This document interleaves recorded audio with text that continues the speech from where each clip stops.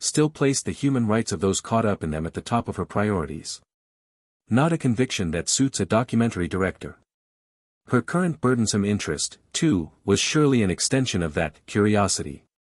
Looking at it calmly, I myself am, in the end, one of the kidnapped victims she has to protect. Yes. Admitting this with my own mouth leaves me feeling strange. Bitter beyond compare. No. For the record, Coco was rolling around on his thighs. Lee Yun-woo didn't bother evicting it. Coco's touch was worth giving up the freedom of his thighs for. A monster cat with unrivaled charm, at least. The problem is the ripple effect when this hotel's true nature becomes known to the outside. Of course he, too, had wanted to borrow another's hand to escape this place. But he'd folded that idea early. The absence of any means of contact was part of it, but the decisive issue was the risk. I don't yet know everything about myself and this hotel situation. Bringing a third party into this place in that state could become an uncontrollable disaster. Yes. At this moment, he understood the bare minimum of the rules. A system that, despite this being reality, felt familiar. But if real-world public authority were drawn into this? That was an unpredictable variable. One he had no wish to assume the risk of. If the only life on the line in that risk were mine, it might be another matter. Until he knew this hotel's true nature, he had decided to minimize contact with the outside. More precisely, he decided not to accept anyone's help. No matter how he turned it over, it didn't seem Coco would sit still. So for the time being, I intend to throw myself into studying a bit. Wherever you go, there's scarcely anything closer to a disaster than an ignorant manager. In my position, I can't let it come to that. Yes. Learning humbles a person, but in the end, it also gives them the strength to grasp and shake the board as they see fit. I should have at least one shield to endure this disaster with. Shield. Oh dear. The older I get, the grander my speech becomes. He added dryly as he got up from his seat. This one, too, I'll have to fix. He stood before the thin, rectangular glass plate on the desk and slowly unwound the blood-matted bandages. Drops of blood at lukewarm temperature settled onto the transparent slide glass. With a small talk. Lee Yun-woo blinked tiredly and parted his lips. Shall we begin again? First question. Why do I die and come back to life? We came back after all. The director laughed at writer Hong Jiang-yun's words.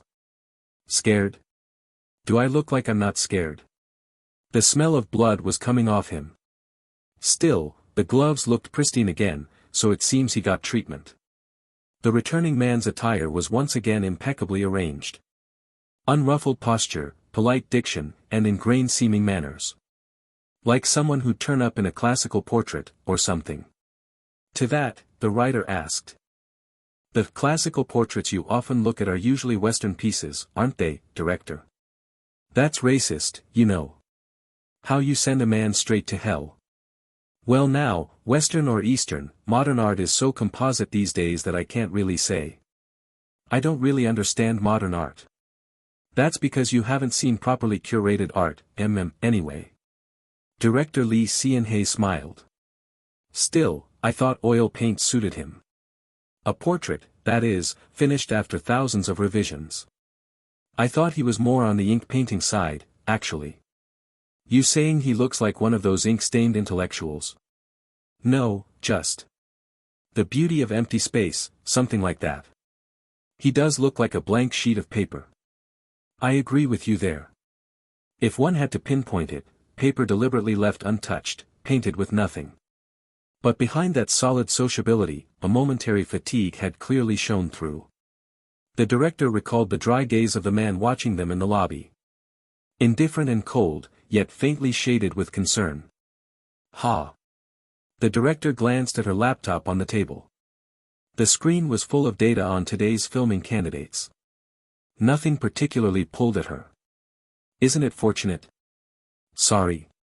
What is? His reaction was still reluctant, right? Director Lee Seon-hae had seen such people from time to time. A gaze with emotion excised, concealed beneath a refined demeanor. Consideration and mask-like smiles tucked behind blankness. Distance packaged beautifully. People who smiled without smiling, who showed consideration while hiding their true hearts. Though there's a high chance the reaction was deliberately staged for our benefit. And yet, he was still showing emotion. That felt strangely like consideration. Deliberately showing emotion. Oh, I almost laughed, seriously. Remember?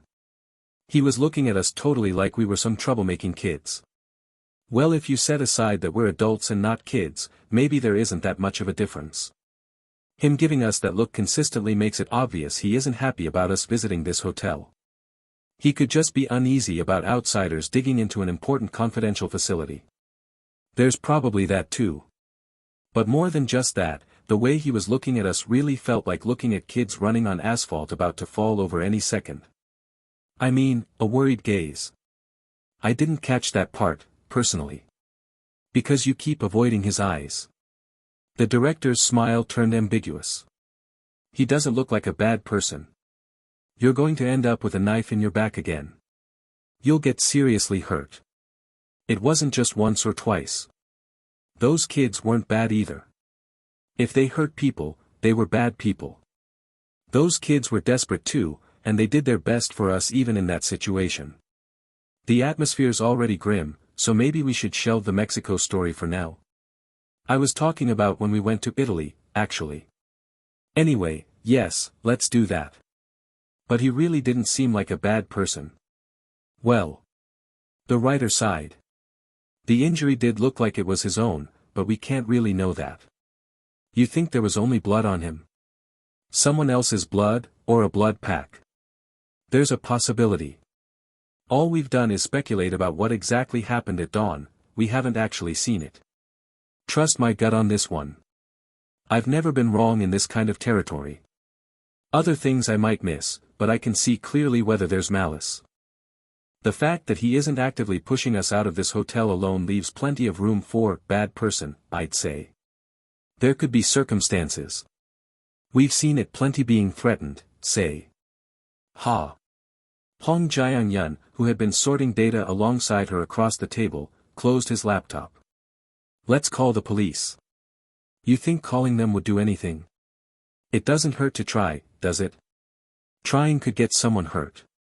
Are we saints or something? Have to save everyone in danger we come across? Didn't you switch from documentaries to films after getting badly hurt that time? Don't you remember?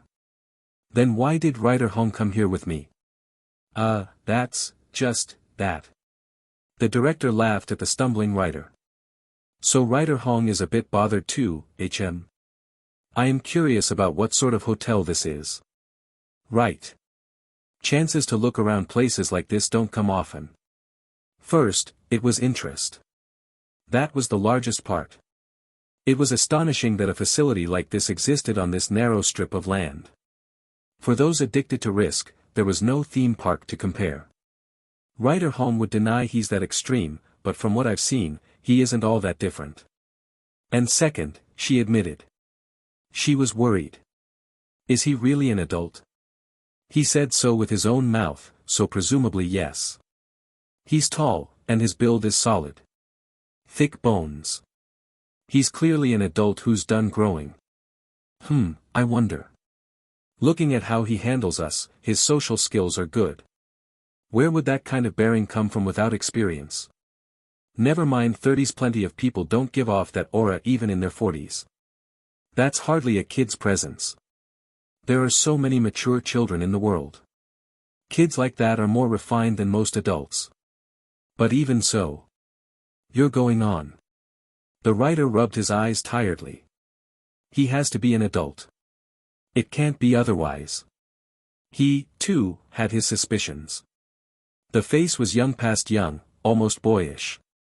Tall with some build, sure, but no flesh on him. Hong Jiang-yun knew that type of person. He didn't seem to eat properly, either. Bone structure upright. Muscle attached. And yet, the flesh wasn't there. Common among people who couldn't eat the right amount. Especially those who'd grown accustomed to it. He might just be someone who's too busy to eat, or who doesn't particularly enjoy eating. The lack of flesh is like the kind of diet management idols do, doesn't make you feel sorry for him, only gives a handsome impression, the sort where you only realize he's lean on closer inspection, just that level. The director shrugged. Doesn't that look even stranger? A job requiring idol-level diet management. At an isolated hotel deep in this backwoods forest. As general manager. Put that way, intentional or not, it does sound strange. Beyond that, there were plenty of other cases. Hyperthyroidism, for one. Depressed or listless people. People with OCD. People with trauma. People with gastrointestinal diseases, and so on. Wait a moment. Thinking about it, they're all serious conditions. What were you thinking about? Mostly illnesses. He's not that level of thin, is he? He's definitely not eating properly. Set aside the meals, there was clearly something serious, no? She again recalled the hand that had been wearing the white cotton glove. Hands where the blood was running down even through a cotton glove. That implies a fair amount of blood loss, which requires damage to an area rich in blood vessels. Writer, what do you think? It could have actually been his own blood. I think we already covered that bit in the car this morning. We got cut off by the kids getting scared in the middle. Severe lacerations, or amputation. Deep cuts to the center of the palm, the finger joint areas, or near the main arteries on the back of the hand could do it. The blood volume was enough that partial amputation would have been a real possibility. More? I don't know. I'm not a doctor. All I can do is repeat what I said in the car. It'd hurt a lot, wouldn't it? Of course it would hurt. Hardly needed saying. Like I keep saying, a little cut doesn't produce that much blood. Considering he's bundled up tightly in clothes and those would absorb some of it, the hand might not be the only injury. If the speculation from the car held, only a short time would have passed since the injury. In that case, there was a possibility of hemorrhagic shock from a rapid drop in blood volume. Part of the bleeding was exaggerated because this was a game character's body, but naturally the two couldn't know that. On intensity, about 7 to 9. If it's at the amputation or nerve damage level, it could be close to 10. I don't know exactly where or how he was injured, but judging from blood loss alone. Ugh, unpack that for me. A level of pain where speech is difficult. Can't focus on anything, usually too busy crying or managing your breath. Consciousness might fade entirely, surely it can't have reached amputation, but fainting is possible. But he didn't show a single sign. It was strange. He was attending to guests, managing the situation, still holding a perfect posture. That's strange, I'm saying. But isn't that hard even for an adult? If it wasn't his blood, or if he's a grown adult to begin with. Writer Hong. The director ran her hand along the top of her laptop and rested her chin on her palm. How is that the face of someone who's been an adult for a long while? You know it too. He wanted to push back, but his mouth wouldn't open. Hong Jiangyun thought back through the vast material he'd gone over. Rare genetic disorders, hypotheses on the delay of cellular aging. The possibility of dramatically lowering the aging rate existed, but actually observed cases were few. Growth hormone deficiency could leave someone stopped at a juvenile appearance, but maintaining a robust young man's frame like the general manager's while only halting aging is far beyond biological limits. Aging is not a reversible reaction. It cannot be undone. Naturally, it can't be stopped either. We don't know his exact biological age. If he's in his very early 20s, yes, with a naturally youthful face, strict self-management, and a good lifestyle, it's possible. It isn't impossible for someone to make themselves look that way. Very early 20s, huh? Is that even an age worth arguing like this over? That's only just past 20. Is that really what you meant to say? That at that age, he ought to be able to endure that level of pain? No, no. That's not what I meant. Did he really look to you like an adult man maintaining his youth through genetics and management? I don't think so. I do have an eye for these things. The director fiddled with her phone. Even the best-maintained actor can't hold an impression that young. There's always a limit. Fat under the eyes, nasolabial folds, neck lines, something. I got close enough to see too. Especially skin elasticity and pore structure naturally decline after the mid-30s. If someone's tired or not properly managed, their age shows up quickly. He looked really tired to me. Did you see the dark circles? The hollow cheeks? His lifestyle didn't look good, at the very least. Didn't look like someone who eats properly either. Silence followed. The writer asked. Is he really not an adult, then? At the most generous estimate, a college student. The director smiled brightly. Even if I'm saying this, he could really be someone who's been an adult for a long while, though. After leaving me with these ugly thoughts, you swan off lightly all by yourself. Even if that were true, I just don't think this is right. That's all. She had seen similar cases a few times. People in industries where face and hierarchy mattered, like Yakuza or Mafia. People whose line of work included getting hurt. But in the end, if they're human, it shows. Tension in the facial muscles. Catching breath. Avoiding gazes, shifting weight. If someone can hide all of that, it enters the realm of technique. That's technique for sure. Impossible without professional training. It wasn't just the level of enduring it. He was attending to us while smiling. It wasn't a shut-down expression or extreme patience.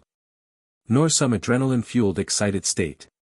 It's highly likely a conscious dissociation response. Conscious dissociation heard that one a few times. The technique of separating pain out as an external sensation and ignoring it entirely. That would take quite a few preconditions to pull off, wouldn't it? Repeated exposure to extreme pain. Training to perfectly control one's emotions. A value system that prioritizes mission over life embedded into the brain. Even controlling one's own adrenaline response. Intelligence agents or special forces, mafia-type organizations, torture survivors. Well, those are the examples I can come up with. What do you think, writer? The director met the writer's eyes. Which of these does he seem like? Mafia? This is Korea, though. Then organized crime. Oh, is there an organization in Korea with this kind of capital? If it's on this scale of capital, the upper class would have had to build it, or maybe through a collaboration. That'd be a loss of face, wouldn't it, putting crime figures as the owner of a hotel like this? Fuck, no. No, it wouldn't be. He was thrown. Then what the hell is it? Why was he so calm? And I noticed another strange thing. What is it? The staff here. The director went briefly silent, then said. They don't speak. Why is that, A.O.? Oh. They don't open their mouths to begin with. Why is that? The staff made no sound at all. No voice, no footsteps, no breathing, not even the brush of fabric against fabric. An unnatural silence. Director Lee Seon-hae had never once seen them open their mouths. It's as though they simply don't have that function. Asking one to just open its mouth once, that'd be crazy, right? Yes. The two reached the same conclusion privately. It was possible. They had no tongues. In this hotel, the only human who speaks and moves among the staff is the general manager. There were many staff members, but the only one who opened his mouth and used language was that man. He was also the only being who showed emotion outwardly. But even that moved only within a controlled range. The manager did not permit unnecessary small talk while receiving guests. It was certainly a calculated silence. That's a bit dash. It felt quite strange indeed. Hong Jae-yun thought the same. Until he issues an order, the staff don't even move. The command itself is odd too, isn't it? You could just say it, but he has to ring a bell to get the staff moving. What is this, Pavlov's dog? Why absolutely a bell? Can you even call that a service consideration? Or maybe it's some kind of brainwashing training, HM. Right. Self, calm down. At the writer glancing about, the director waved her hand. Probably no cameras. Or bugs either. Are you sure? I don't know exactly what this hotel's purpose is, but in the end, it's a hotel for the very few upper class this country has. The access conditions only they can meet are all over this place. So what? Because such people use it, it's fine. Without security of that level, this hotel wouldn't have reason to exist. No, to be honest, I'm not at the level of real confidence either. What mattered most was this hotel's purpose. Without knowing that, forming a hypothesis was impossible. There were far too few clues. Shall I try writing a novel? What's it about? This is a hobby space for madmen. You're being careful by not saying murderers or criminals. That kind people who don't blink at reducing someone else's body to rags. And this hotel manages people like that, treating them as guests. Why was that oddly convincing? Hong Jianyun frowned. The reason they didn't stop us. Because if a sacrificial lamb walks in, the guests will be pleased. For something like that, we've had no harm done to us. We haven't even crossed paths with any, to begin with. Which means at least they aren't desperately searching for outsiders. But crossing paths would be dangerous, the way the general manager was hurt. Which is why you called them madmen. Right, so what I mean to say is dash. I get the gist. The writer covered his mouth and sighed. So this could be a mental institution for the upper class. The director scratched her head. Whether it really functions as a hospital, I don't know. In any case, what you're saying is that this is a den of dangerous madmen. Just trying out a novel. Sometimes reality outdoes fiction. That was what she'd felt during her days as a documentary director, going on assignment alongside Lee Si-Hay. The world runs sloppily, absurdly. In so many parts. Then what about the staff here? I don't know, but I do know they're optimized for this hotel. Were they trained to fit this hotel? Even the owner, that man. He said so on the first day. That he was merely entrusted with the operation of this place. Right, you remember well. Entrusted. Was it really entrusted? Wasn't it an order or threat dressed up as entrusted? Why is even the owner, that man, used to pain? Is that person really, truly an adult? What will you do now? I think the subject of my next project's been decided, so I want to do a little research. Let's do it together. It sounds fun. We always do. They weren't actually going to make a film out of this place. It was a pretext. They weren't grand enough to save someone's life, but they could at least expose the injustice done to him. With luck, sometimes unexpected things happen. She just didn't want to walk past this one. And I'm genuinely curious what this place is. The director put down her phone. The kids are about to go to sleep, they say. Ah, you were in touch with them. What did they say? If it feels like we'll die, open a window and jump, they said. If that worked, I'd be an Esper. From a 21st floor hotel room, as if. Anyway, everything we've said so far is fiction, so I want something actually substantive. Shall we start with what kind of people the guests here are? That feels a little dangerous. The general manager said don't go to the 7th floor, and the like. That means other than the 7th floor, we're fine, doesn't it? We see other guests in the lobby sometimes, and he didn't tell us to avoid them. Not every guest here is necessarily dangerous to us. Not necessarily is a bit scary.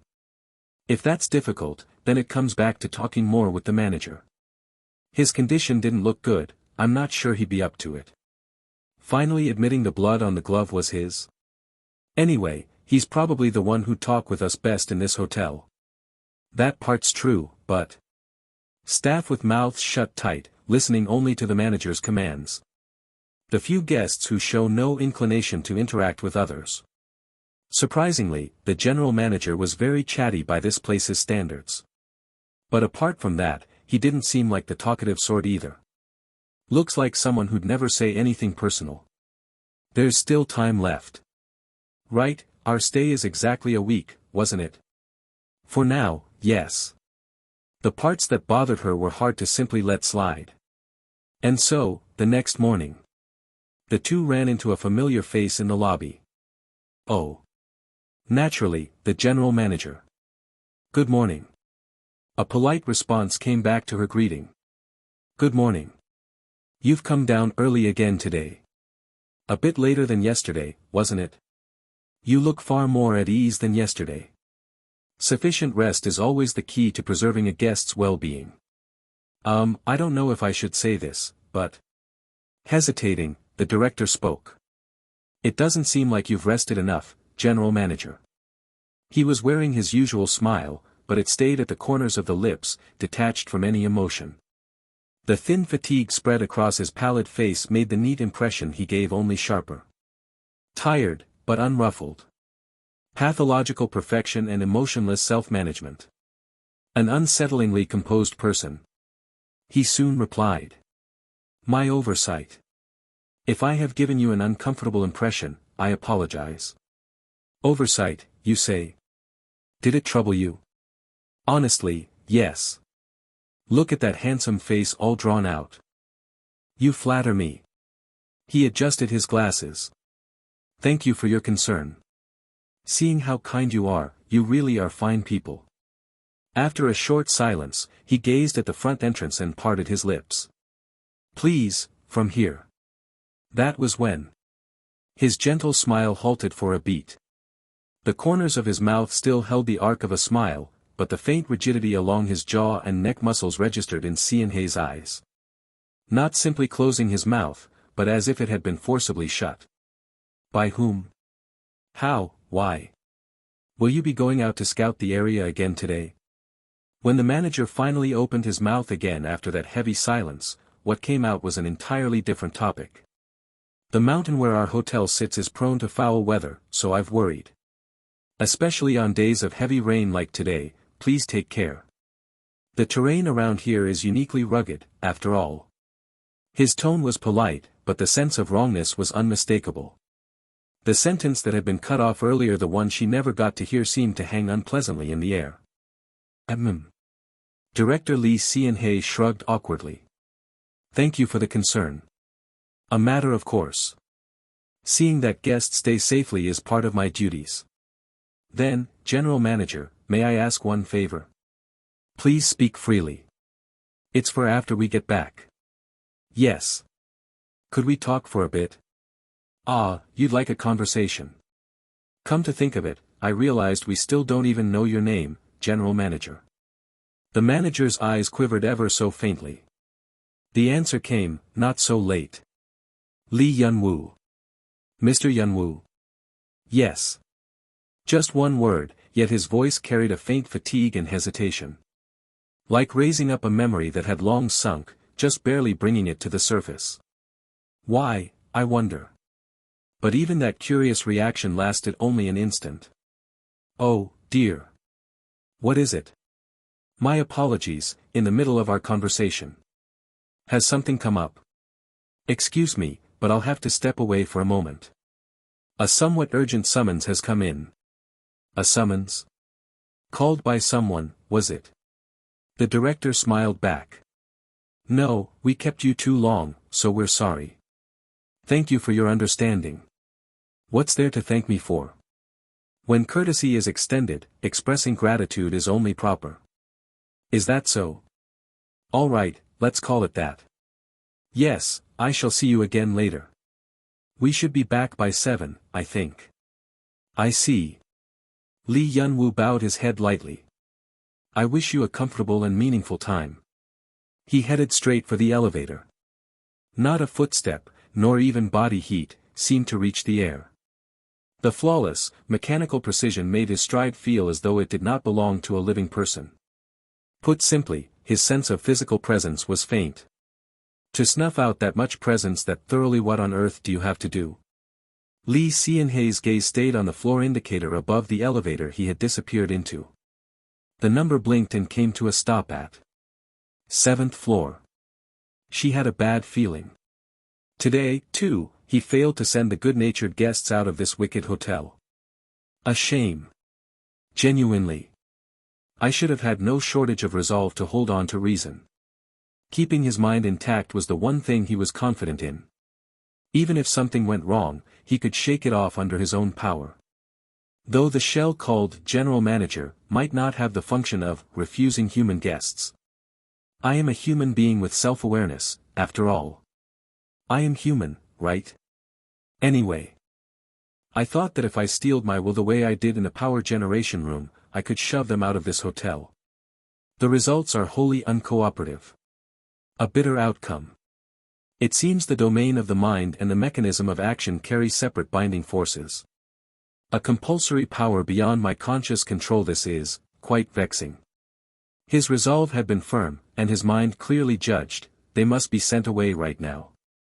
But the body wouldn't follow. He tried to say, staying here long is not a good choice. And yet. All that came out was a misplaced greeting. Is it related to my body having deteriorated to this helpless state? This body made no sense. A 45-year-old mind lodged in a 19-year-old frame, and pain accompanying any failure to follow the so-called character's behavioral protocols.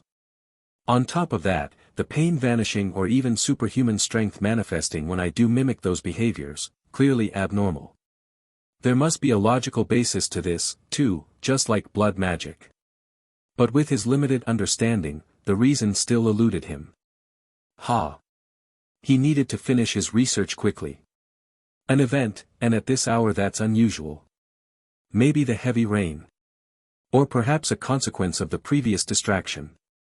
Lee Yunwoo had instinctively sensed the summons and come straight to the 7th floor. The lights hanging from the ceiling were splendid. The large windows spotless. Beyond them, forests visible and raindrops clinging.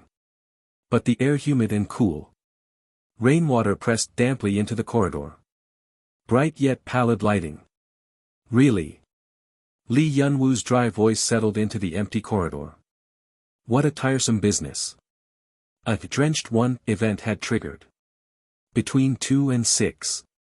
Each monster guest is assigned events in which they are the lead. Among them, the drenched 1 has 5 events total. This time it triggered inside a guest room. Lee Yunwoo stopped in front of room 703. Going by location, it's not final thrashing. Events in the corridor were not unheard of, but the drenched 1's events mainly took place in guest rooms, specifically bathrooms. Considering the water ghost concept, an entirely natural chain of cause and effect. Since the start of the tutorial, this was the first event of the common to both versions grade. Good morning, sir. This hotel has no modern doorbells. Instead, a classical bellboard serves that role. When an event triggers, the bell on the board rings, and the user the game character senses it instinctively without physically seeing it. The call bell rang, so I've come to check. This is a kind of systemic procedure. In the game, the dialogue was output automatically. Now he had to recite each sentence down to the last syllable himself. Only then would the game system apply. He delivered the rest of the line. Is there anything I may help you with? In place of an answer, a grating friction sound scraped down the corridor. Creak dash. The door opened. No sign of a person inside. A facility under my management is producing this kind of crude noise. Who gave a guest room door permission to open with a racket like that? Frankly, the squeaking door was far more offensive than any horror staging. I know it's a concession to game logic, but it doesn't sit well. Of course, that was merely Lee Yunwoo's personal impression. The door was open, so he had to step inside per the established sequence. Excuse me. I'm coming in. He pushed his body into the darkened room. What met him first was humidity. Hard to breathe. When he forced a breath out, white mist scattered in the low temperature. Doubt rose.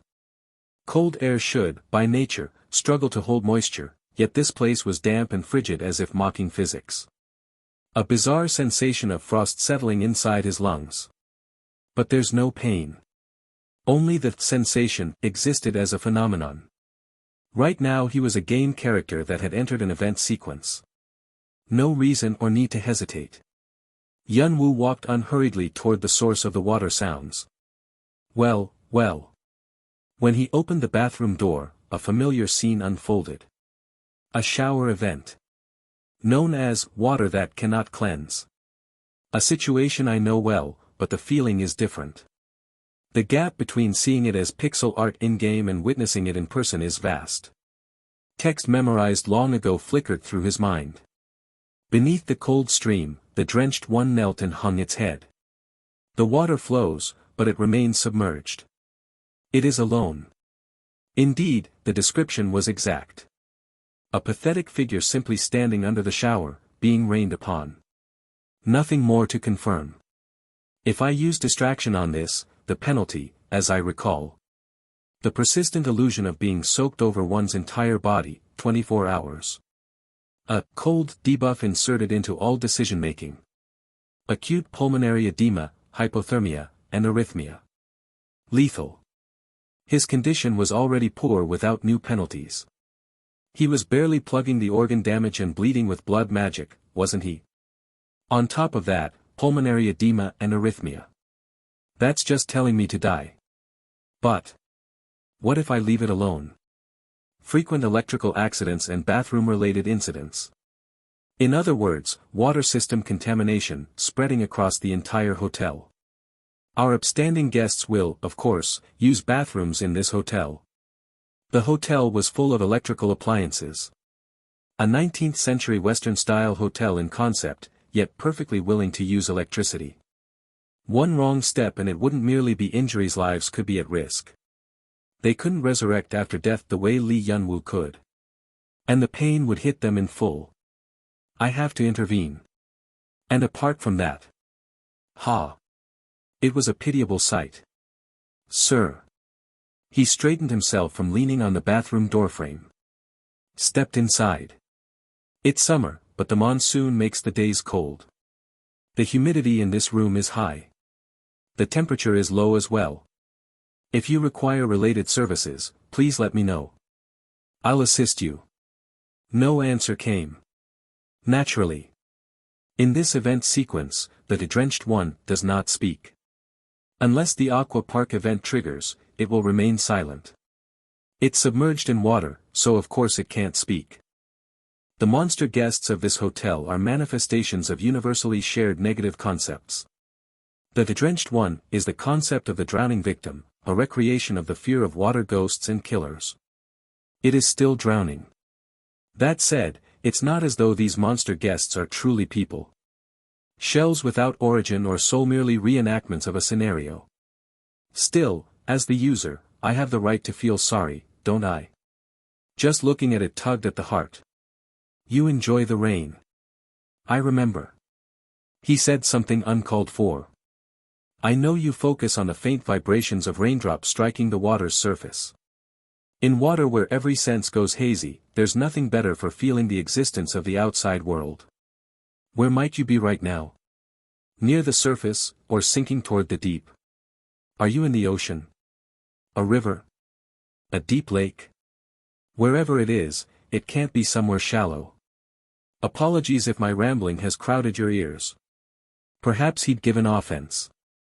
But whenever you're standing in the rain like this, I've always wanted to ask. I wanted to pull you out. This was not a game line. Presumptuous meddling. It was a game he'd cherished. He'd cared for the monster guests within it, too. He'd grown attached. Some were monsters that were purely dangerous, others were born from pitiable concepts.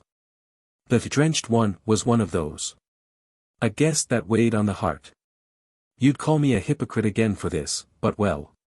Isn't coming outside better for you than staying submerged? He'd been about to turn off the shower, but changed direction. Took hold of the shower head above. Checked the water temperature as it was. Far too cold. He turned the tap to hot.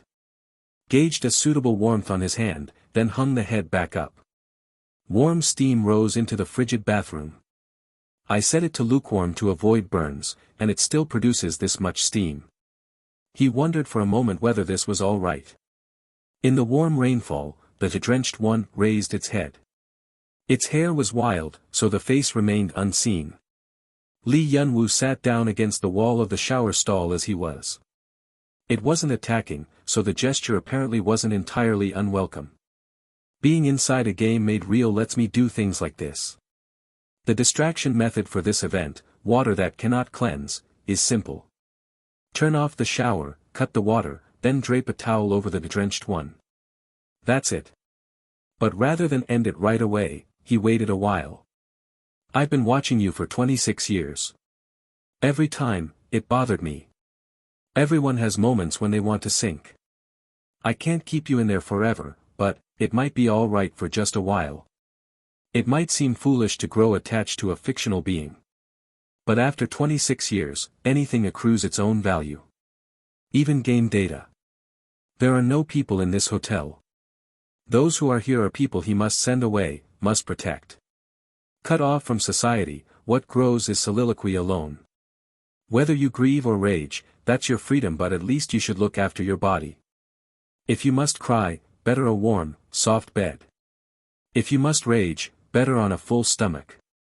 That was the reason he'd raised the water temperature. I'm sorry, but I can't stay like this for too long. Shall we get up now? A short time later, Lee Yun-woo turned off the shower. Then he took out the largest, thickest towel from the linen closet and draped it over the drenched one's head. Do I need to dry it off, too? But that felt excessive. It looked like a fully grown adult. A sensitive type of guest, more contact would do no good. He stepped out of the bathroom. Before he knew it, the air inside the room had returned to normal. And the thought that came after stepping outside. Ah! Should he have been more afraid of that? This was nominally a horror hotel management simulation game.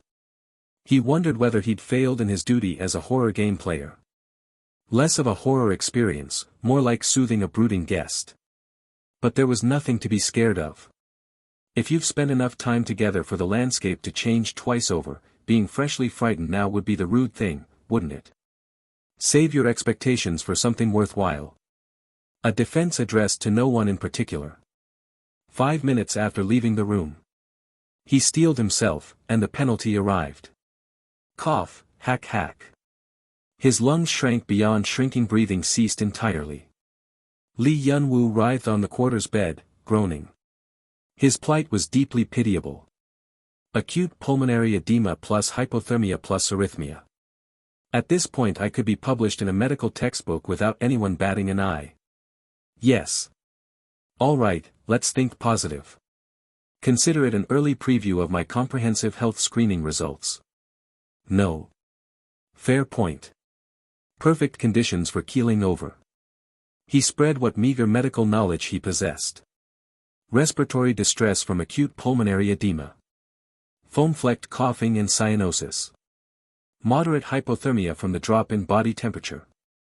Consequent slowed reactions and mental confusion. Arrhythmia could escalate to precursory symptoms of cardiac arrest. For a normal body, this would be fatal. Being a game, I suppose it doesn't translate that far. Yes, no. Please, enunciate. What came to mind right now: reduced stamina, delayed command response, action nullification, automatic collapse while moving, coughing fits, restricted area detection, and more. A truly diverse array of status ailments had been applied, but that was all. No foam-flecked coughing, and muscle rigidity is holding at a steady range.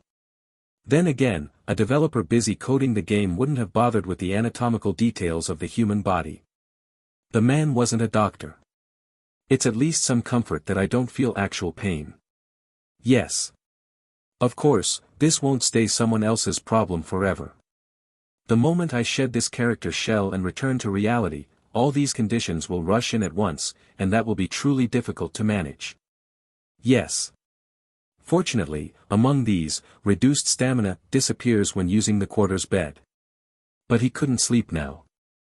Once he sleeps in this bed, he invariably wakes at dawn the next day. But in the end, all these status ailments apply only to the game character's body. A game character being sick doesn't make the player behind the screen sick. Same now. Such conditions were reflected, but there was no corresponding confusion or visual blurring. Ah! What utter nonsense. Calm down. Before analyzing this abnormal body, the kind that would make Hippocrates climb from his grave and Nightingale fly, and if presented to the medical world there was something important. The good-natured guests came to mind. Should I push the conversation to later? Push the conversation to later. I won't entertain a response that reflects solely your personal preference. No. Being cute won't work. No. I said it won't work. But his hands were dutifully kneading cocoa all the while. The texture was truly exquisite. If a pillow like this were ever released, he'd buy 7 and rotate through them daily. Lee Yunwoo set cocoa at his side and stroked it. Putting it off won't resolve the status ailments anyway. The most efficient option was a reset through death, and the fallback was item use, but circumstances didn't allow for either. Face reality. The longer the conversation was delayed, the higher the probability that innocent people would be put in danger. He checked the clock.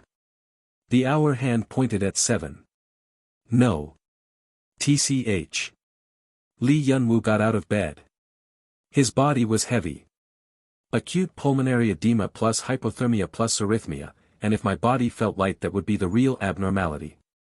At least it hasn't gotten that abnormal. He stood before the mirror. As an adult, I can't very well break a promise. Even so, the rising irritation couldn't be helped. Am I truly going mad? He was revolted by a body jerked around by every status ailment imaginable. At this rate he'd cough while walking and collapse while walking. He felt faint already. This is the first time, in the reality version rather than the game, that so many ailments have stacked like this. He couldn't see the future. And then it turned out he couldn't physically see either. Mr. Yunwoo? Ah, you're here. I've been calling since the front entrance. Are you not feeling well? No. Lee Yunwoo, who had denied it on the spot, turned his brain. Restricted area detection. This is how it manifests. Is it possible to literally not see a person? He must truly be going mad. Even amid the confusion, Lee Yunwoo had tried to say, "There's nothing wrong." Naturally. The more uneasy the human guests became, the happier this hotel grew. It was no good for the guests either. But the words wouldn't come. Why? How? For what reason? The answer surfaced on its own. Delayed command response. Action nullification. He was definitely going mad. Truly, I'm fine. Truly. God. That these moronic words came out of my mouth. A pitiful answer that would make even someone who'd believed him fine do a double take. It just keeps raining on this mountain. Tell me about it. The director, seated in the passenger seat, looked out the window. Even for the monsoon, this is excessive. The two hadn't forgotten their purpose in coming here. Securing filming locations. But today they'd wrapped things up early. The roads were rough to begin with, making travel time long. To hit the 7 p.m. they'd mentioned, it was better to start back early. Still, arriving at exactly 7 is going to be tough, right? The GPS says 7:20. That should be close enough. She recalled the worried faces of the two staff members. Those kids, all the trouble they go through tagging along with us. I feel like it's been ages since I heard you say that. Oh, hasn't it? Up until I quit documentaries, I thought I'd never do this again. And yet the main topic inevitably surfaced. The 7th floor, what do you think it was? Sorry, but I'm already exhausted. Tracking down villas hidden across the mountains was no easy task. And then having to stay on guard at their lodging on top of that. Between the actors and this, bad luck had clearly latched on to this summer. At least we can say for certain that a dangerous guest is on the 7th floor. Right. We'd reached the conclusion that the rain-loving guest seems to be staying on the 7th floor. He said it's a soft opening, so there can't be many guests. I don't know if it was specifically that guest who called him, though. He clearly said, there are many guests on the 7th floor because of the rain. Come to think of it, he never actually said, the 7th floor is dangerous, don't go there. And yet the situation was shaped to make us think exactly that. I believe he may have said it deliberately to keep us from going to the 7th floor. You mean, the lots of people on 7 thing? Could be. The general manager, Lee Yun-woo, was a person adept at handling people. Even when the situation didn't call for it, conversation with him felt easy. That was his social skill at work. The 7th floor, the 7th floor. And then there was the summons. What could the summons have meant? It's a bit odd that it was the general manager who went, not a regular staff member. Put differently, it means the situation was one that only the general manager could handle. It could be that an event of that caliber happened, or it could be that someone specifically called for the general manager. Aren't both situations strange? An incident that specifically required the general manager was strange, and a guest who was merely staying at the hotel summoning the general manager was equally strange. He was the owner, no less. I keep thinking this, but for the owner of a hotel, he doesn't seem to get that kind of treatment. He appears to have plenty of authority, yet somehow. Mr. Yun-woo. Yes. Normally, you don't summon an owner like that. It makes me curious how someone treated that way can even be the hotel's owner in the first place. Running the hotel alone should keep him busy enough, and yet he doubles as general manager too. For a hotel of that scale, you'd typically only do one role. No, maybe he isn't the owner. Should I revisit the dictionary definition of owner? That's not what I mean. The director waved a finger. Just because someone is an owner doesn't mean there's only one. A co-owner? Exactly. From the start, he said he'd merely been entrusted with the hotel's operation. Then it would be a case where the capital provider and the operations rights holder are separate. The actual owner of the building and assets is someone else, and Mr. Yun-woo might only hold the operating rights. That's common enough. In those setups, the asset holder usually has more power. The director nodded after a moment of thought. Then a rough picture starts to form. Aren't there cases where the building owner and the operator are nearly equal? Does this look like one of those? Ah.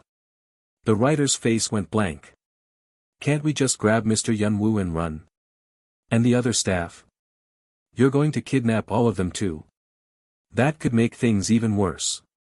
I know, but it's so unsettling I just had to say it. The man looked like a college student at the most generous estimate. I don't understand what they're doing, taking a kid who's barely grown and putting him there. That summons nothing weird happened to him, right? If the real owner is someone else, then in the end he's just another kind of employee. That's why we're calling it early and heading back. Because they were anxious. The word summons sounded profoundly unwholesome. The red-stained cotton gloves still lingered in her mind's eye. Director Lee Seon-hae had completely abandoned any expectations of the hotel since that moment. She'd seen too much. The world runs with a staggering cruelty in its corners. If a cruelty can be imagined, it is being enacted somewhere in an indifferent structure that warrants that much certainty. I'd love it to have been nothing, but if it were nothing, the general manager, Mr. Yun-woo, wouldn't have gone, a regular staff member would have. You know, the ones who brought our breakfast. Exactly. Room service is handled by regular staff, so what additional reason would the general manager have to go? The guests at this hotel don't seem normal, which makes it even more unsettling. Even during a soft opening, there had been chances to see other guests. But some stared into empty space. Some were crying. Some stared directly at them. Those were really not people in their right minds. At his disgusted tone, the director looked at him. Doesn't it really feel like a mental hospital? Hospitals at least treat people. This is just cramming the insane into a building.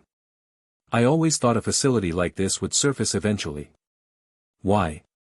Among the wealthy, nobody neglects appearances, and yet even in those families, dangerous individuals emerge. Not just someone a bit off mentally, but genuinely dangerous cases. There are people born lacking something. It could be reason or emotion. If the intellect were simply clouded, basic care would suffice. But there are also people whose intelligence is intact and whose sensibilities are peculiar, and people whose reason is clouded while aggression runs high. They could exist anywhere as members of society. Ah, this is a really sensitive subject. You can't condemn the condition itself. And shouldn't. But the hotel's guests grew increasingly unsettling. They didn't seem to be staying for ordinary reasons. Right, and that's why it's a hotel, isn't it? What do you mean? Guest care is possible, but there are no cumbersome procedures for coming and going. And it's in the middle of nowhere, truly ideal for keeping up appearances in every way. Thoroughly fed up, in any case. They thought a great deal during the drive. What the summons might have been about. Whether there was a serious problem. If so, how to respond. Whether to pretend not to know again. Ah, there he is again. Mr. Yunwoo. Please don't raise your voice in the lobby. Was I too loud? I'm sore dash. Ha. And so they were caught off guard. Mr. Lee Yunwoo. The lobby of a hotel in soft opening. Almost no guests, and the wide lobby was quiet. With even the staff holding their breath, a raised voice would naturally carry. General Manager. Air. The writer expressed his bewilderment with silence, the director shared the feeling. Bewildered. Exceedingly so. He definitely didn't see us. Rather than didn't see, we were technically within his field of vision. Then why no reaction? It seems like he can't hear us either. That's odd. The general manager, standing at the counter as always. Looking now at the lobby clock, now at the counter monitor. Not spacing out, either. Clearly working. And yet he didn't register their presence. Mr. Yunwoo. The director approached him at a steady pace. Mr. Yunwoo, can you hear me? She passed the front entrance. We've just gotten back. She passed a lobby pillar. It's raining a bit outside. She passed beneath the chandelier. We said we'd talk at 7, right? Sorry for being a little late. Ah, maybe it wasn't quite a promise. How embarrassing. You must be tired. Is this a good time? Mr. Yunwoo. Passed. And passed. And passed. Only when the distance had closed enough that a slightly exaggerated reach could touch him. Mr. Yunwoo. At last, his gaze found them. Ah, you're here. A dry expression for a fraction of a second, then a smile taking shape. I've been calling since the front entrance. Are you not feeling well? No. A denial that came instantly, as if on cue. But the silence that followed. A mouth clamped shut as if he didn't know what to say or perhaps knew, yet couldn't bring himself to speak. A gaze swaying between faint confusion and deep self-reproach. Then words that sounded forced out. Truly, I'm fine. Truly. Sadly for the man who tried, it didn't sound fine at all. What a wretched hotel. The writer's mind raced. Inattentional blindness, selective inattention. Attention-based perceptual failure. In simpler terms, a state of being so intensely focused on something that other things go unregistered. The causes, naturally, were many. Turning over related material in his mind, writer Hong Jiang-yun followed the general manager. If you would, this way. He led them to the first-floor lounge. I apologize for not providing a more distinguished setting. As I've mentioned before, our hotel is currently in soft opening, so available facilities are extremely limited. It is an unintended discourtesy. He rang the bell, and staff brought tea. Writer, you seem to favor teas of a delicate floral profile, so today I've prepared peony tea for the occasion. It's been a while since I've had peony tea. Contrary to its flower language of shyness, the fragrance is quite bold and deep. I hope my modest judgment has met your tastes. Thin white porcelain. A translucent ceramic cup. The golden liquid within gave off a gentle glow. The aroma less sweet than rose, more subdued eased body and mind. Is this another kind of social skill? Once again, a staff member set down the general manager's chair and departed. He sat. Perched in the mountains and caught in the monsoon, the air is quite cold despite midsummer. As before, I've prepared a warm tea. I do hope it suits both of your preferences. Oh, this is wonderful. The director offered her trademark easy chatter. This is my first time having peony tea. Is that so?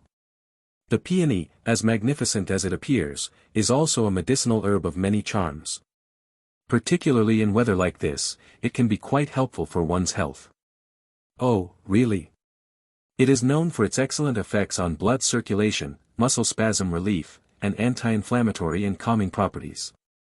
It may sound like the usual promotional copy, but it is also said to benefit the complexion. The manager said this with a smile and added. An effect the director hardly needs, of course. At that, the director looked at the writer. Drink up, writer. You've been looking rough lately. We're rusting together, so why single me out?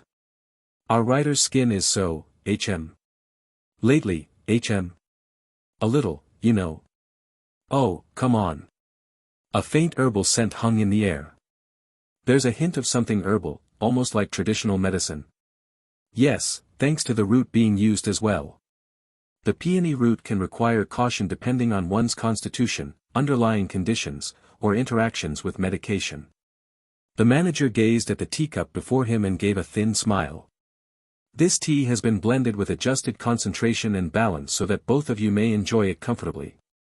It's not potent enough to serve as proper medicine, but it is quite safe for gently soothing a body worn out by a rough itinerary. The writer took a sip. A subtle sweetness and a faint earthiness. A charm different from rose.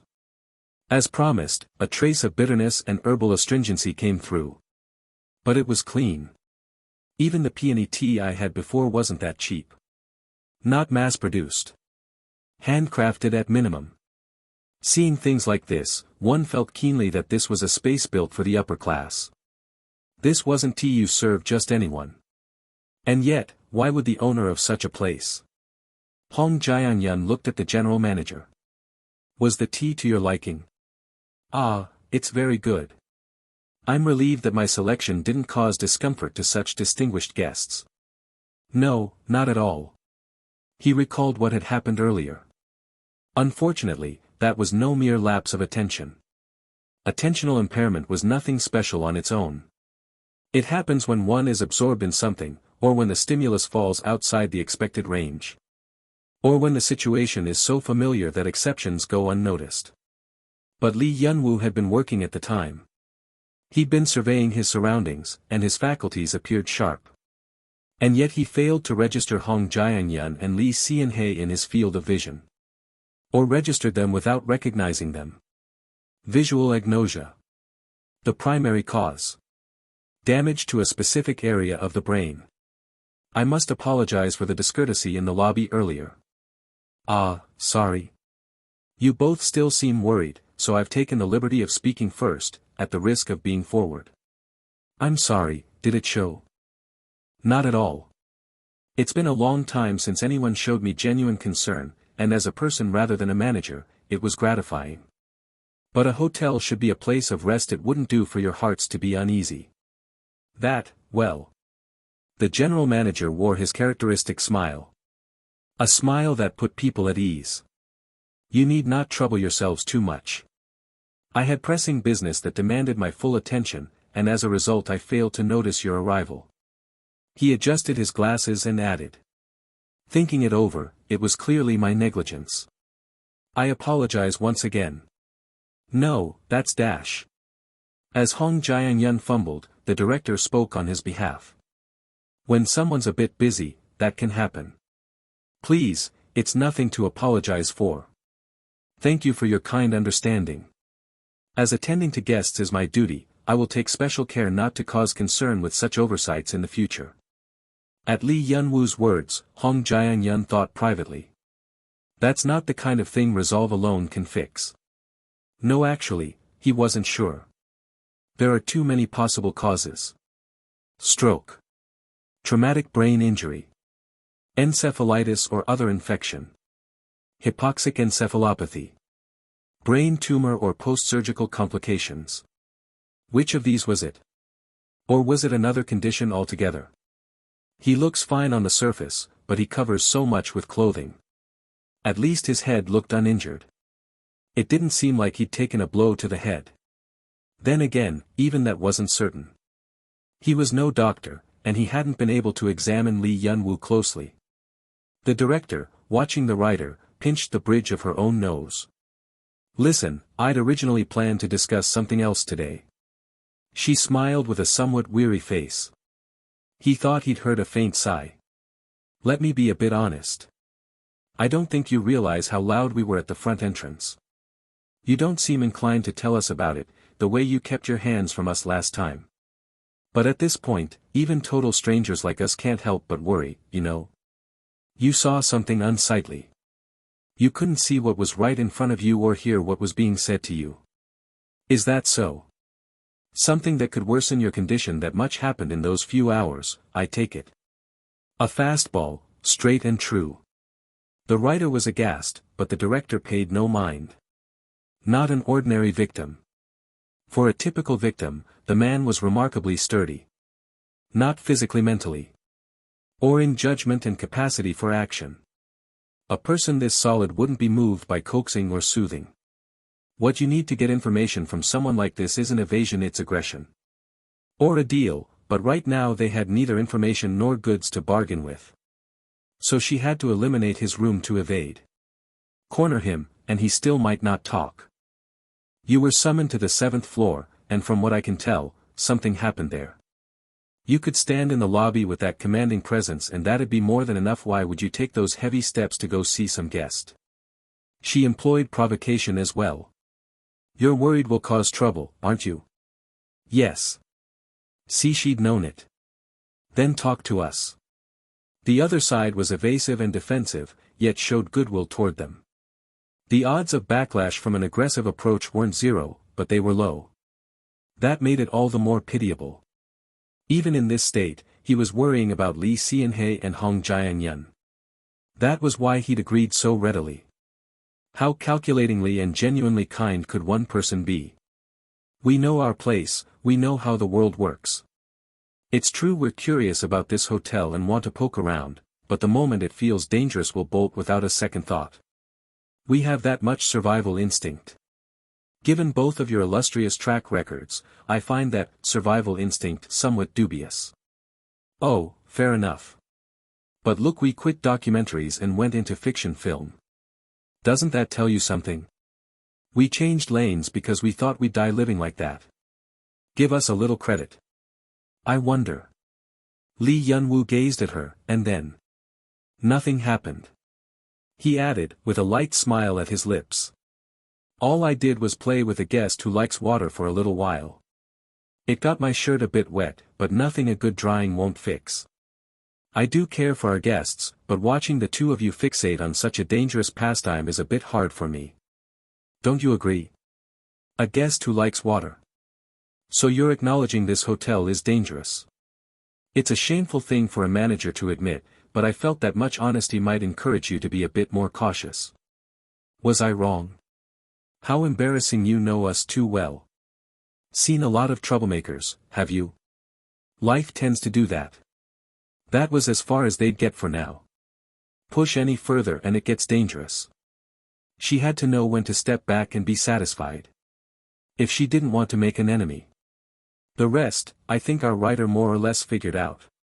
Whatever he'd deduced, the writer's face had gone ashen. The man really did wear his emotions on his sleeve. The director shrugged. You must be tired. If it's too much, how about this? Shall we push today's conversation to another time? Would you? I'd thought even this time, sitting across from you both, was a perfectly meaningful conversation. Would there be someone who'd be unhappy if we talked any longer than this? Another brief silence and denial. Lee Yun-woo's gaze drifted behind Lee Seon-hae and Hong Jae-yun for a moment. Seon-hae glanced back, but there was nothing. And his voice continued. Of course not. You always pause at the most telling moments, don't you? I am quite flustered myself. So are we. Ha. You look tired. I am. At last, an affirmative. I suppose it's because the weather is a bit cold. No, only half of it, perhaps. It doesn't seem that cold a day to me. Today it feels cold. It can, I suppose. I think I was too hasty this time. I wanted to give our valued guests a proper welcome, but my condition only led to further discourtesy. I'm deeply sorry. Now, if you say it like that, where does that leave me? Might I humbly ask to defer this precious occasion just a little? The next time we meet, I wish to attend to you both in proper form. I beg your generous understanding. The world is a difficult place. Let's do that. And a bewildering one. This busybody streak of mine. She'd thought she'd kicked the habit, but people really don't change easily. After seeing off the guests, Lee Yun-woo thought. Have I been ruined? Yes. Wicked cat. No. Do you mean that? Absolutely detestable. Lee Yun-woo had seen it. The first floor lounge, outside of director Lee Seon-hae and writer Hong Jae-yun's field of vision. Staring at the three of them from behind the monster cat. That anxious gaze. Absurdly, those dewy eyes that seemed to say, "You're really going to leave me behind?" It's not as though I'm in any position to run, so please put those eyes away.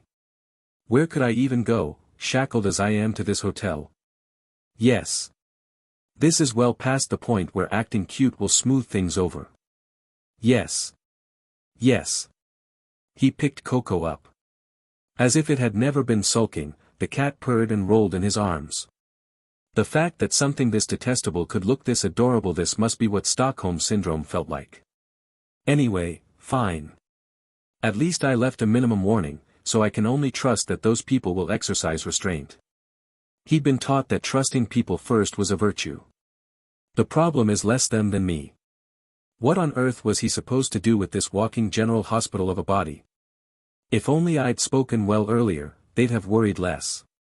Yes. But it's not as though they arrived at entirely the wrong conclusion, either. Yes. What should I have said in that situation for it to have been the right answer? Their reaction clearly amounted to, "Is someone violating your human rights?" Lee Yun-woo would have drawn a similar conclusion. If he'd been given the same information as them. Granted, no one would believe that a place they stumbled upon after getting lost driving into the mountains was actually the inside of a horror hotel management simulation game. Even calling it a game, it was objectively a problem situation now that it was reality. He swallowed a sigh and spoke. Let's go rest. Yes. He had to do something about this reduced stamina status ailment, at least. Things have gotten truly awkward. Objectively speaking, Lee Yun-woo's current situation wasn't that dangerous. He was involuntarily suffering a human rights violation, yes, but the practical threat didn't register as real to him. Because it's a game. He was aware that this line of thinking was somewhat dangerous. But I'm continuously monitoring that, too. The calm I feel now isn't a delusion born of detachment from reality. It's an entirely logical sense of relief, arising from a situation that poses no substantive threat. Mental anguish? It certainly existed. Things like the bleak, angry sorrow of a dark future and a stupid state in which he couldn't even look after his own body. But physical pain? Erased clean, as though under anesthesia. On top of that, he could die here and still resurrect. It's not that I'm fine just because it's a game. There are many conditions that make it inherently fine. The game being one of them. He was confined, yes, but he had the goal of escaping. He hadn't resigned himself, nor had he gone numb. Above all, having entered the game he'd lived alongside for 26 years, the one-sided familiarity he felt played a large role in this stable psychology. The pixel art had become reality, sure. But actually seeing it in person brought excitement and delight, not fear. If horror elements had frightened him, he'd never have played a horror game to begin with. The only current source of psychological distress was the presence of human guests. Please don't get hurt. Please make it out alive. Barring that, the ceiling of Lee Yun-woo's personal suffering was annoyance. So I'm fine, but... He pressed the operator elevator button firmly. Objectively speaking, it's entirely accurate to say I'm not fine at all. Yes. Yes, I admit it. A complete mess. Months now, confined in this horror hotel. The monster guests were eccentric, and even successful handling left status ailments. He got hurt and died at the drop of a hat. Partners for conversation were few. Add to that my body having transformed into a 19-year-old playable character, and their reaction makes sense. Had Lee Yun-woo been in the guest's position, he too would have worried about the general manager. A face that looked barely adult, and it'd seem like abuse in this ominous hotel. The elevator arrived at the quarters floor. But it would be troublesome if they learned the true nature of this hotel. Yes. My thinking as well. Lee Yun-woo gently set Coco down on the floor.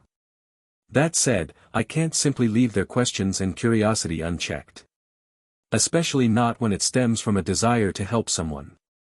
Those people are not game data. They're different from the NPCs in Hun whose behavior patterns were fixed. They could take unexpected action beyond my assumptions at any time. I don't have set routes memorized for them the way I do for the other monsters, so if I let my guard down, some unforeseen variable will inevitably erupt. He wanted to avoid variables beyond his range of prediction as much as possible. So I should narrow their range of action, which paradoxically means resolving their minimal questions and curiosity.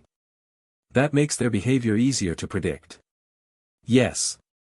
In that case, I'll have to package this hotel in the most plausibly realistic direction possible. And, information that plausibly packages this hotel had already been prepared. Left alone, they'd assembled it on their own. A secretive, high-end psychiatric ward for the morally bankrupt upper class. Yes. Indeed. If I frame things that way, the bizarre presence of both myself and this hotel becomes reasonably explicable.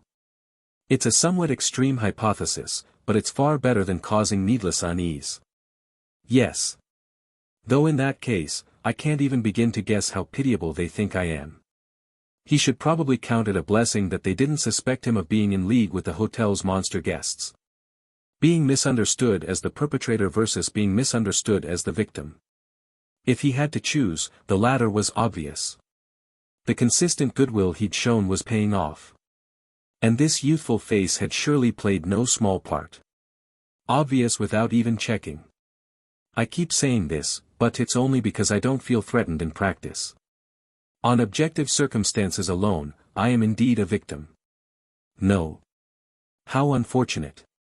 Apparently taking the situation quite seriously, there was no sign of Coco trying to grab him and bolt. Perhaps it feared further complications. If so, things would proceed fine as they were.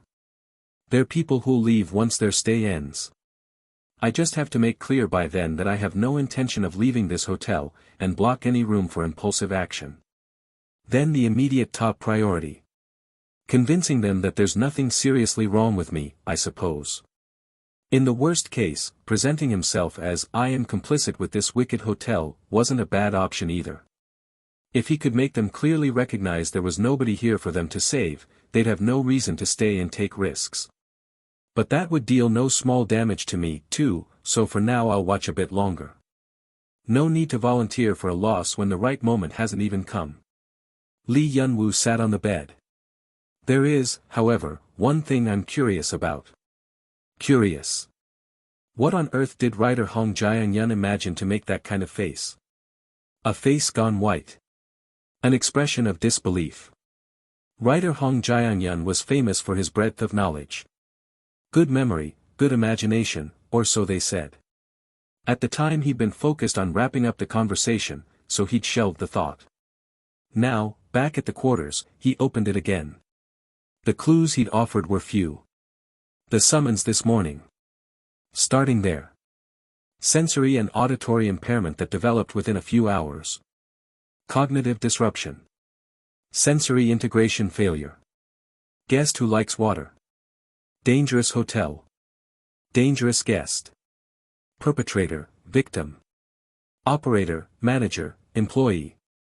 Higher order perceptual deficit. TBI. TBI. No external trauma.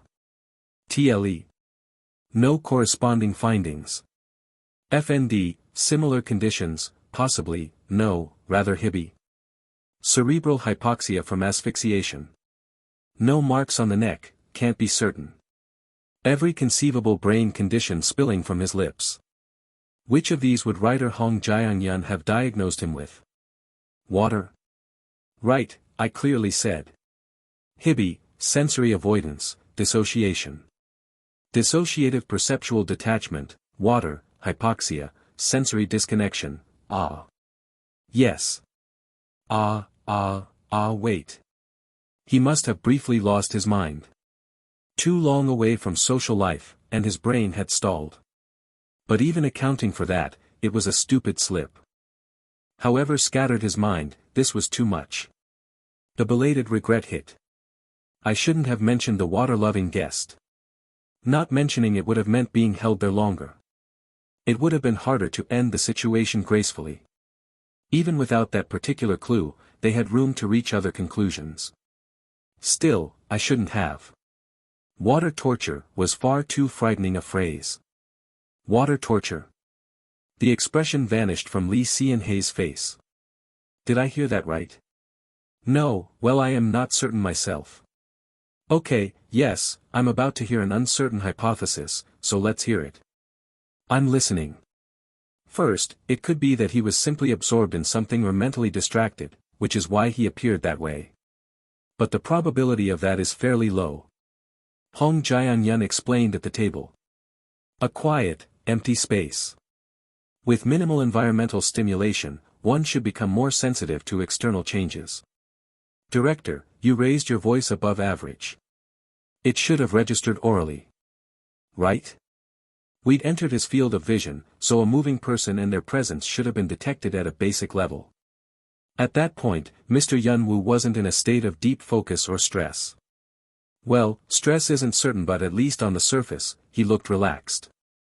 So, external stimuli should have reached his consciousness more easily under normal circumstances. And yet he failed to register the presence of people, which means it's either a medical or psychological malfunction, and either way it's serious. My very own encyclopedia pressed the button and out comes the answer. Oh, stop. Hong Jiang-yun was neither doctor, detective, nor police. But as a genre writer, he'd researched a great deal and witnessed extreme criminal situations firsthand. The data accumulated from that was not to be dismissed. He had confidence in his information capabilities. He couldn't be a working writer otherwise. I came up with 3 possibilities. 3. All I could think was, what do I do with this poor kid? Writer Hong should take the Mensa test sometime. Please. The first is higher-order sensory integration deficit. The second is sensory dissociation. The third is selective perceptual blocking. But the third has low probability. You're going to have to dumb that down. Selective perceptual blocking means being unable to perceive specific individuals or conditions. Think of it as a psychological blockade that consistently fails to register only that one thing. That's clearly different from our case. We're not important enough for it to go that far. My thought exactly. That left the sensory deficit and sensory dissociation. Higher-order sensory integration deficit refers to the inability to connect audiovisual stimuli into concepts in the brain.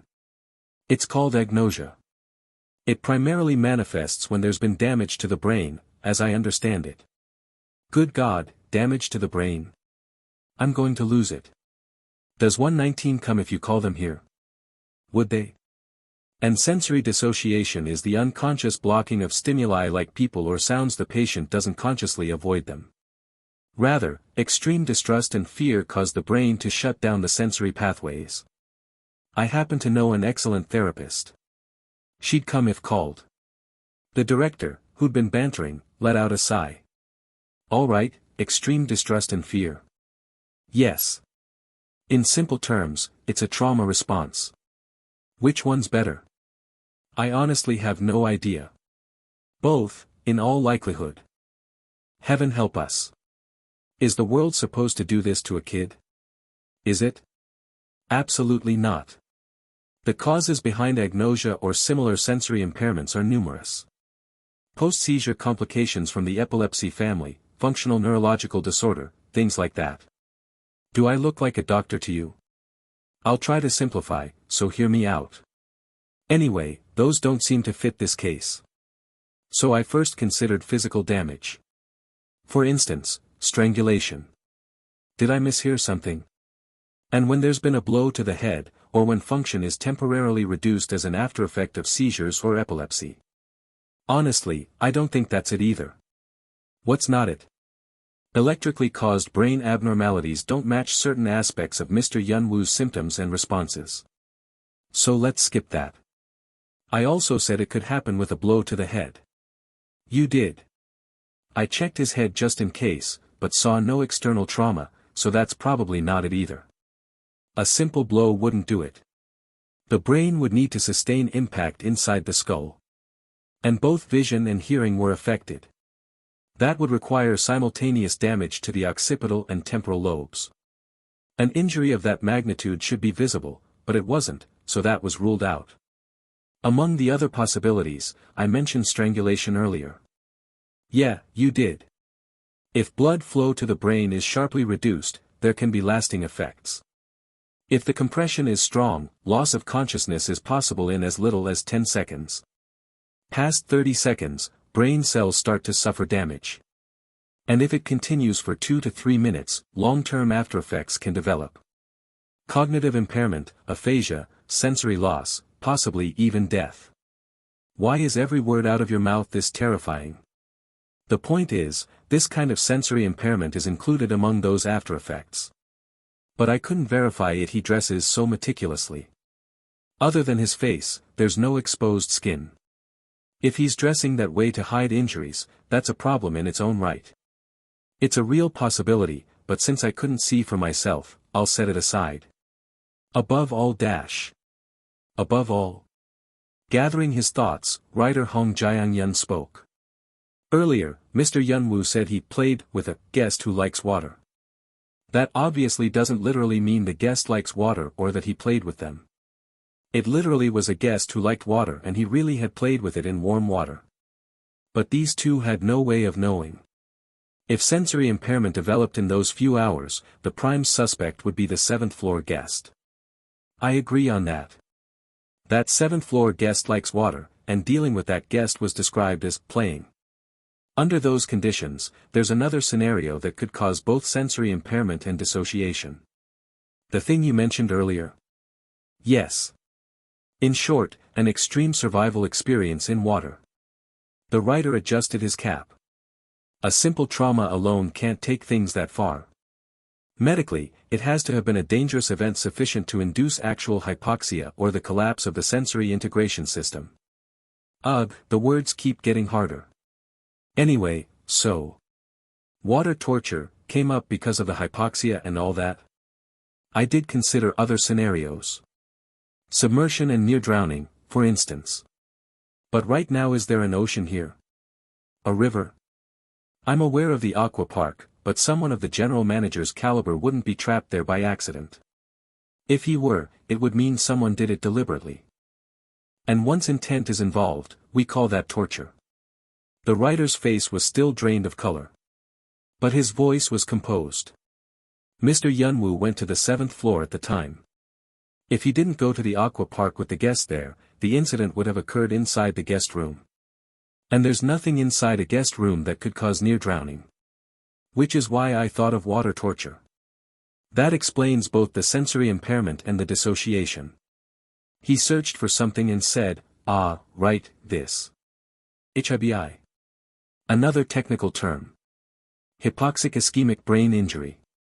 Asphyxiation repeated over seconds or tens of seconds, cutting off blood supply to the brain, causing oxygen deprivation, and ultimately damaging higher cognitive function areas. This would also cause psychological problems. A dissociative state arises and the senses are blocked. Facing repeated brushes with death, the brain shuts down external stimuli and activates defense mechanisms. I feel a little dizzy. The director leaned back in her chair. So. Does that explain what we saw? Yes, if this condition is truly the case, social stimuli like voices, faces, and the sense of someone's presence can be unconsciously deleted from consciousness. The sensory impairment works the same way. Yeah. If the occipital and temporal lobes are damaged, you can look at a person and not recognize them as a person. The superior temporal gyrus. I think. Anyway, the auditory side is the same. You hear voices, but they register only as noise. You can't make out what's being said. Writer Hong could be a doctor. Of course I can't. That's why we need a professional's judgment, and I don't know. This is the limit of what I can speculate. Right, that's true. The director nodded. He said he was cold. He did. The thing is, it wasn't that cold a day. Above all, Mr. Yunwoo was dressed meticulously, vest and all. With the humidity that high, I almost wondered if he wasn't overheating. He didn't seem to think anything was off, though. Even for the monsoon in a highland area, it's summer.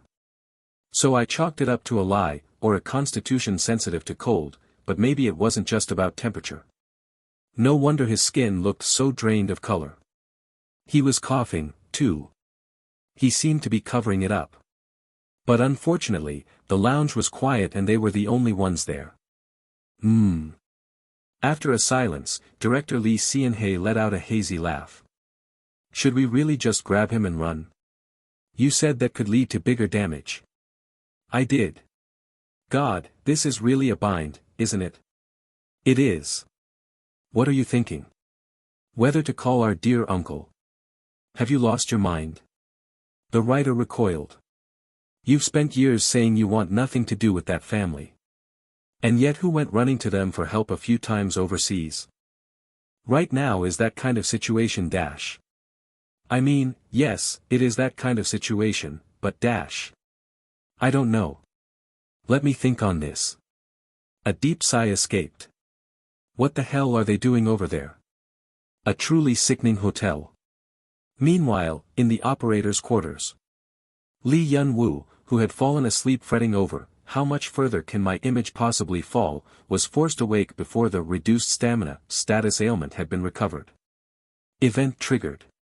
Room 703. The drenched one, second event. Lee Yun-woo sat up. Coco, who had been sprawled asleep right beside his face, rose too.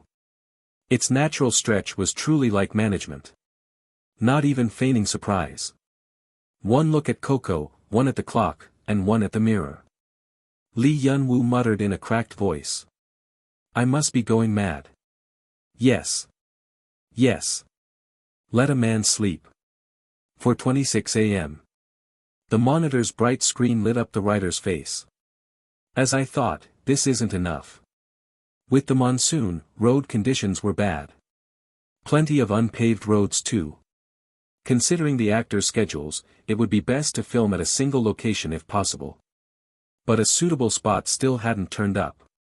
If push comes to shove, we'll have to move from place to place, but given the actors' condition, we really should try to schedule most of the filming at the same site. There were still houses he hadn't checked, so he decided not to rush. In the meantime, he'd matched each shot with a house and location. A precaution in case no ideal site emerged. It's gotten very late. Director Lee Seon-hae had gone to sleep at 1 a.m. She'd said she would drive tomorrow and needed to manage her stamina. Well, today was mentally draining for her too. He sympathized completely. The writer stretched with effort. His body popped audibly. I really am getting old. 36 this year. No use expecting his 20s stamina. Never imagined I'd be crawling into this kind of danger at this age. Was he still immature? This industry was particularly resistant to growing up, but a faint self-reproach lingered. For the first time in a while, he thought of the cigarettes he'd quit. Beyond the floor-to-ceiling window, the rain-soaked mountain was visible. The scenery, at least, is nice. Someone would probably end up behind bars for building a hotel on a mountain like this. But it was good for spacing out. He couldn't hear the rain, though. Must be the soundproofing. The thought of soundproofing brought another unsettling notion. The writer scratched his head vigorously. Sleep's not happening. Staying up all night was more natural to him anyway. If he fell asleep now, he'd only have nightmares. Better to kill time and wait for sunrise. Maybe I'll go for a walk. A nighttime stroll, while staying at a hotel like this. It's a bit crazy, I know, but if I just smoke one and come back, my head will be clearer. Writer Hong Jian-yun rubbed his stiff neck. After some deliberation, he went into the room where Lee Sean-hae was sleeping. He gently shook the deeply asleep director. Director. Ugh, what? I'm going to have one and come back. A cigarette? Didn't you quit? More like holding off. Everyone does, right? I suppose. Are you feeling that bad? Nightmare? No, I didn't sleep. Just. Honestly, I wouldn't recommend it. The director sat up groggily. Want me to come? Isn't it dangerous to go alone? I was worried that'd look a bit conspiratorial. Or like a cozy date. Why not? Ugh. You think you're funny? I don't want to either. Anyway, you know what I mean. I really wouldn't recommend it. The director scratched her chin through the drowsiness. It was pre-dawn, the sun not yet up. The hotel was already isolated and dangerous by nature. Going alone carried significant risk. But Writer Hong has a point too. A hotel like this can't not have CCTV, and there should be staff managing the place even at dawn, if the two of us, persons of interest, start moving around. It could unnecessarily rub them the wrong way. It might be an overreaction, but in a place like this, being a bit paranoid is probably better. Still, two would be safer. Getting warned is better than dying. And I doubt the staff care that much about outside guests' safety anyway. About that. The writer hesitated, then asked. Wouldn't you be fine because of your mother's side of the family, director? That's depressing. I can't say no to that. I've actually been wondering whether the reason Mr. Yun-woo let us stay in this hotel to begin with was because of your family. Could be.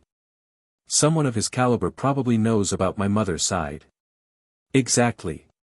The director exhaled deeply. If it feels like you'll die, use our uncle's name. Will that be all right? I'll deal with the fallout. Then I'll put it to good use. The director sat up as though she'd finished sleeping. You're not going back to sleep. I'll stay awake just in case. This reminds me of when we went to Syria. This has to be better than that. At least here a name carries weight. Names carried weight there too. But nobody here is openly holding a gun, right? That's also uncertain. Writer Hong, you have a talent for feeding my paranoia. It's what I earn my living doing. Anyway, be careful out there. Will do. The writer picked up his precious cigarette case. I'll try not to die. Ooh, how tough. He felt a bit silly. Nothing's happening. Well, what was going to happen when all he did was step outside for a smoke? The only places he passed through were the corridor, elevator, and lobby. He hadn't run into any other guests. He leaned against the front wall and took in the view. Unlike before, the sound of rain filled his ears. Phew. He exhaled, and cigarette smoke mingled with the rain. I'm screwed. He'd been holding out for 3 years of quitting. How long would it take to even pretend to quit again? Through those tensionless thoughts, faded memories surfaced. Et tuta culpa tua. It's all your fault. A hollow laugh escaped. I didn't even dream, so why is it so vivid? He was a bit tired. Maybe it was staying somewhere thrilling for the first time in a while. One corner of his brain prickled. He smiled like someone making excuses and pulled out a cigarette. Must be the lack of sleep scrambling my head. People call it violence of good intentions. It hadn't been like that from the start. But the principle of documentary is to capture the scene as it is, not to destroy it. Within the words and photos and footage, people died. He'd been terrified, many times over. The guilt of having been able to save someone and failing. Blood and flesh and screams. It had become a compulsion. A sorry excuse for an adult. Compulsion breeds selfishness. The helping hand extended to others is really stretched out for oneself, and that unrestrained hand will inevitably churn up mud. He'd already learned this lesson. He'd carved it deep into his bones. I thought I'd learn to hold back, but maybe I was just tame because I hadn't faced a situation like this. Director Lee Sean-hae had said it. People really don't change easily. She'd called her own meddling rude. She might be right. Hong Jae-yun included. Help that's unwanted, or that invites a greater disaster, that's what it is. But, still. The last cigarette was burning down. Isn't it right to help those you can help? It was a question that barely qualified as a question. No, I don't really know. This problem was always hard. Human life is sacred, but being alive isn't everything. If you can't take responsibility, you shouldn't lay a hand. Believing you can take responsibility is itself arrogance. And yet, if you still want to help someone, is that hypocrisy? Ah. Take raindrop fell and snuffed out the cigarette. What a waste. That was a good one. Knowing he couldn't resist, he deliberately brought only two. He cursed and praised his past self in equal measure and decided to leave it at that. He could relight it if he tried, but a rain-soaked cigarette tasted awful. Ha! He picked up the litter and went back inside. I feel human again. He tucked the butt into the case and leaned against a lobby pillar. Was it the lack of sleep? His head was a bit fuzzy. Outside it had been almost like being underwater with the humidity, but the hotel was drier. Must be managed for comfort. Probably cost a fortune. The lobby is still quiet. Well, it was dawn, nobody would be around. Yes. I see. No. Someone was there. Lee Yun-woo. He peeked out cautiously from behind the pillar. In his field of vision stood a young man in neat attire. Black hair swept back, glasses. Impeccable dress. It was unmistakably the general manager. Who's he talking to? Contrary to his tidy appearance, the voice was humorless and rough. I'm merely tired. If anyone is summoned from deep sleep at dawn, the least they'd feel is not refreshed. And to be called out twice in succession like this, there are clearly many problems. A face without a smile was unfamiliar. So that's what he looks like when he isn't smiling. He'd thought the man was sly and amiable, but that had apparently been a manufactured impression. His expression is blank. The unadorned face was still neat, but it also looked cold. At minimum, he didn't seem someone born with a naturally cheerful disposition. Hong Jae-yun listened carefully to the conversation and tracked his movements. There's a separate passage behind the counter. Lee Yun-woo had clearly appeared from behind the counter. And he was heading toward the elevators. Perhaps this is actually for the better. I don't know the reason for the summons, but rather than letting those guests attract interest, it's far safer to redirect attention toward me. No. His voice turned resolute. I can't agree with that position. Position? I will not stand by and let innocent people die in this hotel. Don't force my hand. I listen to you only insofar as our interests align. And right now, I have no reason to follow such an inefficient option. This may be a game you created, but I am the one operating this hotel. If that displeased you so much, you shouldn't have dragged me in like this in the first place. Forcing a person into this sordid criminal act, and then, have you no conscience at all? Ha! His face contorted. A dry expression utterly unlike his usual self. Don't get angry. Listen to me. You have nothing to lose if I insist on doing things this way. The people who came from outside don't need to be hurt. I'm already taking on their share as well. Yes. That means I'm doing my part very competently. You're rather pleased with me for that, aren't you? Well, I think you judge me to have at least enough usefulness to warrant holding me here by force. I'm truly honored you think so. A dry sigh. Why it had to be me remains a mystery. But considering how this hotel operates, had it been someone else, the damage would have spiraled beyond control. That much I can clearly accept, yes. I understand. Understand? Understand what? Even while hiding, he was incredulous. A face that barely looked adult, and he says he understands. This situation. Or this hotel. Hong Jianyun strained to focus on the voice growing distant. I'd appreciate it if events like this were kept to a minimum during the pre-dawn hours. Though expecting such manners from this hotel's guests is probably asking too much. Wouldn't you agree? High probability it's a room event. If it's the bathroom again, that would be quite entertaining. So it is. This will be tiring. The voice fell silent. After what felt like a long silence, the elevator doors opened, and Lee Yun-woo spoke. Is someone there? Hong Jianyun realized. I took the elevator down. A barely used elevator. He'd ridden it down, so it had been stopped on the first floor. And it happened to be the very one Lee Yun-woo was heading toward. Hong Jianyun simply held his breath. Another silence followed. No, nothing's wrong. A tone as if soothing someone. Yes. With that brief answer, the elevator doors closed. Hong Jianyun slid down to the floor. Ha! What? What was all that? Is someone there? Yes. Yes. Yes. Yes. Yes. Yes. Many problems. No. This wicked cat, quoting me like that. Nothing's wrong. Yes. Yes. Would it have killed you to give me a heads up sooner? It would have. An utterly untrustworthy cat. Next time someone is listening, please at least tip me off in advance. Understood? No. Quick on the response, never disappointing. No. There really is no cat more wicked. No.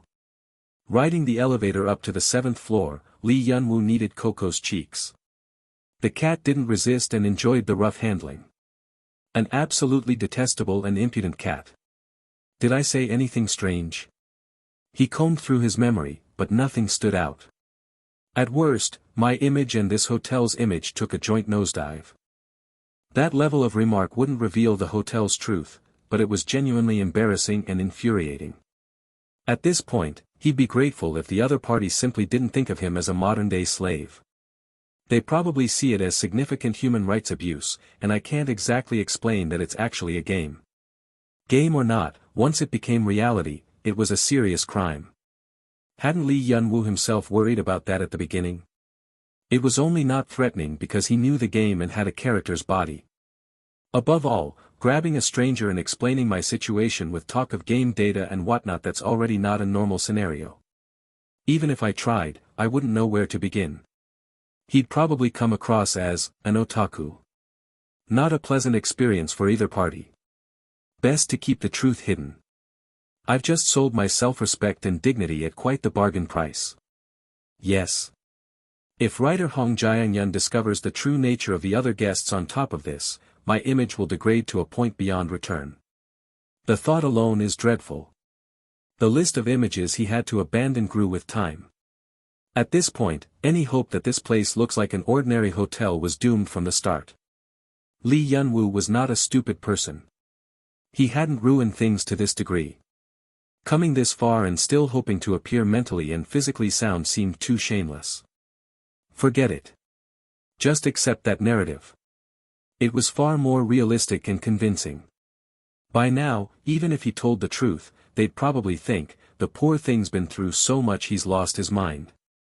I departed from the realm of the normal long ago, so as long as the essence of this monster hotel stays hidden, the rest of the misunderstandings I can manage.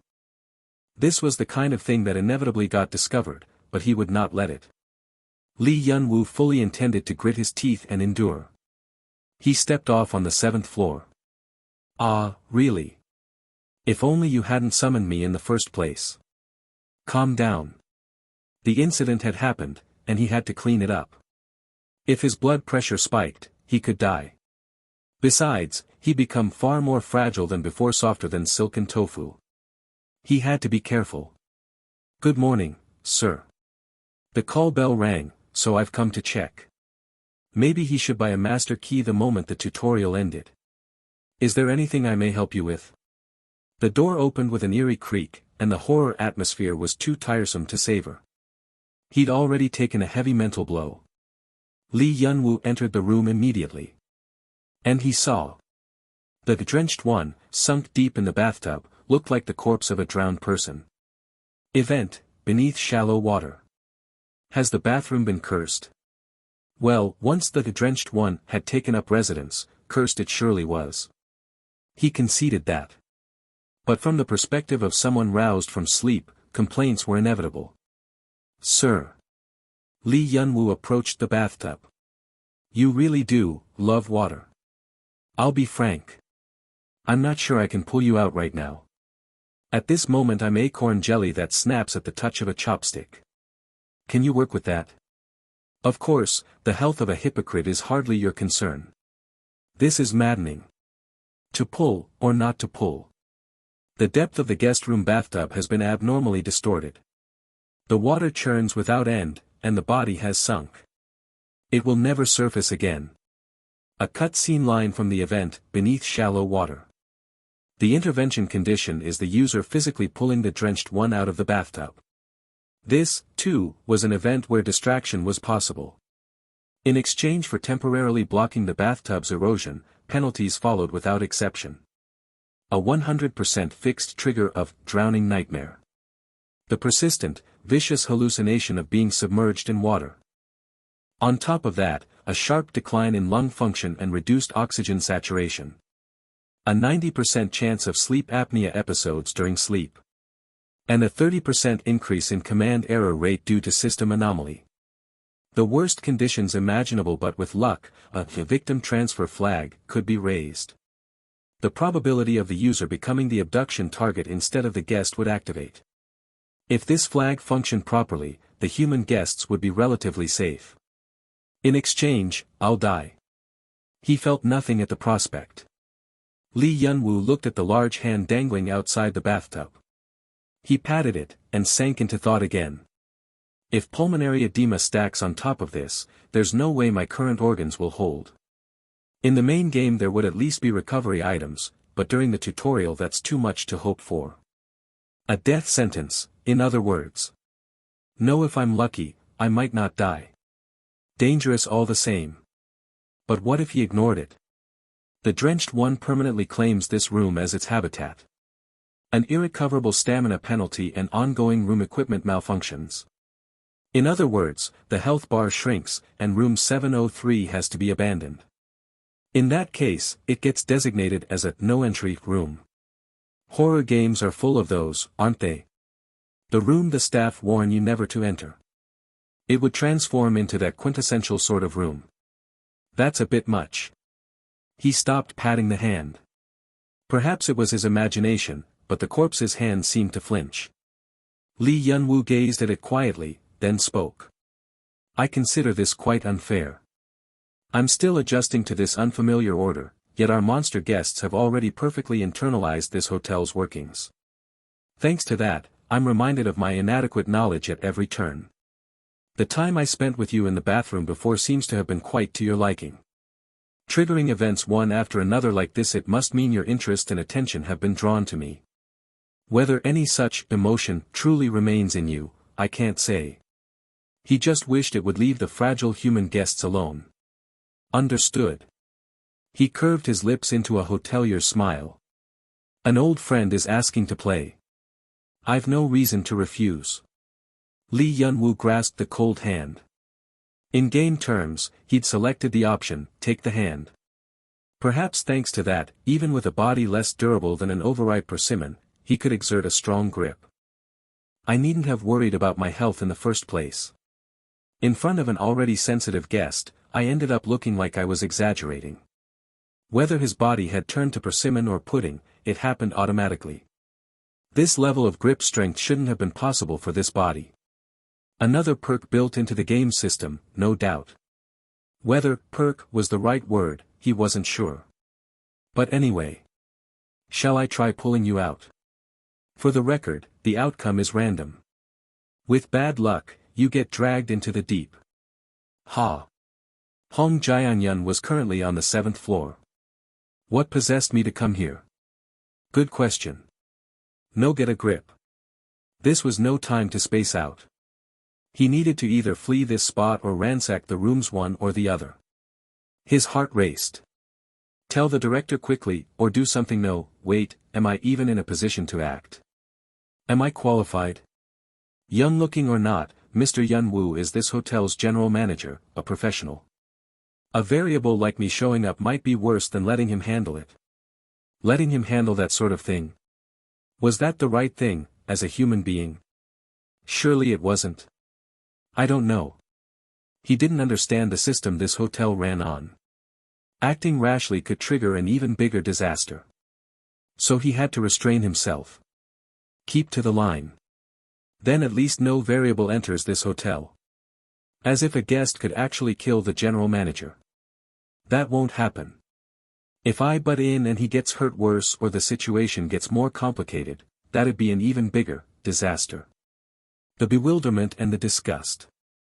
At this situation where he had to talk himself into standing down. And disappointment in himself, a man with no real right to intervene. But agonizing changed nothing.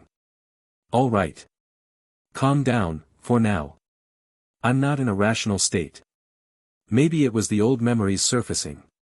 Impulsive choices always brought regret. Hong Jiangyun decided to return to his room. He needed to talk to Lee Xianhei. Yes. That was what he should do. And yet. Splash dash. The sound of something plunging into water. His head snapped around. It had come from room 703, whose door was slightly ajar. Ah, damn. Must be bad luck today. How impressive. Losing a coin flip on top of back-to-back events. Someone had clearly drained every drop of Lee Yun-woo's fortune. The suspects were Coco and this hotel. I'll cut the escapism here. Lee Yun-woo looked straight ahead. Terrifying. It was, admittedly, the face of a rather fine-looking young man, but... hypocrite. Still blaming everyone but itself the moment its mouth opens. Warm hypocrite. Don't be alive. Don't be alive in front of me. A mouth ripped wide, pointed teeth, red eyes. Scales raised on the skin, hair billowing in the water, a harmonious whole. Like an illustration pasted in, the quintessential form of a water ghost. According to the description, it's still crying, even now. Below the surface, endlessly. It had been recorded in the bestiary. Invisible because it was submerged in water, but they were always crying. Lee Yun-woo extended a hand without emotion. Then, gently, he touched the area around its eyes. His sense of touch was quite dull. Must be the status ailments. The cold debuff applied earlier must have numbed the extremities. But there was still no pain. Not even now, with his neck in a chokehold as he was shoved underwater. A character drowning doesn't make the player behind the monitor hurt. If there'd been no human guests in this hotel, I would have quietly wrapped things up here. A shame for both of us. Me and this one. Ah, though strictly speaking, this one probably isn't human. Maybe it's the realism of being here instead of in-game. Strangely, there's a human scent about it. Manifestations of concepts. That was the hallmark of the monster guests who visited this hotel. But staring down this vicious hatred and desperate flailing, other thoughts intruded. The sort of suspicion that maybe this was something wearing a game as a shell. I'll save that contemplation for later. Lee Yun-woo looked toward the surface. Don't leave me. I'm lonely. You've gone silent now. I can't hear you. Let's sink like this. Die.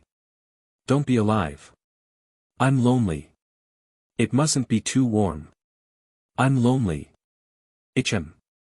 He could guarantee that a slightly better temperament would have made it considerably less lonely. No items, so I'll need another means.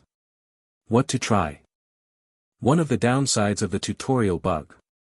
Items corresponding to common to both versions guest events can't be obtained. That was why he'd wanted to avoid the bathtub event. I'm lonely. Let me see.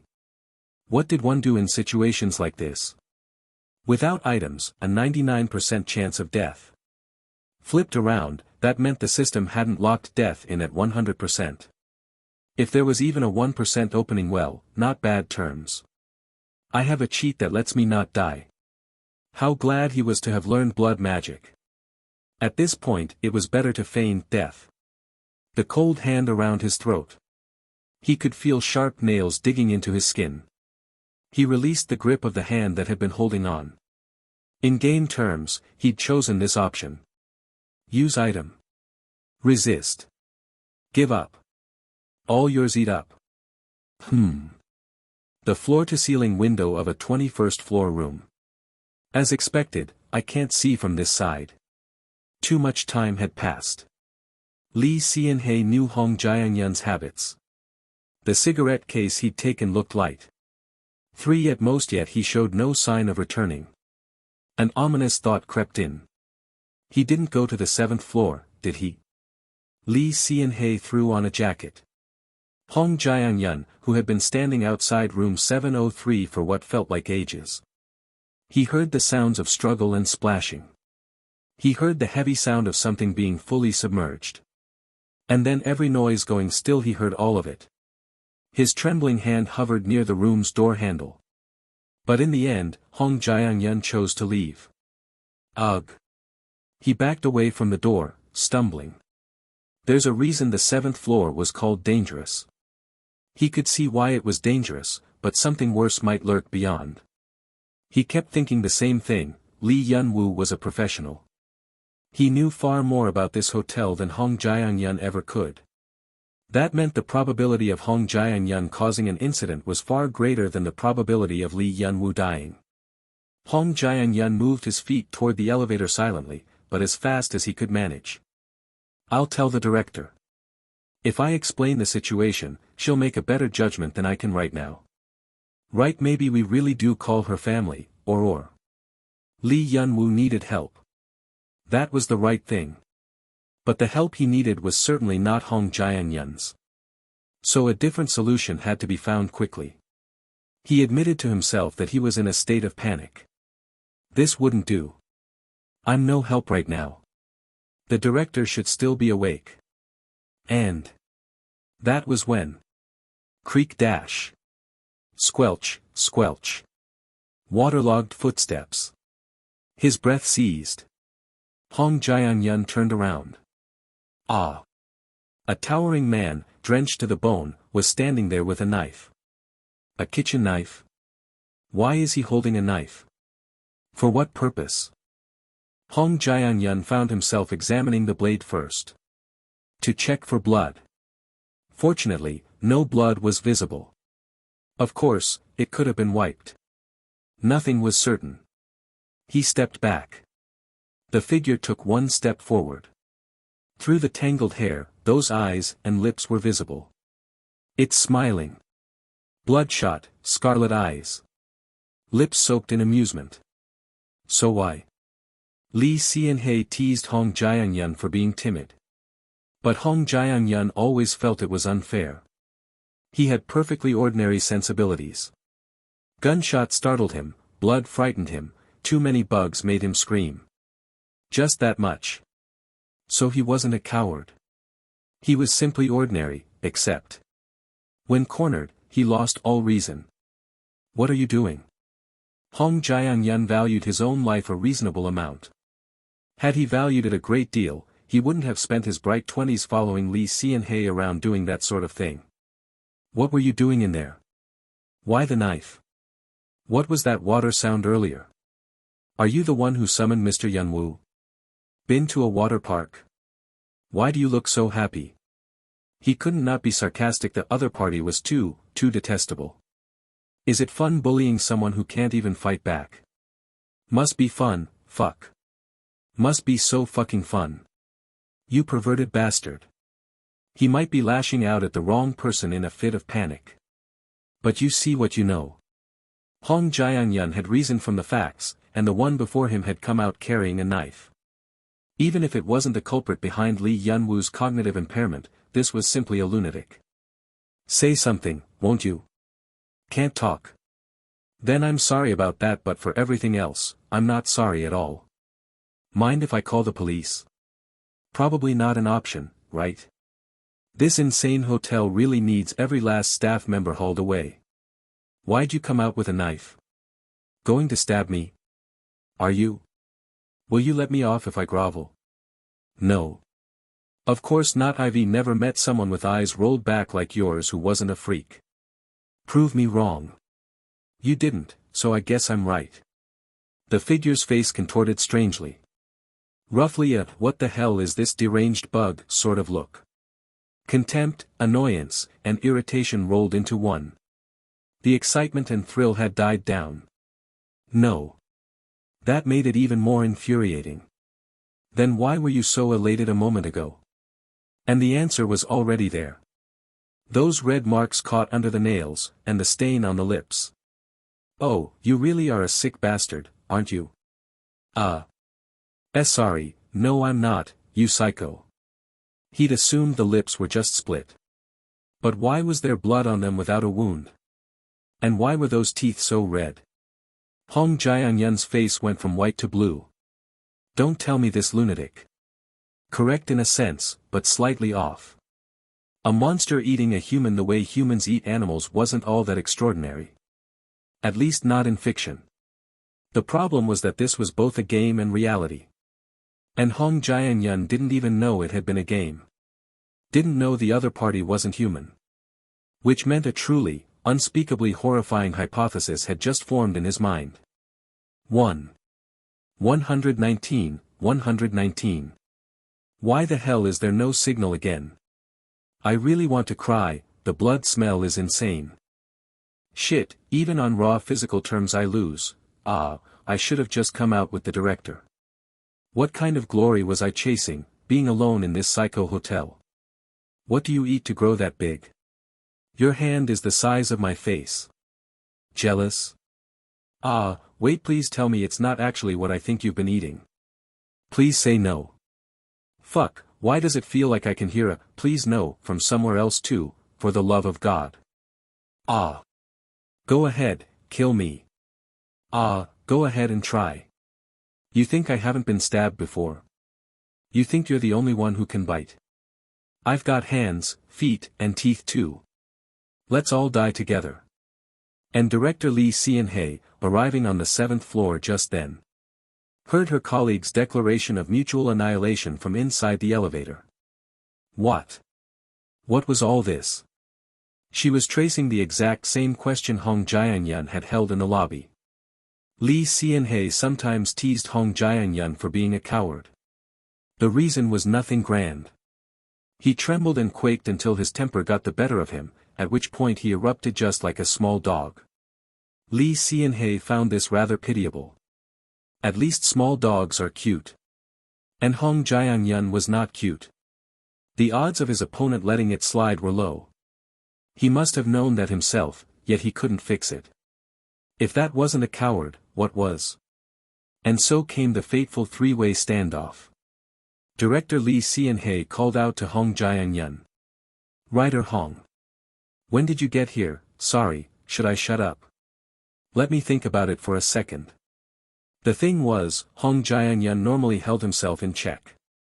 He was a bomb that took a tremendous amount to detonate.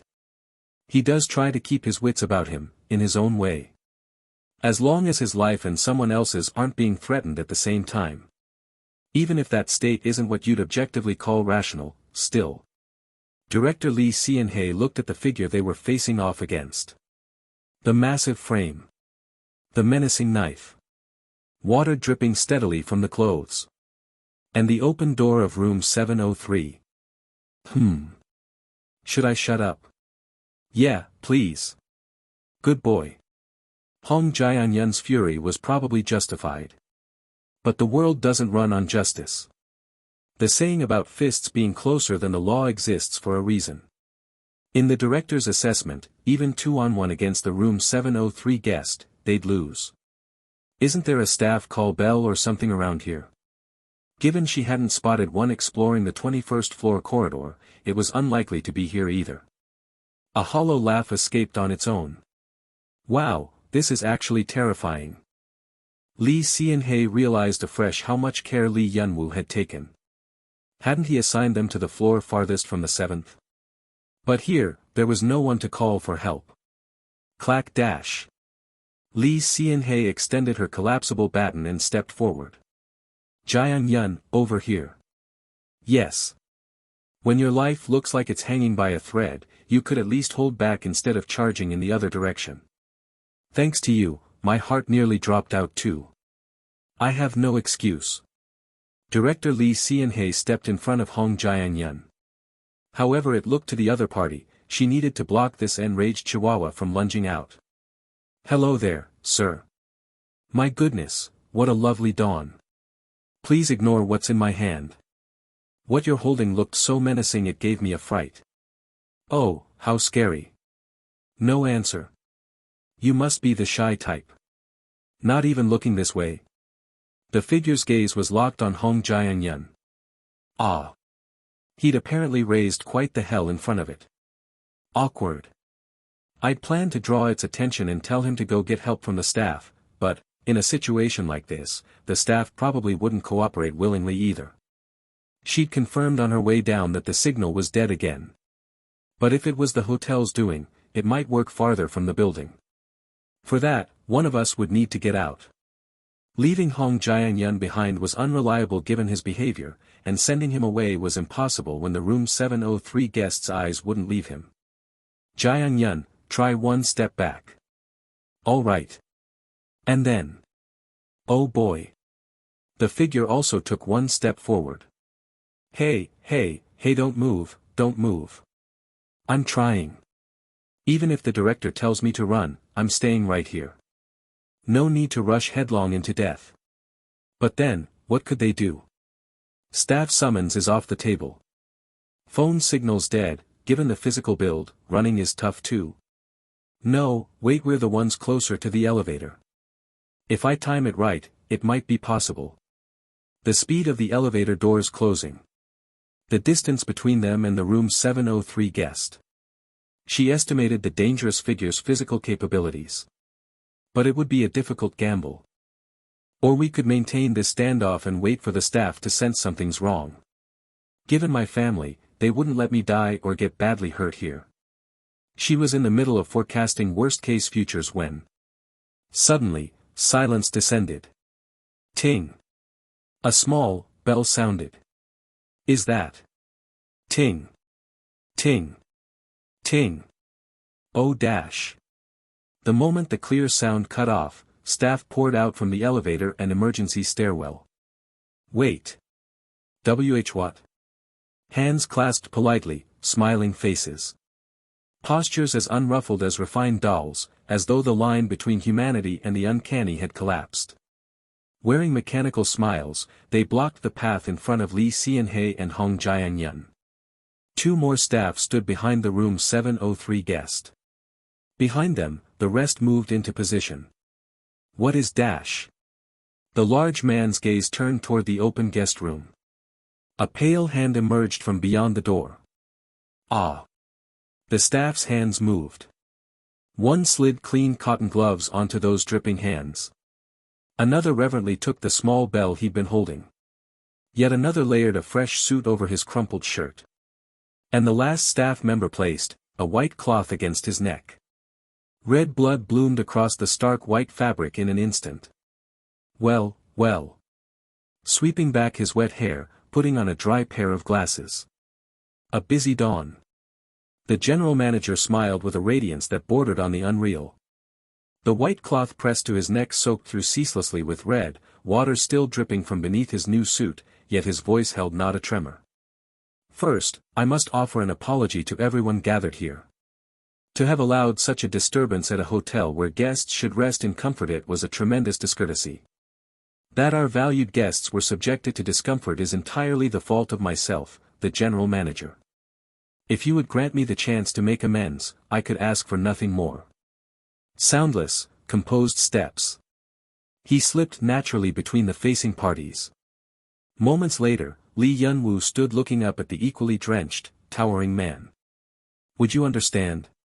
The man's cold gaze bore into the general manager's face. In place of an answer, heavy silence. Li Yunwu interpreted it as assent, his eyes curving languidly just as they had the moment he'd emerged from room 703. Yes, thank you. The target had shifted. It wasn't her imagination. The attention fixed on Jian Yun is moving to Mr. Yunwoo. Lee Xianhei gauged the danger and studied Lee Yunwoo. She could see why Hong Jian Yun had lost his composure. You look very unwell, Mr. Yunwoo. A competent operator is bound to get caught up in all manner of incidents, wouldn't you say? I don't think this is a joking situation. Red blood seeped along the deep black bruising on his neck.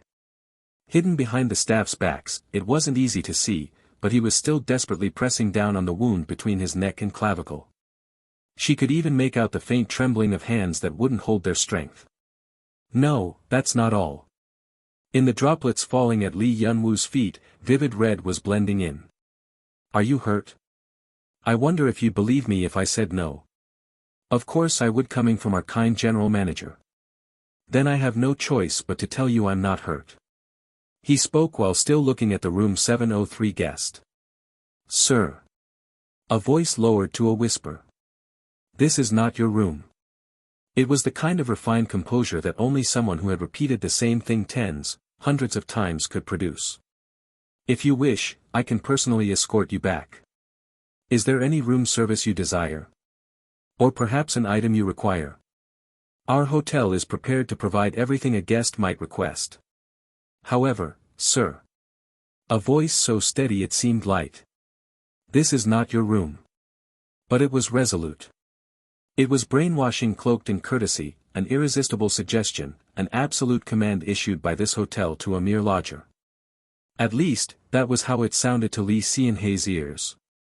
What expression was he wearing? Lee Xianhei found herself wondering, without meaning to. She couldn't define what she herself was feeling. She was merely watching this scene from within a floating, detached sensation, as though separated from reality. And then. Ah! After a brief silence, Lee Yunwoo turned his head and looked at the group. As if confirming their safety, an expression of fleeting relief. Then he restored a smile without a crack and continued his reception. Our staff will assist in escorting you both dash. But, wait, hold on. Behind you. Ah. Crack dash. The knife plunged in. You insane son of a dash. Hong Jian-yun, stop. Lee Xianhei caught Hong Jian-yun the instant he was about to explode. She shoved him back and retreated a step. The staff once again cut off the path in front of them with mechanical precision. But Lee Xianhei saw it clearly. The room 703 guest had exploited the split-second Lee Yunwoo's gaze turned away to drive a knife into his back. What kind of animal he looks away for 1 second and this happens? Cough. With a small cough, dark red blood surged from Lee Yunwoo's mouth. Ugh. The instant Lee Yunwoo's frame began to crumble, staff on either side seized him. It was closer to forcibly propping him upright than supporting him. As though he must never be allowed to falter. The entire sequence was grotesque. It provoked a physiological revulsion distinct from the fear of a threat. Insane. Simply because it was nauseating. Ha! From inside Lee Yunwoo's throat, the sound of blood boiling seeped out. My apologies. GLK. The faint noise of blood backflowing wedged its way into the corridor's silence. It was almost like an auditory hallucination. My apologies. You must return to your room now. Our staff will escort you. Tomorrow. Are you going to be all right? Yes. Tomorrow, then. Yes. A question, or a confirmation. Understood. This was no longer a place for them to remain, nor a situation for them to intervene. Director Lee Xianhei, with those words as the last, moved her heavy feet. She held on to the panicking Hong Jian-yun and pulled him along. True to her word, the staff graciously assisted their departure. Hong Jian-yun glanced at Lee Xianhei. The hand gripping his sleeve was trembling. Director. I'm fine. With the staff, the two boarded the elevator, and the doors closed. Let's hope for the best. A hotel of this scale couldn't be without a medical team. There had to be equipment and staff capable of performing surgery, she told herself. And you absolute. Should I kneel? You really are. Should I kowtow? Let's assess the situation first. Yes, Director. I can't take this. Ha, at this hour of the dawn. The high-performance elevator arrived at the 21st floor in no time. The staff guided them to their room with impeccable posture. Yet that quiet movement, laced with silence, somehow looked closer to surveillance than guidance. No, it is surveillance. An unspoken pressure, don't dig any deeper. It also felt like a warning that doing so would be in everyone's best interest. Lee Yun-woo's face, always dodging any revelation of the hotel's true nature, flickered through her mind. Standing before her room, Lee Seon-hae couldn't hold back and called out to a staff member. Excuse me. Mr. Yun-woo, will the general manager be all right? The staff member stared at her. But something was off. What? A gaze without a single drop of emotion. Eyes that didn't so much as twitch. Lee Seon-hae read a strange deficiency in that stare. Then the staff member artificially curved its eyelids and produced a smile. Instead of answering, the staff member gave a deep bow. It was a response that could have been affirmation, denial, or a failure to comprehend the question entirely. Even now, you won't speak. The one-sidedness of the exchange was somehow agonizing. Lee Seon-hae, still holding Hong Jae-yun, entered the room. Hotel, staff, guests, all of it was wrong. But what twisted Lee Seon-hae's gut the most was something else entirely. In this grotesque space, only Lee Yun-woo looked like a person. Her stomach turned. It was revolting. Why did a place like this have to exist? The end of days, truly. The 7th floor corridor. In that place now empty save for staff, Lee Yun-woo vomited blood. Way. He vomited so spectacularly he dared compare it to Niagara Falls. Bright red blood thoroughly soaked the floor, and only after a prolonged bout of hacking and retching did Lee Yun-woo barely pull himself together. It didn't actually hurt, mind blood had just pooled up. Hack, GKH, way. Ha. Ah. They nearly caught him. If they'd seen this, I'd have been hauled off to NASA. He'd have spent his life as a test sample undergoing human experimentation. By any rational standard, standing upright with injuries like these was well beyond the domain of the human. With injuries this severe, surviving at all defies reason. To enumerate his current injuries, the variety was impressive. His neck had been punctured by a water ghost's nails, the front of his body had been bitten and torn, and a knife was embedded in his back as though staking a gate. At this point, dying would seem like the polite human thing to do. Apparently this body had given up on being human some time ago. And that was absurd in its own right. Spineless wretch, I haven't given up, so why have you? To think I can still be alive through all this, it's truly beyond reason. Lee Yun-woo steadied himself, fighting for each breath. This was no time to marvel at the mysteries of his body's biology. The problem was how to face those two sharp-eyed guests tomorrow morning. Writer Hong Jae-yun, in particular, had extensive medical knowledge.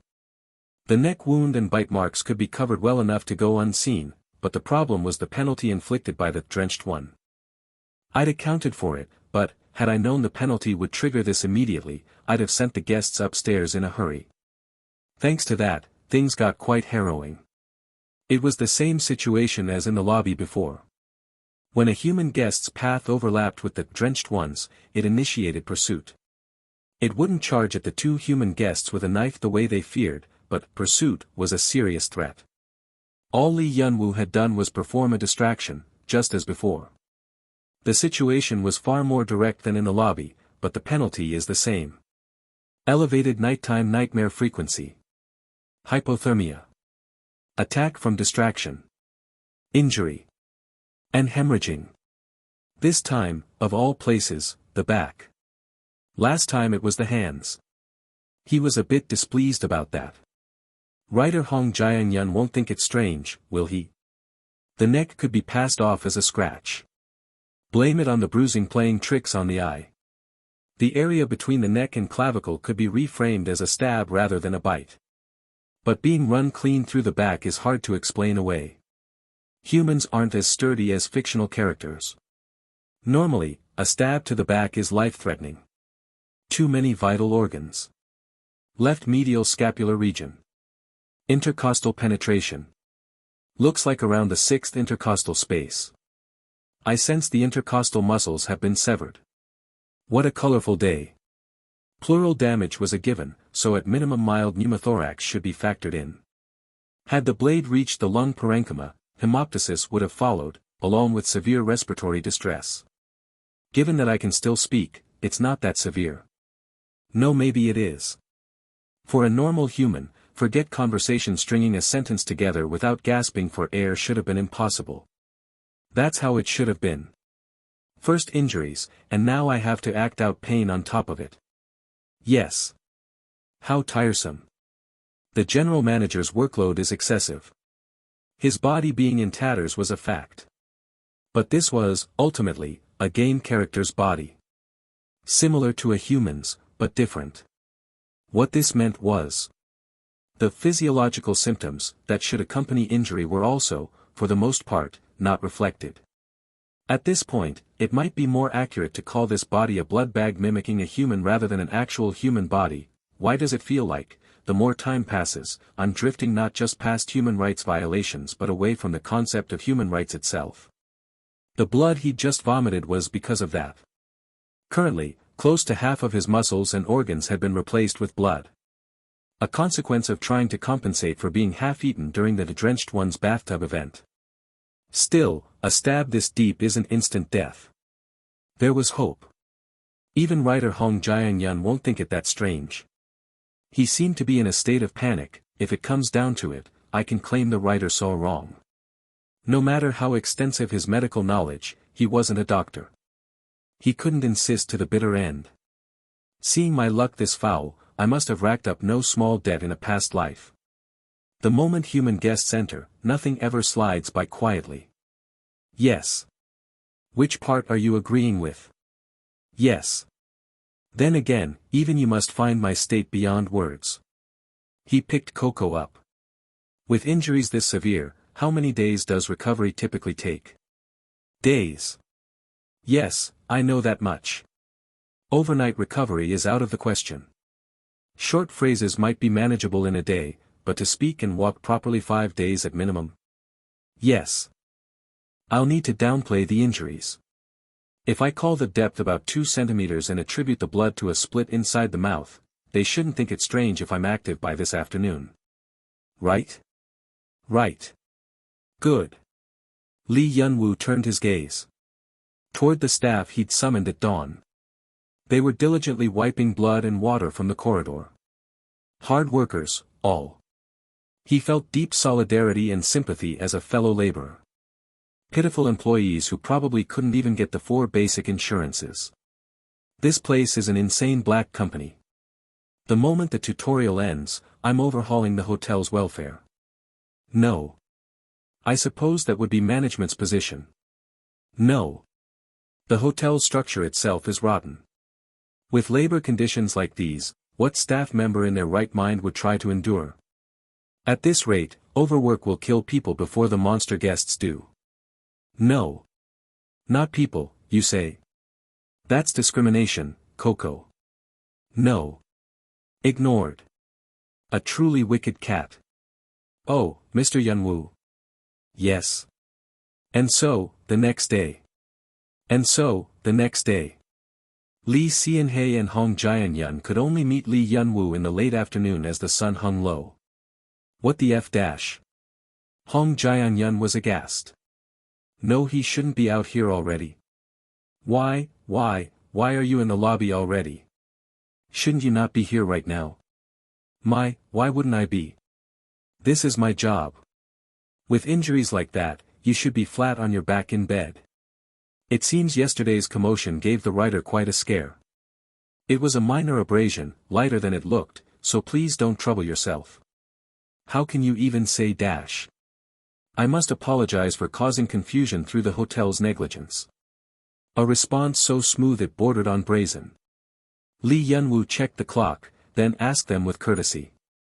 It's late, but I imagine you have much to say, so I'd like to arrange a setting. What do you think? Yes, that sounds good. The director nodded. We were actually coming to say goodbye. It seemed about time to leave this hotel. Hong Jianyun laid out everything he knew.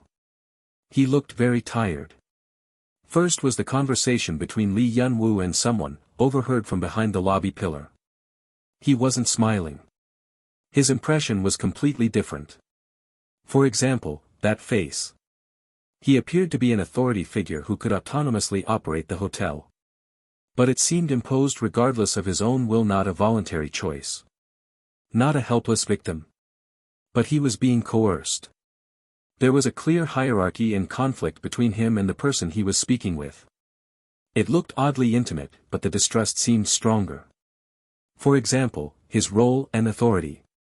He was trying as hard as he could to protect outsiders. He seemed to know this hotel is very dangerous and to carry a sense of responsibility, or guilt, over that. Not a desire to control. I can't say it wasn't that, but his attitude was that he'd endure the suffering himself to protect outsiders like us. So that no victims would be created. Aha, right. Protect. For example, his attitude toward them. He asked why it had to be him, but said that even so, it was right for him to be in this position rather than someone else. He understood his role but couldn't accept it.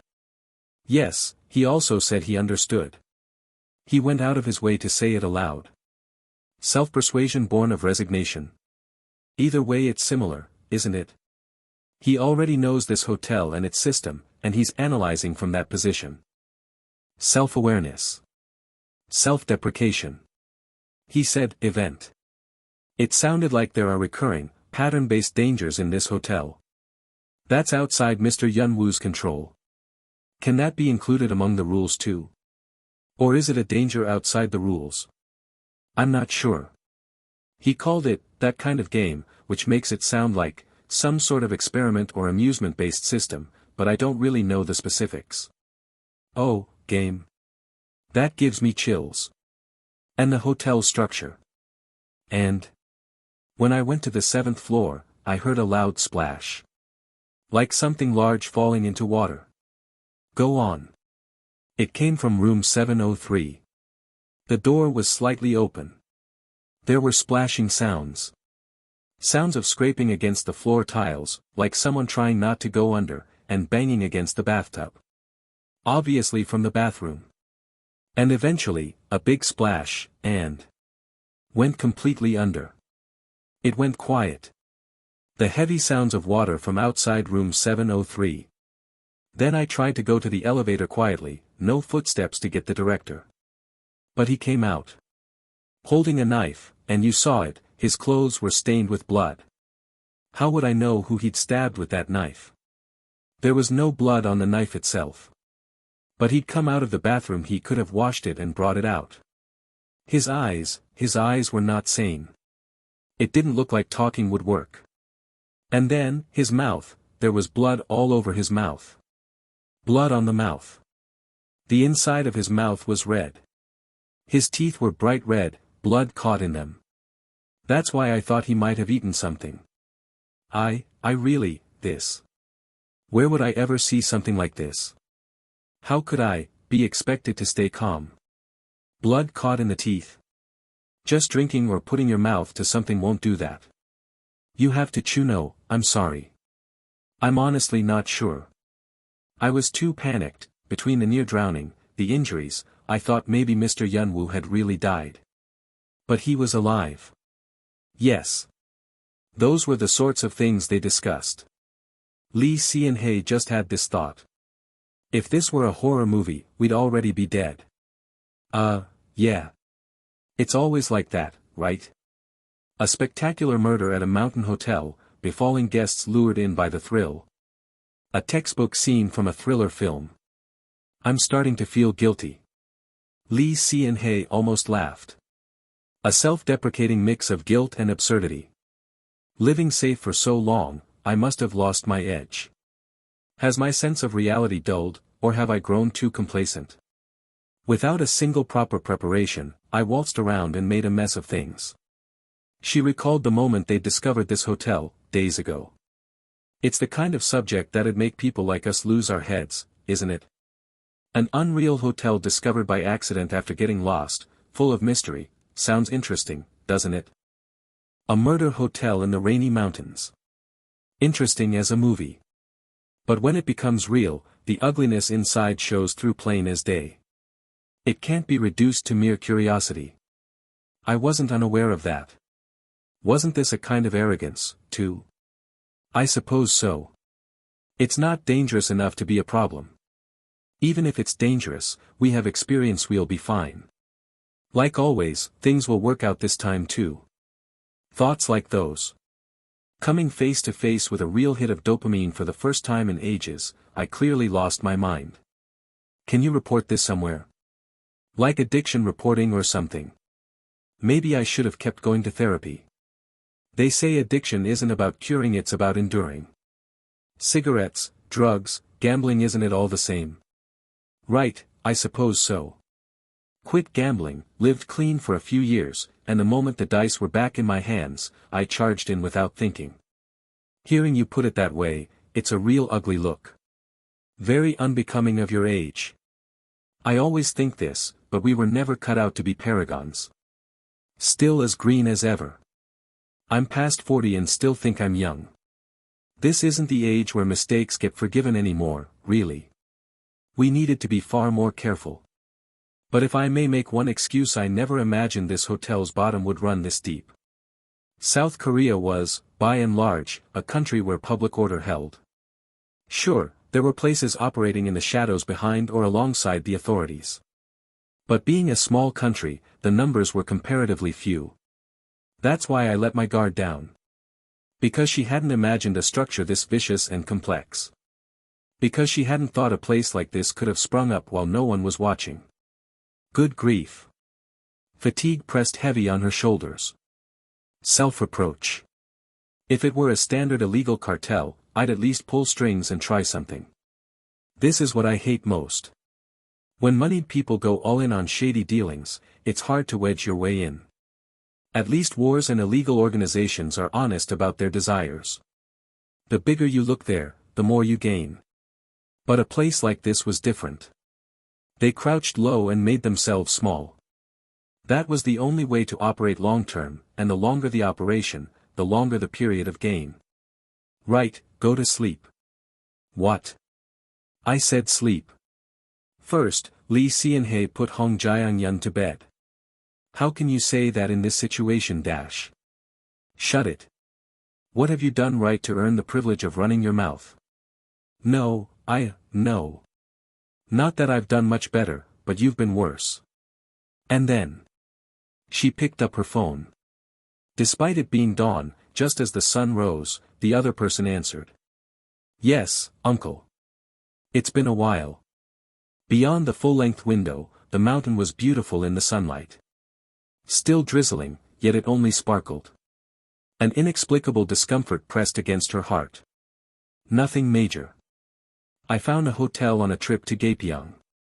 Yes, a hotel. It's not like that. I got lost in the mountains and stumbled on it. Yes. Lee Seon-hae sat on the sofa, gazing at the view outside. The interior design showcased an egotism that sought to monopolize nature, to observe it conveniently. Right, nothing around it. The staff here don't speak. Yes, probably, yes.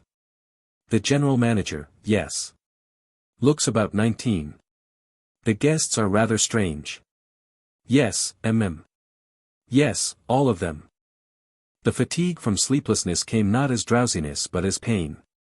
Her head throbbed, but she wasn't sleepy. Lee Seon-hae answered with her habitual smile. It's a disease, you know. I go crazy over this sort of thing. Can't let my darling dopamine escape. But there's a kid here. No matter how I look at it, around 20. This one's a bit. He keeps getting hurt. Hurt badly. Yeah. I saw it today and I was horrified. Right, the guests seem to be hurting him. No, he really is the general manager. Seems like a co-owner. Yeah. Soon, a brief sound of admiration or interest came through. Remarkable that he's still alive. He advised with the love of an uncle for his niece. Do the sensible thing and leave, Hei. Should I? That you're unharmed in body and mind is a stroke of heaven's luck. That hotel's owner seems to have been remarkably considerate to you. For someone in that role to show that kind of concern, truly, a miraculous thing. If you don't want your precious writer dead, don't touch this any further. I see. This isn't a place you can walk out of with all 4 limbs intact just by dropping my name. Don't be as stubborn as last time. You know how much your uncle worries. Of course. After that, they exchanged perfunctory regards and ended the call. Lee Hei sank deep into the sofa. Then laughed. Ah, honestly. It was too funny. This damned world. When she was young, she'd been curious about the world's underbelly. But even Lee Hei had been permitted to see very few places. And nowhere had she found a bottom. She had wanted to see the end, but acknowledged it was beyond her ability. Her dear colleague had returned home with her, carrying trauma. Convictions and hopes, and scars. They probably shouldn't have opened the doors of this hotel. Too late for regrets. In the name of human decency, she'd better at least clean up the mess. So that's how it went. Lee Hei declared brightly. Having completed our self-examination, we're thinking of heading out of the hotel. I see, indeed. Lee Yunwoo nodded. I'm glad it was a meaningful time. He had no idea what exactly had gone that way, or what kind of self-examination it had been. Did she not sleep well? Whether it was brooding or nightmares, either way, Lee Yunwoo was simply grateful for their voluntary departure. Whenever it's convenient, please proceed with checkout and I'll assist. We feel terrible causing trouble until the very end. Then Lee Hei elbowed Hong Jiang-yun. The writer flinched, then raised his head. He seemed at a loss for how to begin, hesitating, before finally speaking. I'm truly sorry. Please don't trouble yourself. No. I shouldn't have been so reckless.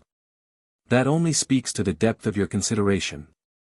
No, I acted carelessly and only caused Mr. Yunwoo more harm. I wanted to say I'm sorry for causing turmoil in this hotel when you must be so busy. His tone was composed, but the genuine remorse was unmistakable. He was probably viewing Yunwoo as some 20-odd-year-old kid. It looked like he was blaming himself for being a nuisance to a youngster. This was entirely because we underestimated the situation. You warned us, and we sensed something was off, but we did what we shouldn't have. We wanted to know more, thought maybe we could do something, and acted recklessly. I'm sorry that Mr. Yunwoo paid the price for it. We were needlessly stubborn and someone could have died. I've written scenes like that countless times, and yet the moment I was inside one, my instincts deserted me.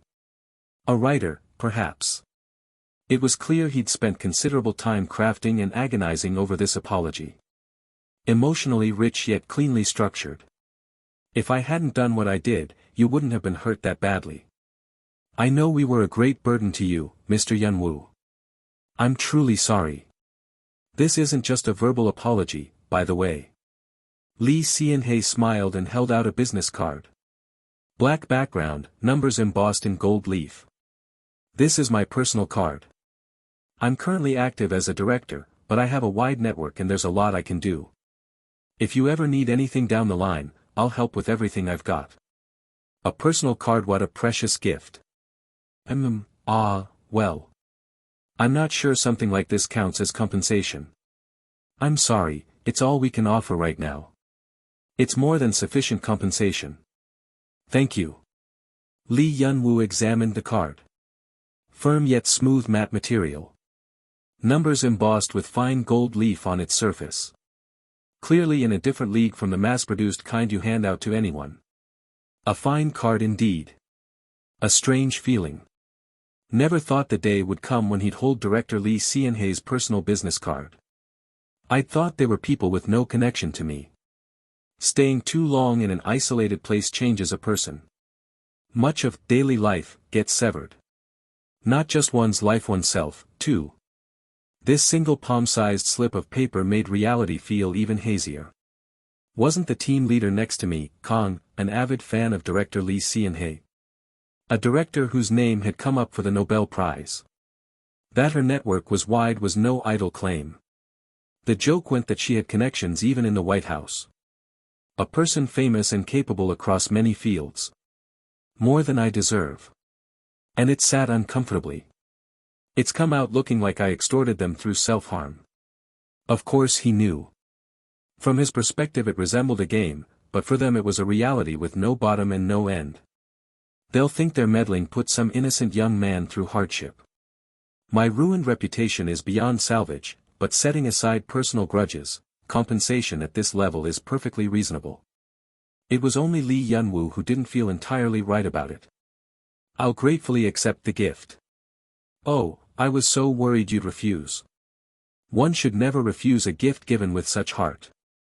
Lee Yun-woo smiled with gentle eyes and tucked the card into his breast pocket. He wasn't a fan of theirs, but he'd personally been rooting for them. Whether someone confined to a hotel could ever make use of such help was doubtful, but at least it felt like collecting a celebrity's autograph. Right, so he felt like saying something uncalled for. Would it be all right if I said something personal? Something personal. Something I'd like to say has come to mind, but it feels too personal to share with guests I'm supposed to attend to. By all means say whatever you'd like. I wonder how it'll sound coming from me, but dash. A modest impression. This time, the circumstances were not in your favor. Sorry. Which makes me all the more apologetic. Not every human endeavor must yield meaning and results for the world to keep turning. The circumstances, the timing, the place, all of it was against you. But you are good and righteous, and it was simply that here, those qualities became poison. Whatever reflection you've done, whatever anguish you've felt, there is no reason beyond that. So, with my personal feelings added dash. As one does when watching a film, merely an impression. Thank you. Lee Yun-woo liked this kind of drama. I don't think we did much worth thanking. Does director Lee Sean-hae judge only by outcomes? The thought of such stinginess makes me laugh, yet well, I didn't see it that way. I didn't realize, Mr. Yun-woo, but you're really quite the speaker. Still, if good intentions become a nuisance, both sides would have plenty to say about the outcome. That's only natural. I agree with that view. As if he didn't know. There are those who set out with the best intentions and ruin everything, and no shortage of those who join hands in collaboration only to fail even their own share. True. Therefore, I won't deny the tangible harm the world has witnessed through your good intentions. Whether large or small, how could I deny the plain fact that losses were incurred? You really do. But let me add this. How remarkable. Of all the words director Lee Sean-hae could have chosen, it was nuisance. A laugh escaped. Could there be a sharper word for driving oneself into a corner? Who said that to you? The general manager before you? These silent staff? This troublesome hotel? Or did the people in those many fields where you carried your camera and threw yourself in say it? Air. You're a documentary director, stop being a nuisance. Is that it? At length, director Lee Sean-hae murmured. How on earth are you this good with words? Ah, such undeserved praise. I'll take it to mean you've been left speechless. More like I'm just, at a loss for words. You might be better at this than me. An honor to my family. That way of speaking. She was older than him, yet what an evergreen spirit. If, as director Lee Sean-hae says, good intentions became a nuisance, then the fault lies in the caliber of the situation. To think it couldn't absorb a single invisible act of goodwill, how dull and wretched. Ha! It would be a mistake to assume every component of the outcome is solely your own. God declares that all before him are sinners, and the ancient sage taught that existence and non-existence give birth to one another. Positive or negative, every outcome contains two or more coexisting processes. Thus the world has neither true heroes nor true villains, but at the very least, love existed. If so, what a lovable talent this was. Judgment can be sharpened, but the heart that wishes to be good and the will to walk the right path, those, I believe, are a talent. I assure you,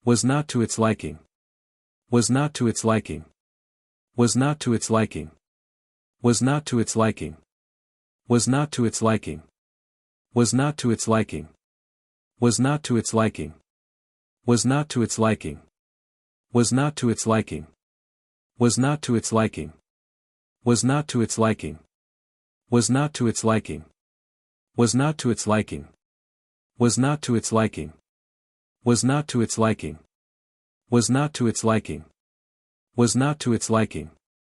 Was not to its liking. Was not toits. Was not to liking. To liking. Was not to its lick. Not. Not. Not. No. Subject harvesting failed. Tutorial progression blocked. The game's value declines. It should have died here. The two structures personally selected possess excellent electrochemical conditions. The prefrontal inhibition circuits are finely fissured, and the caudate nucleus and amygdala are in an ideal wiring state capable of firing impulsivity and guilt nearly simultaneously. A favored pattern. A suitable pattern. Suitable as the first guests of this hotel. A structure in which selfish empathy, trivial delusions, and oversensitized moral awareness cannibalize one another. Hong Jian. Characteristics of this subject. A textbook case of a brain cortex that has undergone repeated structural damage and reconstruction attempts. Post-traumatic willpower overcompensation. The memory circuits, unstable, are dragged along by the emotion circuits, ultimately defining itself as an organism kept alive by a sense of obligation. The listless sweetness of incomplete resilience. Li Xianhe. An information system broken in the most elegant way. The dopamine reward circuits are sharply calibrated, thought is rational, yet the ethical reference point is excessively outsourced externally. Repeatedly claims to take responsibility, yet in practice a structure that endlessly ruminates on the awareness that it is participating in a system beyond its reach. The more it chews, the more tired it becomes, the more tired, the softer it grows. It is sorrow. Tender meat. Splendid. Those two were selected with great care. Insensitive to fear, yet. Before moral failure, they shatter unexpectedly easily. A mountain in the rain. Disrupted electrical signals. A hotel discovered by chance. The strangeness and grotesqueness within. A kind, defensive hostage. Good bait. Perfectly suitable. Subject response. Reflexive intervention. Genuinely believing rescue was possible. A truly beautifully designed autophagy of ideology. But as always. Li Yunwu. This hotel. This game and system and master. My friend. My data. A structure that accompanies me. My sole variable. It wanted to leave. It wished for social reintegration. But it won't. It won't let them be harmed. This entity abhors incompetence. Failing to rescue human life is incompetence. It does not forgive its own incompetence. That is the kind of entity. That is the kind of system. That is the kind of rule. An organic response unfit for this place. And yet, part of this system. Coco. Yes. Shall we go in? Yes. It cannot simply let them go. Not now. Not yet. What are you thinking? No. Are you trying to say you weren't thinking anything? No. Cats really are difficult to understand. No. Drenched 1. 3. Behavioral patterns. Pursuit initiation conditions and movement patterns. The drenched one designates a human guest as a pursuit target the moment their paths overlap and it perceives the subject. Probability increase factor. The human guest has been assigned to or will visit guest rooms on floors 6 to 8. Mandatory factor. Path overlap with the drenched one, at least once. After pursuit begins. The drenched one lingers persistently near the human guest's room.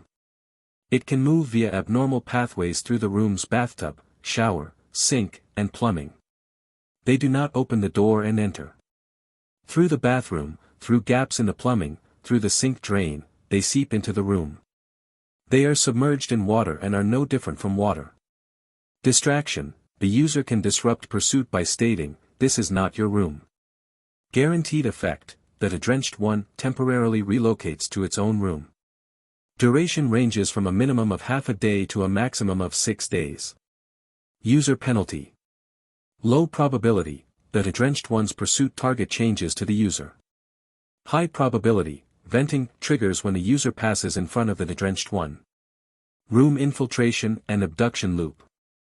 Upon meeting minimum pursuit conditions, the drenched one directly infiltrates the human guest's room within 3 days. Bathtub, sink, shower room, drenched one appears. Induces suffocation and subdues target. Forcibly transports to the 23rd floor aqua park. Rescue failure, after 12 hours, processed as drowning and death in hotel records. Rescue success. Guest survives but acquires drowning trauma and water system reaction sensitivity debuffs.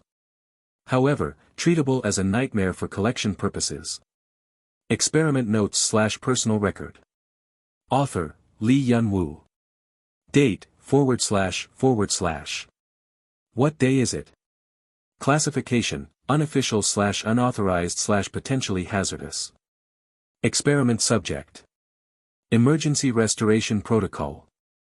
Concept. Without dying, can the restoration algorithm of the resurrection imprint be partially invoked to achieve self-restoration and structural reconstruction while alive? Background motivation.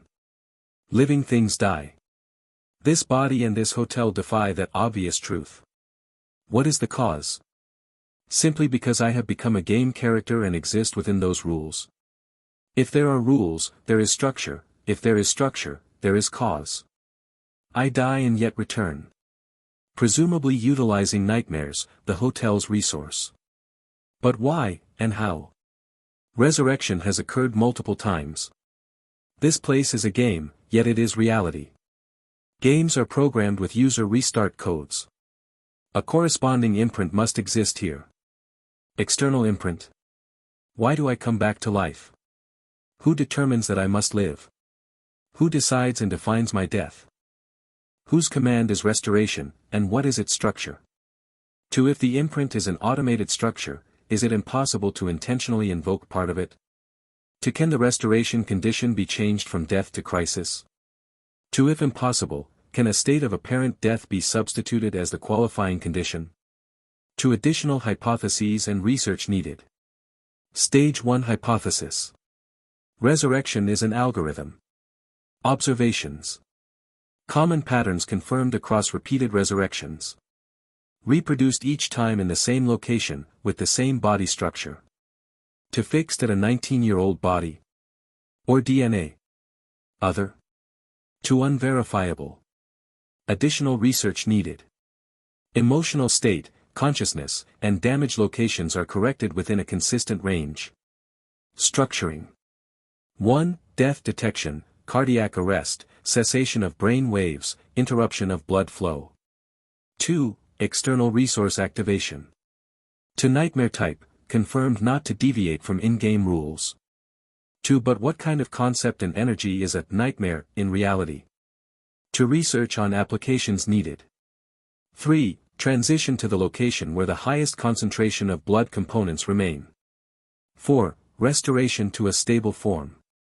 To reference elements confirmed, history, memory, genes. Conclusion. To restoration is not post-death replication but a conditional algorithm recreation. To if only steps 3 to 4 can be selectively invoked. To restoration without death may be possible. Stage 2 concept. Isolated invocation of restoration algorithm. Objective. Extract and invoke only structural restoration, not full resurrection. Enable blood to autonomously remember and restore form without reaching death. Damn blood magic. Method. Inject commands into a portion of the blood. Implement form memory and on-demand recreation algorithm. To who determines on-demand? To corresponding algorithm or prompt implementation needed, AI. High risk. Lower the restoration trigger to a simulated cardiac arrest state. Reduced consciousness, reduced body temperature, nerve blockade, etc. To completion verification needed. Self-experimentation log. Left forearm incision, median nerve conformation and blood reactivity observation. Approach to the verge of nerve damage.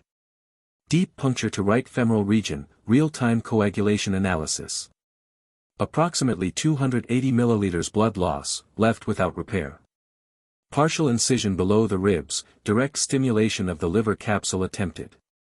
Intraperitoneal hemorrhage induced, defensive blood response recorded. Finger joint separation and guided reattachment. Restored bone tissue did not match normal joint structure. No analgesics or anesthetics used, confirmed elimination of additional variables and external factors. Consciousness maintained throughout for observation of sensory response and autonomous blood response, successful. Pulse rate, blood pressure, and pain response recorded during hemorrhage, successful. Deliberations. Commands must be inscribed into the blood. AI not viable. Limited commands required. Algorithm creation feasibility. Blood is a product of physiology. Can my identity be contained within it? Is it ethically permissible to design blood into which a part of the self has been transplanted to act on my behalf? Can this even be called technology? Experiment may result in death. Exercise caution. Record of 81st attempt. Failure. Attempt may result in death. Exercise caution. Memory imprinting success, partial form fixation. Restoration command injection, command structure functional. Problems, may result in death. Exercise caution. Restored body lacks consciousness, a memorized shell. Emotional contamination, blood restored in a state of anger autonomously hypertenses muscles. Self-disturbance, I and the copy of me in the blood, clash. Dissection attempt, may result in death. Exercise caution. Directly dissected portions of the failed restoration body to analyze restored cellular structure. Incomplete memory structures discovered in anomalous self-generated clots within blood vessels. Loss of consciousness experienced during self-dissection. Region _subrib incision to syncope following attempted abdominal organ readjustment. Post-recovery, the restoration body has no personality and only faint biological responses. Indistinguishable from a corpse. May result in death. Exercise caution. Seriously, exercise caution. Seriously, final, ultimate caution. Get a grip, Lee Yun-woo. Has your intelligence decreased? Conclusion, memory alone is insufficient. To the blood must not merely remember me, it must understand and choose. I cannot yet fully manipulate the composition of blood. The will and soul layers in particular are entirely inaccessible. Deep collapse induction method for blood layer access confirmed, high risk. May result in death. Exercise caution. This is maddening. Faintly. The sound of water. Director Lee Seon-hae opened her eyes. Groggily, she braced herself on the bed. Her vision was hazy from waking mid-sleep. Through the still foggy edge of consciousness, a sharp noise kept forcing its way past her eardrums. How to describe it? Like someone knocking on a door, almost like water. Talk. Water. Talk, talk. Droplets falling. In the silent settled room, the sound was conspicuously prominent. Its regular intervals grated on her nerves. It could have been a mechanical second hand, or the slow beat of a heart. Did I not close the tap properly after washing? Perhaps it was the heightened nerves of recent days. That tiny dripping sounded as loud as midnight thunder. Every drop seemed to sharply stimulate the synapses in her skull. Lee Seon-hae scratched near her ear and got up. Her body was heavy with drowsiness and her mind unfocused, but why? A compulsion that the sound had to be stopped lifted her body from bed. Turn it off quick and go back to sleep. I have to be up at dawn again. The conversation she'd had with Lee Yun-woo the previous evening came to mind. The face of a young man barely grown. What he'd said had left her quite troubled. He was in no position to be consoling them. She felt sorry and frustrated. Thud. Ow. SSS. Lee Sean-hae rubbed her forehead. Walking with eyes half shut, she'd finally cracked her head against something. Unable to force her clenched eyes open, she groped for the light switch. Click, click. What, why won't it turn on? She glared at the button through squinting eyes. A few presses, but the light showed no sign of coming on. The water sound, meanwhile, kept tormenting her ears. Talk. Talk. Talk. Ah, this is driving me insane. She scratched her ears furiously. Was it because her body and mind were fully drained? That tiny noise had her on edge. Lee Sean-hae stepped into the bathroom, into pitch darkness. Turn it off and get back to sleep. She should have known it was wrong. Electrical issues shouldn't occur at a hotel of this caliber. The meticulous Lee Sean-hae wouldn't have left the tap open. No matter how frayed her nerves were, no dripping should have sounded that loud. But her thoughts didn't reach that far. Lee Sean-hae's body passed fully into the bathroom. And then... The shower erupted like a scream. Water poured from the faucet like a waterfall, and the already full bathtub rippled with eerie calm.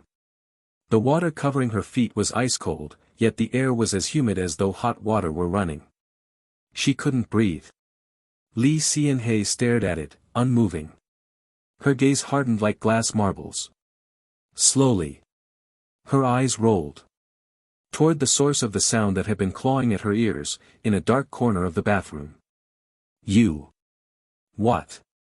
A body sunk deep in a full bathtub. The water inside overflowed endlessly onto the floor. The head leaned against the wall like a corpse, and through the suffocating curtain of the shower spray, black hair spilled in disarray. It was the guest from room 703. What are you doing here? This didn't make sense. Her mind snapped awake. The sense of wrongness buried in half-sleep returned like a blade. There was no room for a composed front. Her hand groped behind her. The door wouldn't open.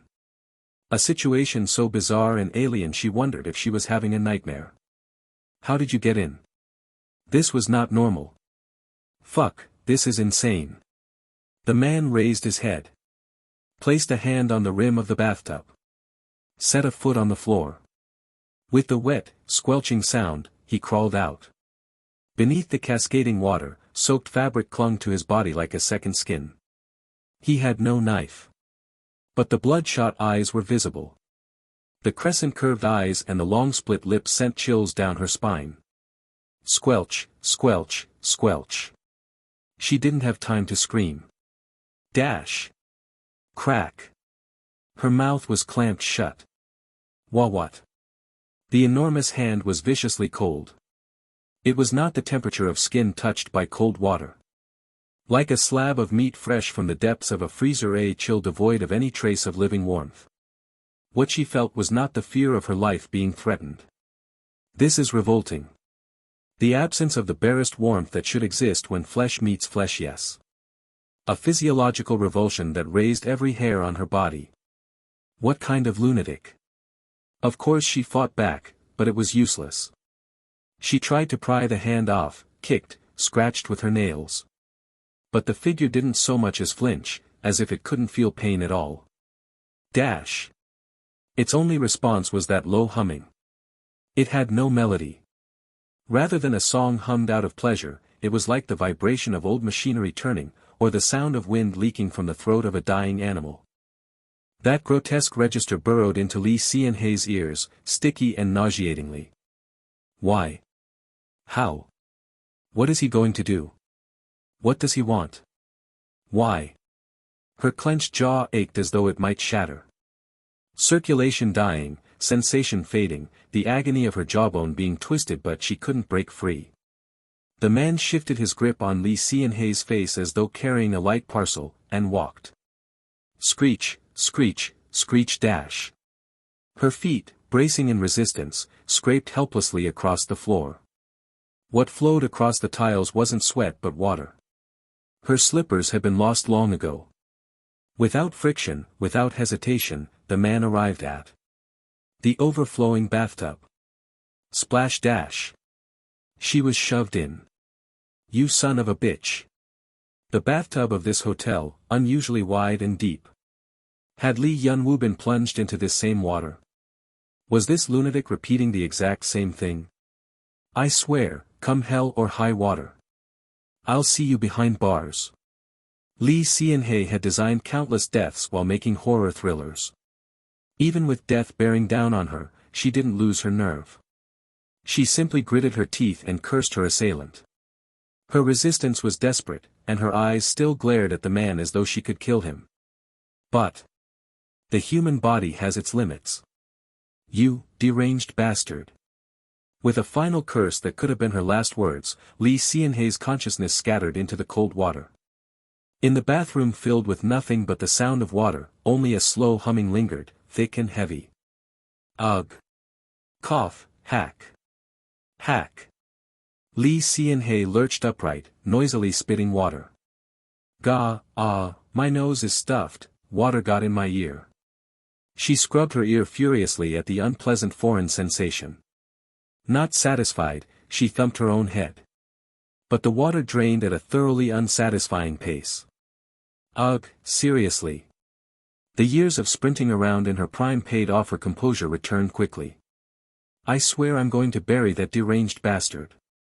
A burst of newly sharpened profanity directed at the room 703 guest was short-lived. Lee Seon-hae realized the ground beneath her feet was far too damp and heavy. Huh.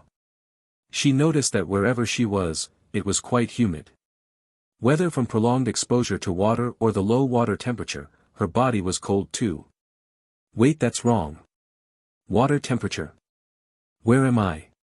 She raised her head, and instead of the hotel's walls, a vast, fathomless darkness stretched before her. What? And simultaneously, light. Beneath a ceiling or night sky so impossibly high it couldn't be gauged, an enormous expanse of water spread out. It was too vast to be a pool. Too still to be the sea.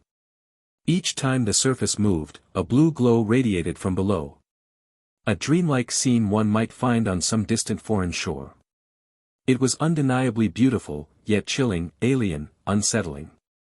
She couldn't shake the nauseating sensation that merely looking at it was gnawing at the bottom of her mind. How long had she been staring at it? Lee Seon-hae suddenly came to her senses. No, this isn't the time. Don't tell me that lunatic dragged me all the way here. She was wringing out her soaked clothes when it wasn't just one.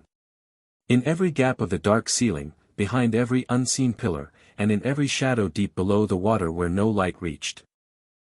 Many things. Ha! Were watching me. Lee Yun-woo had always thought. Better that I'm the one who dies. My death. My injuries. My pain. All of these fell within a domain he could control. They were wholly his own, mere constants that needn't be excluded from the calculation.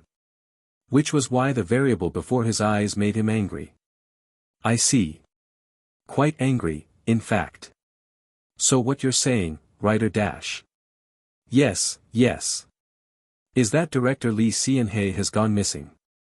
She was with me until yesterday, no, until dawn, at least, talking. She's not the sort to wander off, and there was no reason for it. Her phone's just sitting there, even her shoes are still. I see. Thank you for cooperating with the situation report. He'd considered the possibility. Once the drenched one initiated pursuit, it abducted the human guest within 3 days and took them to the aqua park.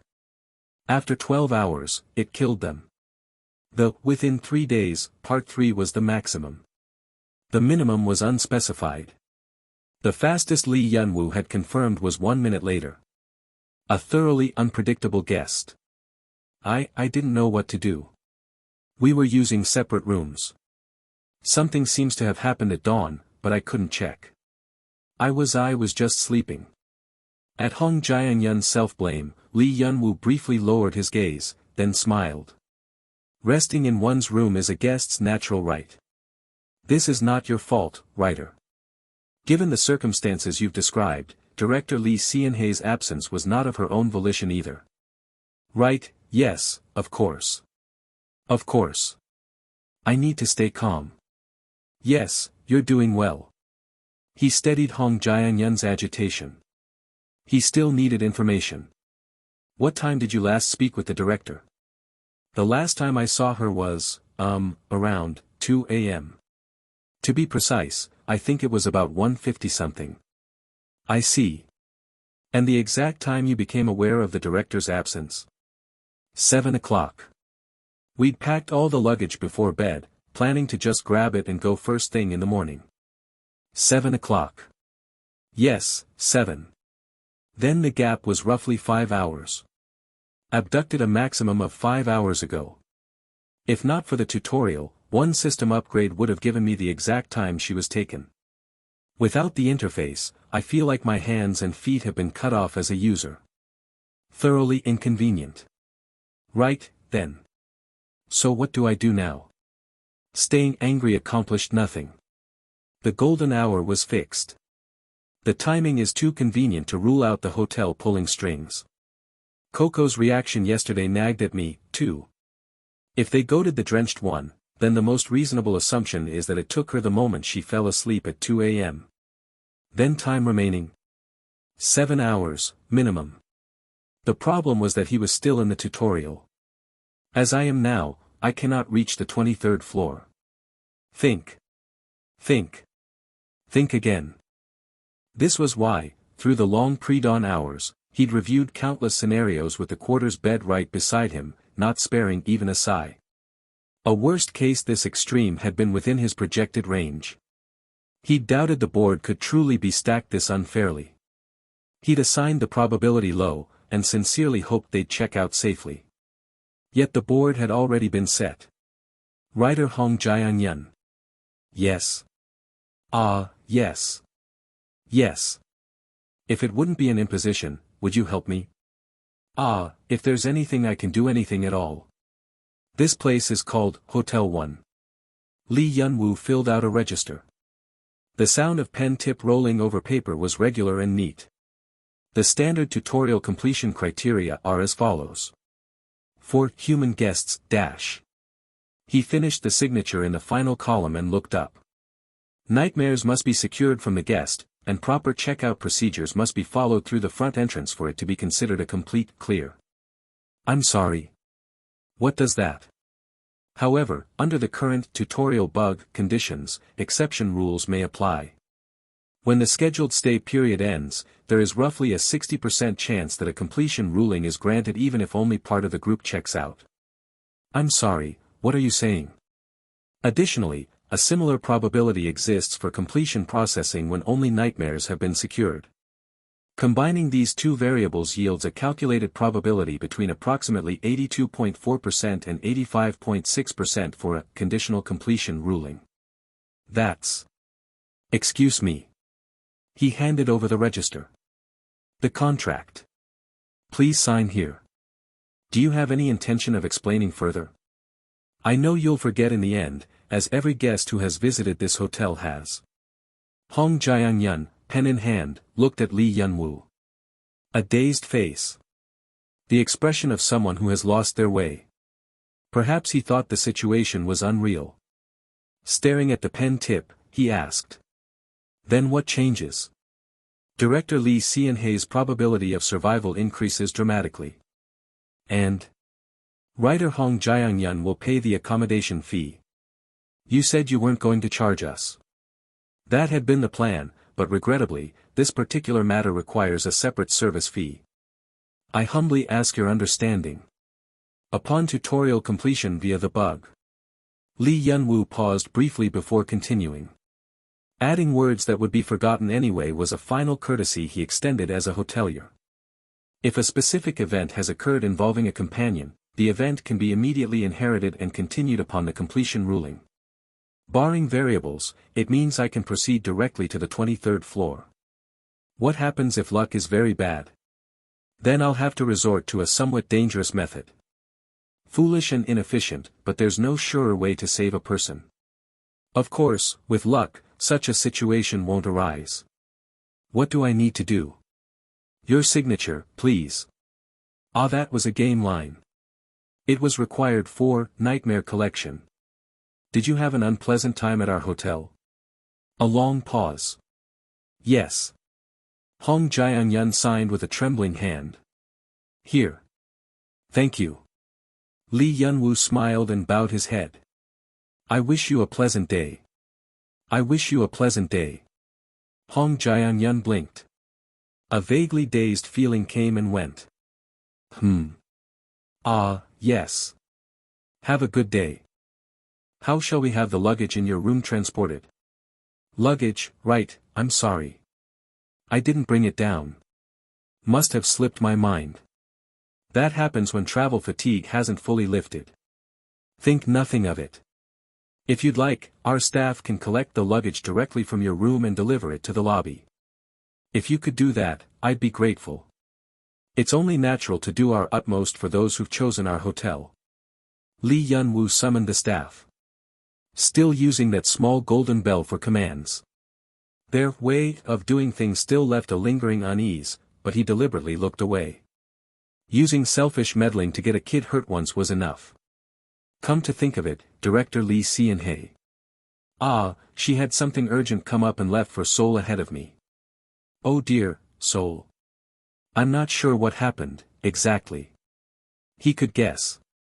Probably called in by the maternal side of the family. He'd heard about the advice sought from the uncle the other day. Likely fallout from that. Maybe she's getting an earful for poking around somewhere too dangerous. He felt sorry on multiple fronts. If only he hadn't gone to the 7th floor, things wouldn't have escalated this far. Past 30 by a good margin, and yet what kind of nuisance was this? We'll have to manage the work in Gapyeong on our own for now, I suppose. Does it look like the person who went to Seoul will be back right away, and if she happens to show up at the hotel alone, please send her packing. That's quite the difficult request for hotel staff. No, I didn't mean it like that. A small joke. I understand well what the writer is concerned about. If the director were truly to visit again on her own, would exercise my personal discretion to ensure she returns home safely. That puts my mind at ease. So please, do not worry. The general manager curved his eyes into a smile. You ought to have a comfortable journey home, after all. He'd been thinking it all along. The man smiled just like a fox. Sly and yet genteel, kind, certainly, but the depths utterly unreadable. Director Lee Seon-hye had called him a person who knows how to use his body well, and indeed he did. He was someone who knew perfectly how to draw another's attention toward himself. I will do everything in my power to ensure there is nothing for you to worry about. Yes, thank you. Travel safely. Something. Did I forget some luggage? He couldn't say why, but something nagged at him. The feeling lingered all the way into the car. Gone to Seoul, she says. Seoul, when the person in question was crammed into the 23rd floor of this hotel. What absurdity. Was this your doing? Yes, no. Maybe this is better, actually. The hotel's core resource, nightmares, are exactly what the word implies.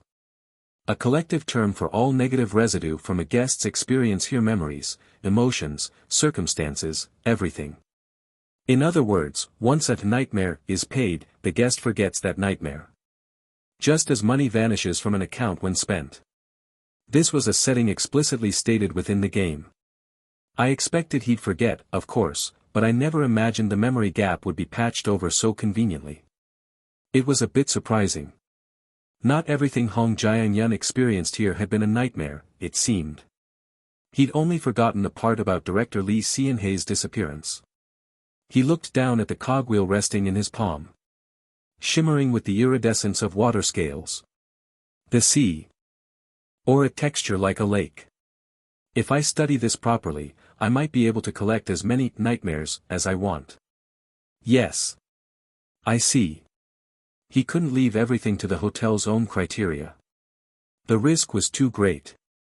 The moment the system classified someone's entire life as a nightmare, it would ruin a person wholesale. But that's for later. Right now there's something more urgent. It isn't over until it's over, they say. You really do wear me out. Tired? Yes, you wicked cat. No. Anyone can say no. Yes. Good heavens, such honesty. He pocketed the cogwheel. A high-purity nightmare with no use during the current tutorial. Li Yunwu stood before the elevator. The high-performance elevator opened its doors promptly. Li Yunwu pressed 23. It didn't register. It didn't register. This time, too, it didn't register. Ha! Against those odds, a bust. I must be going mad. The tutorial had not been completed. Still, it wasn't an entirely meaningless attempt. So let's hold on to a sliver of hope. This game has plenty of bugs, especially in the early tutorial like this. With an event overlapping on top of it, it's possible to resolve the situation on the 23rd floor via the management route through a bug. No. I won't entertain that opinion. The point is, with luck, I may be able to exploit this bug on the 23rd floor. Provided, of course, I arrive there in time. No. My luck really is foul today. Failing to land above 80%, a water ghost's curse, perhaps.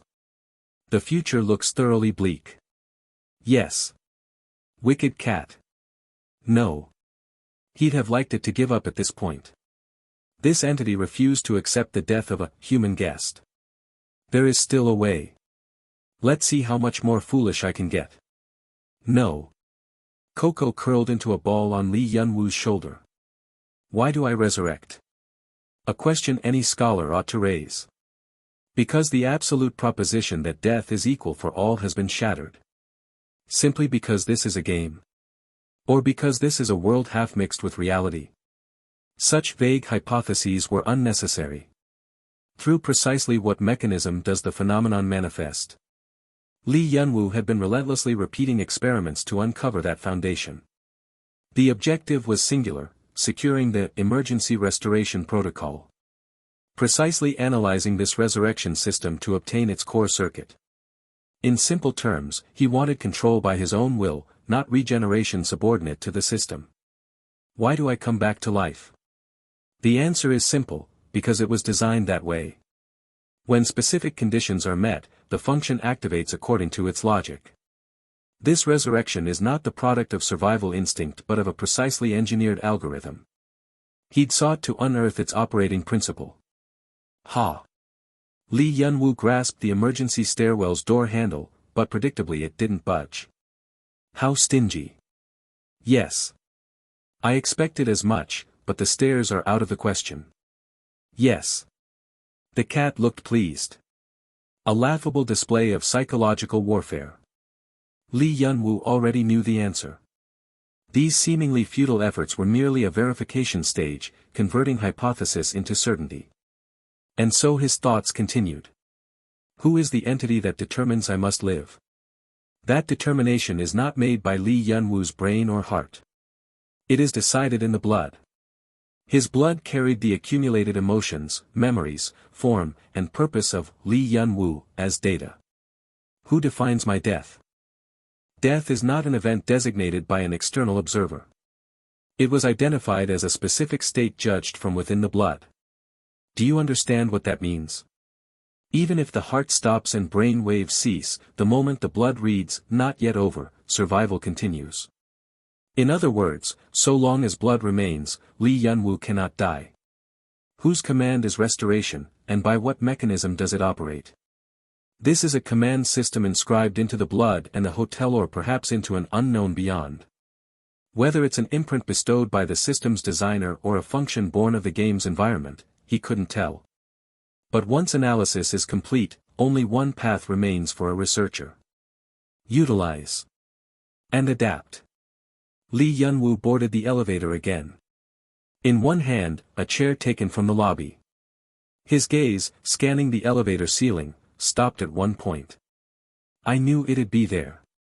Perhaps thanks to the design's faithful adherence to reality. A maintenance hatch caught his eye. Li Yunwu opened it by force without hesitation. A dark passage appeared. Or rather, was barely visible. Only the light from the small opening in the elevator illuminated that long, high shaft. No. No. No. No. Li Yunwu reached out. Tested his footing. The white cotton gloves had been discarded long ago. The uncomfortable suit jacket, already shed. Only one thing mattered now. Could he climb up through here? During the tutorial stage, stairwell and elevator use is restricted.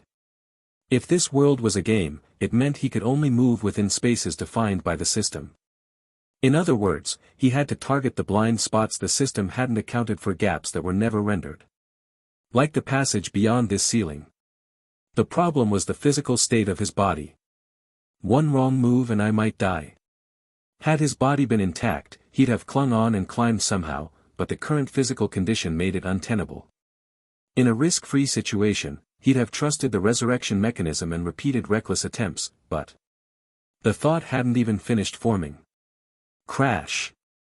NGH. No. HH.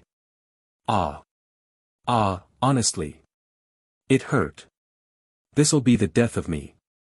His spine screamed. The back of his skull rang as though cracked open, every joint in his body twisting in a sensation that made drawing a single breath an ordeal. The result of trying to hang on with pathetic grip strength, and falling. A man tips backward a bit and ends up this wrecked. What a sorry sight I am. Yes, well, where was this water-soaked Hanji body going to go? No. Phew. No. Come out here. Yes. At least you listen well. Assessing his condition, the ligaments were swollen. Since this wasn't an officially defined injury within the game rules, pain was felt.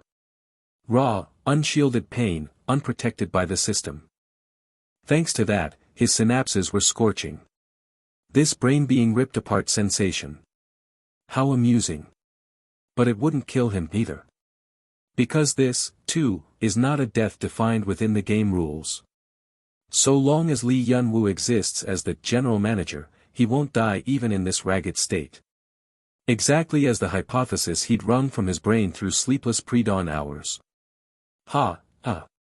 He truly felt insane. This works, that doesn't. The boundary between reality and game that this hotel had set was savagely selfish and narrow. It really couldn't stand the thought of not binding Lee Yun-woo as its general manager. So this doesn't work either. Yes. Yes. Yes. But that doesn't mean I'm out of options. No. Method, no. Coco's objections were blithely ignored. He could not tolerate people dying on his watch in a space he managed. Much less when he'd exchanged business cards with said guest. Letting them die was out of the question.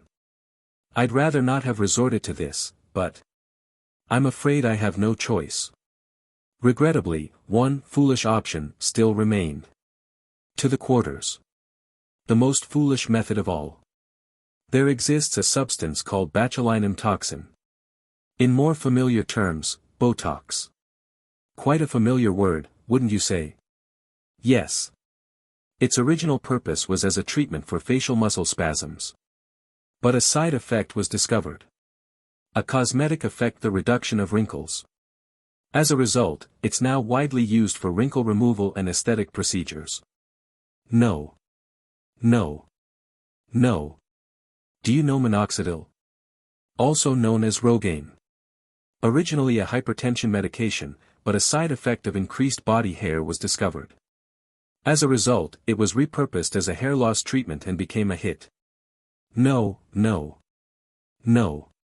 Side effect. No. What's to stop me from doing the same? How is blood magic any different? The countless resurrections he'd undergone were not miracles. They were a reproducible restoration algorithm. This, too, is ultimately scholarship and science. He'd conducted many experiments. Incised the left forearm to confirm the median nerve and observe the blood's response. Punctured the right femoral region to analyze coagulation tendencies. Partially incised below the ribs to attempt direct stimulation of the liver capsule. Induced finger joint separation and guided reattachment. Approached nerve damage. 280 milliliters of bleeding. No repair. No response. Intraperitoneal hemorrhage induced, defensive blood response recorded. Restored bone tissue did not match normal joint structure. Analgesic and anesthetic use restricted to eliminate additional variables and external factors. Consciousness maintained to observe sensory response and autonomous blood response. Pulse rate, blood pressure, and pain response during hemorrhage recorded successfully. But no meaningful results were produced. An additional 81 rounds of deep experimentation followed. Still nothing. Because he hadn't been able to access all layers of the blood structure. An error born of ignorance. Misfire. Failure. There's a reason this hotel had texts on blood magic. It was deeply connected to this body and this hotel. Created through it. At minimum, related. Or interpretable through it. Lee Yun-woo was human and data and a lump of blood. The basic mechanism, as far as he'd mapped it, was simple. Conditions are detected. Resources are summoned. Form memory is recalled. Connection to self and will is attempted. The body is reconstructed. But exploiting this is difficult. I'm the subject the imprint was applied to, not the person who inscribed it. In my clueless, wretched state, naturally I can't utilize it either. No. If you wanted to stop me, you should have acted before things reached this point. I am doing what I must do, and insisting on my own way for the responsibilities I must bear. And he added. I sincerely hope you, too, Coco, can be at least that mature a soul. Blood contains 5 things. Life, memory, emotion, will, and soul. The closer to the soul, the deeper the knowledge. He'd identified them arbitrarily but hadn't understood them. If only I'd had the time. With more time, it would have been entirely possible. 14 months at most would have been more than enough to analyze down to the soul's domain. But there's no such luxury now. It had to be done here. Right now. Lee Yun-woo swept a bloodshot eye across the crushed skin around his other eye. An injury from the elevator fall. Even a brief touch left thick bloodstains on his palm. In this state, I hardly need additional experimental material. Blood magic was a convenient discipline that could manifest nearly any phenomenon so long as blood was available. In the end, Lee Yun-woo, a researcher to the marrow, couldn't help but think even in a situation like this. Isn't that splendid cost efficiency? No. Good. Lee Yun-woo laughed. It was absurd. It was exhilarating. He was now attempting to force his way to knowledge. Let's see. Blood-stained fingers traced, unhurriedly, the magic circle he remembered. Let's ruin it. The forbidden ritual. There's even a sacrifice right here. Isn't that right? What he was about to do was not a simple ritual. It was a structural failure designed to precipitate memory into the blood, an intentional fall, an engineered agony, and... As the sacrifice prepared for that failure, I collapse. Before things reached this point. When Lee Yun-woo was still living alone in the hotel. One day, he read. And he remembered. Annotations of the Crimson Core. A grandiose name. Annotations on the Crimson Core. Translated intuitively, something like commentary on the Red Heart. The naming sense was crude beyond measure, and the implications within were equally unhinged. Though I shouldn't have expected sanity from the author to begin with. The scripture of a blood-worshipping cult. A collection of fragmentary commentaries derived from multiple texts, stitched together with considerable crudeness for reasons unknown. Testimonies of failed experimenters and sacrifices, annotations and anatomical diagrams, layered with bizarre prophecies and screams. Laid out like this, it almost sounds like a literary composition. Yes. 9 of the 13 chapters have been ruled non-executable. A cautionary tale, then? Hard to say. The hotel's archive was lined with dangerous books. Not merely subversive in content, but the kind whose very existence posed a physical threat. In practice, Lee Yun-woo had suffered a vicious headache the entire time he turned the thick hardcover's pages. Ah, and now a nosebleed. Thank you.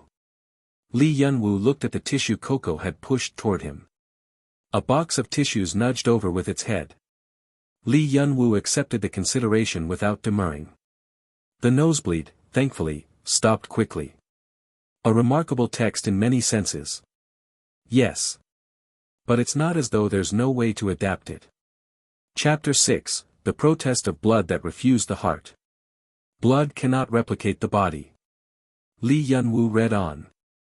However, it can remember you longer than you remember yourself. It was not in the format of the academic papers Lee Yun-woo had spent his life reading. If one had to classify it, perhaps a grimoire. It was closer to someone's deranged notes, stained with dried bloodstains. Thin, dense, and viscously clinging passages.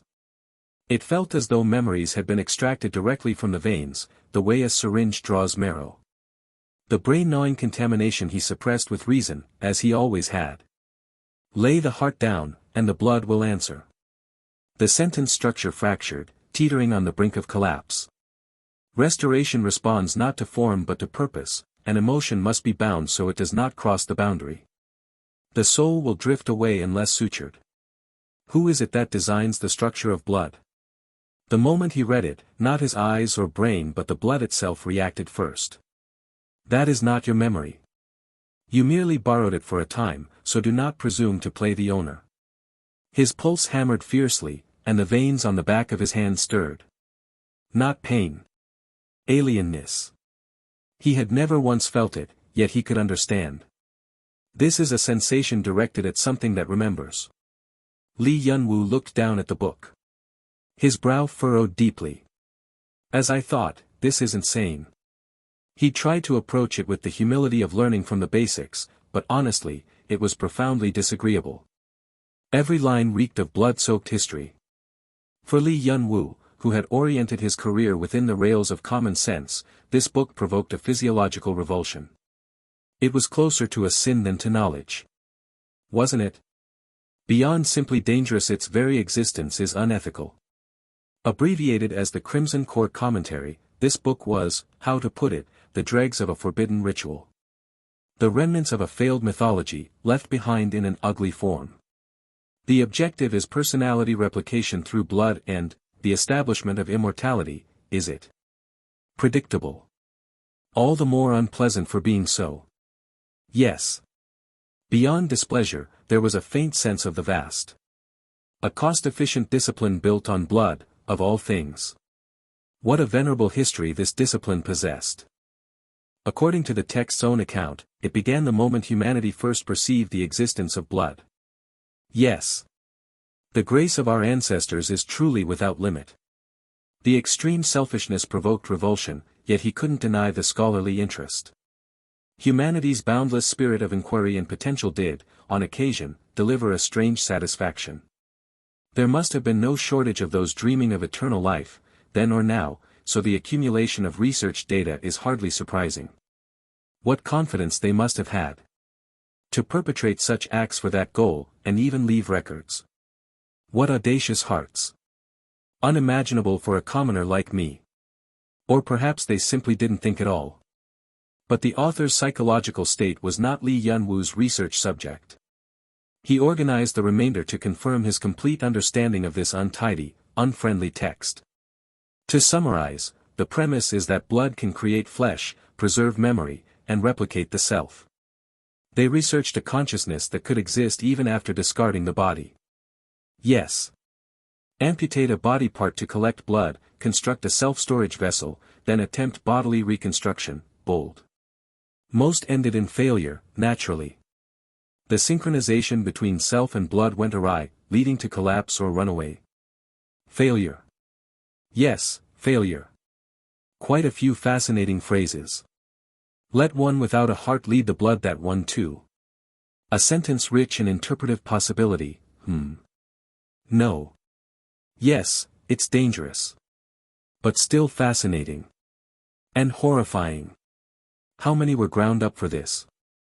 The 13-chapter text was tremendously thick. Heavy and worn. Every sentence written in blood. This isn't simply a matter of being unethical. Was there any history or discipline in all the world this destructive of order? And yet what emanated from this record was not malice but zeal. Within the efforts to restore the self, that desire was laid bare. Revolting, fascinating, and therefore precise. Like a living organism. And if one truly defined this as a living organism, would it deserve respect? A research subject convincing enough to torment one between ethics and gain. A sacrificial offering was essential to this ritual. A medium capable of disrupting the blood structure at an emotional level while maintaining a living state. Yes, in this framework, the blood's 5 basic components would include emotion, will, and memory.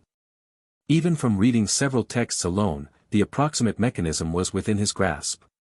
The output was sufficiently predictable. Placed atop that formula, blood will react most intensely at the moment of witnessing someone's death. Consequently, the sacrifice must retain their sense of self up to the moment of being killed. Yes. Deviants, the lot of them. They knew full well it couldn't be easy and repeated the same thing. All failure, failure, failure. Records overflowing with nothing but side effects. The sacrifice's blood did not collapse, emotion and soul condensed viscously. Deep collapse occurred, and all involved were consumed by the blood's autonomous self. Dear me. Li Yunwu felt pity or perhaps contempt. Anyone capable of writing a text of this caliber would have easily surpassed the average surgeon's skill. To record nothing but failures with that talent. But this is the text that most closely addresses the problem I've been wrestling with. A little more study and I think I could understand it, yet for someone who's barely started moving blood. Even so. Still. Fascinating. Velmareth quora solven day. Rhythmer, delashta in keen. Myron be unspoken, skinren to namefall. Red upon red. Hush the breath that never left. Take not me take what knew me. Velmareth. Velmareth. Velmareth. Velmareth. No. Right. His eyes were thick with blood. The way it slid, sticky, down his chin it looked just like tears. If you put it that way, I suppose I'm crying for the first time in a while. He could feel the blood reacting to the written words. When the blood scraped at his insides, Li Yunwu was unmistakably feeling something. Emotions tethered to memory had been dragged up along with it. Why? Because I thought of the sacrifices in the records. Because of knowledge spent without value. Because I thought of time discarded with such regret. Either way, he hated it. Truly hateful. How shameful. And uncomfortable.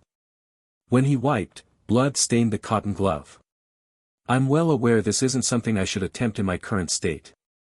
That day, Li Yunwu suspended his research on the ritual. He'd sensed he couldn't handle it. In a state this emotional and raw, nothing would work. The side effects are severe, too. The original objective was transition to a sustainable hemobody by using blood as a vessel for self and existence, abandoning the flesh, but the side effects were too extreme. Blood abnormally integrating self, memory, emotion, and soul before going berserk. Incomplete self-dissolution, emotional contamination, memory overload, failure of soul orientation, ultimately the boundary between self and blood collapses. Sensory distortion. Memory over-emergence. Autonomous blood behavior. Duplication of self. Every recorded side effect pointed to the annihilation of identity. It was regrettably laughable. The attempt to preserve existence had instead killed it and left it to fester. Failed experimental subjects repeatedly mutter specific phrases, unable to die or live, becoming blood and left abandoned forever. This is called the deep collapse of the blood. A dangerous ritual. Deep collapse of the blood. Yes. Doesn't the name alone terrify you? Yes. Yes. Some people just have it, they say. Not the usual context for the phrase, but anyway Li Yunwu had tried to fail the ritual, failed at failing, and accidentally succeeded, and was tearing his hair out over it. Meanwhile, someone else was still gritting her teeth and holding on for dear life. Naturally, it was director Lee Sean-hye. I miss our kids. Where am I, and who am I? The first thing that came to mind was the film crew working without her, and the second was just profanity. Fuck everything. I really try to live a decent life, right? And the world just right? She genuinely felt like crying. The deranged nonsense cycling through her head felt like desperate attempts to stay alive, which made it even scarier. This sensation of brain and self separating dizzying. Save me, seriously. What the hell is this hotel's concept? It didn't feel real. More like a hidden camera prank. Her brain had started processing this moment as a sitcom. Is this some kind of survival mechanism? Does the brain produce these fantasies when the happy circuits are pushed to the absolute limit? But this hotel started it. She was so indignant and frightened she could barely function. She'd always thought the world was terrifying, but this level of terror had to be some kind of defect. Something is watching me, I'm telling you. Since when does detecting killing intent from some fantasy genre actually work in real life? And why does it work in this pathetic body of mine? At first it was just gazes. The pool water glowing bright with every ripple bioluminescent plankton or something, fine. But eerie gazes kept emanating from every pocket of darkness. She identified the source quickly enough. Creak dash. Scrake, screak, screak, eek. A. Oh God. This pool had monsters living in it. Oh, they really lived here. Breathing, crawling, flying. Utter pandemonium. Never thought I'd live to see a siren in the flesh. No, she wasn't certain. Whether it was a siren or what, she wasn't sure. Just a creature with the lower half of a fish and a female human upper body. Smooth-skinned but mucousy, with either no eyes or three. The exact name of the monster doesn't matter right now. That she hadn't lost her mind upon seeing it was the more surprising fact. Of course, for a creator, it did stir a particular sort of interest. Get a grip. She looked around the tunnel. I might need to move. These weren't the only things here. An octopus-like monster inside the waterslide or deep tank. Probably a kraken. There was also a unicorn that looked like a mangled lump of half-formed flesh. Beyond those, she'd spotted ghost fish, slimes barely visible underwater, and jellyfish with human eyes among others. Too frantic to remember the details. Mr. Yunwoo. What kind of workplace are you running, and how? She'd have quit ages ago. Or died ignoring the safety protocols. If this were just a haunted house or a theme park, she'd have been thrilled to explore. Great inspiration potential. But now wasn't the time. You have to be alive to make a film. Lee Sean-hae was well practiced in looking after her own life. She was currently hiding in the tunnel behind a display tank. Ghost fish drifted by occasionally but didn't attack when they spotted her. For some reason it was slightly hard to breathe, but aside from that, this was the safest spot. Ha! A hollow laugh escaped on its own. Yes, Lee Sean-hae had already tried hiding elsewhere and paid for it. My leg hurts. Her calf had been punctured. It's not bleeding, but, is this right? It looked slightly pierced, but no blood came. Instead the skin around the wound was cold and dry. A sensation of faint rippling beneath the skin. Revolting, and of course it hurt. So walking on both legs is out of the question now. And if a monster gets into this tunnel, I'd have to crawl to escape. What do I even do? She'd been scratching at it and barely stopped before drawing blood. I can't believe I'm doing this. She suspected the monsters here also induced delirium or contamination of some kind. Come to think of it, there was a weird sink somewhere too. A bathroom where she'd heard dripping. A strange voice came from a water-filled sink basin. The water began squirming inside, and suddenly monsters started crawling out of the sink's plumbing. Wow! Truly, spectacularly horrifying in every possible way. The more horrifying thing was something else. When it brightened for a moment, on the pool floor, I'm sure. In a depth like the ocean's, far below. She had seen an enormous eye slowly opening. It was very deep down, and incredibly large. She'd nearly died spacing out the moment she'd barely escaped the pool after being entranced by the sirens. The facilities here are all wrong, too. They feel alive, almost pulsing, and though it was too dark to see clearly, on the ceiling above, there was definitely something pale and enormous. Was this the cosmic horror she'd heard about? Not her genre specialty. But she had an overseas colleague who was obsessed with cosmic horror, so she knew the gist. Indeed, terrifyingly huge. Lee Sean-hae now felt confident she could direct a cosmic horror film herself. Worth a shot, maybe. If she made it out alive. Lee Sean-hae rolled a bitter smile inward, tucking it behind her lips. Good thing I'm the only one dragged here. My innocent crew nearly died. It was Lee Sean-hae who had insisted on opening this hotel's door despite everyone's objections. Hong Jiang-yun, who couldn't teach an old dog new tricks, joined later, but the beginning was always the problem. I'm the problem. If the others had come, they'd have fainted on the spot. She was being observed. She could feel it. I don't know who's watching, but then again, there are plenty of monsters here who could be. Hard to pin it on any one of them.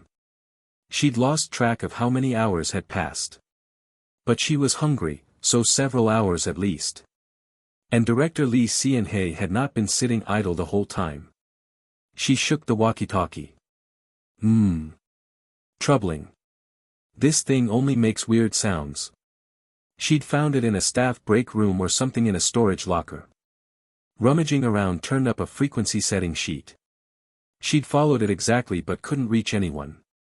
Just crying sounds. Vibrations, overlapping voices. It wasn't that I didn't hear a human voice, but that part was definitely off. She'd heard Lee Yun-woo's voice.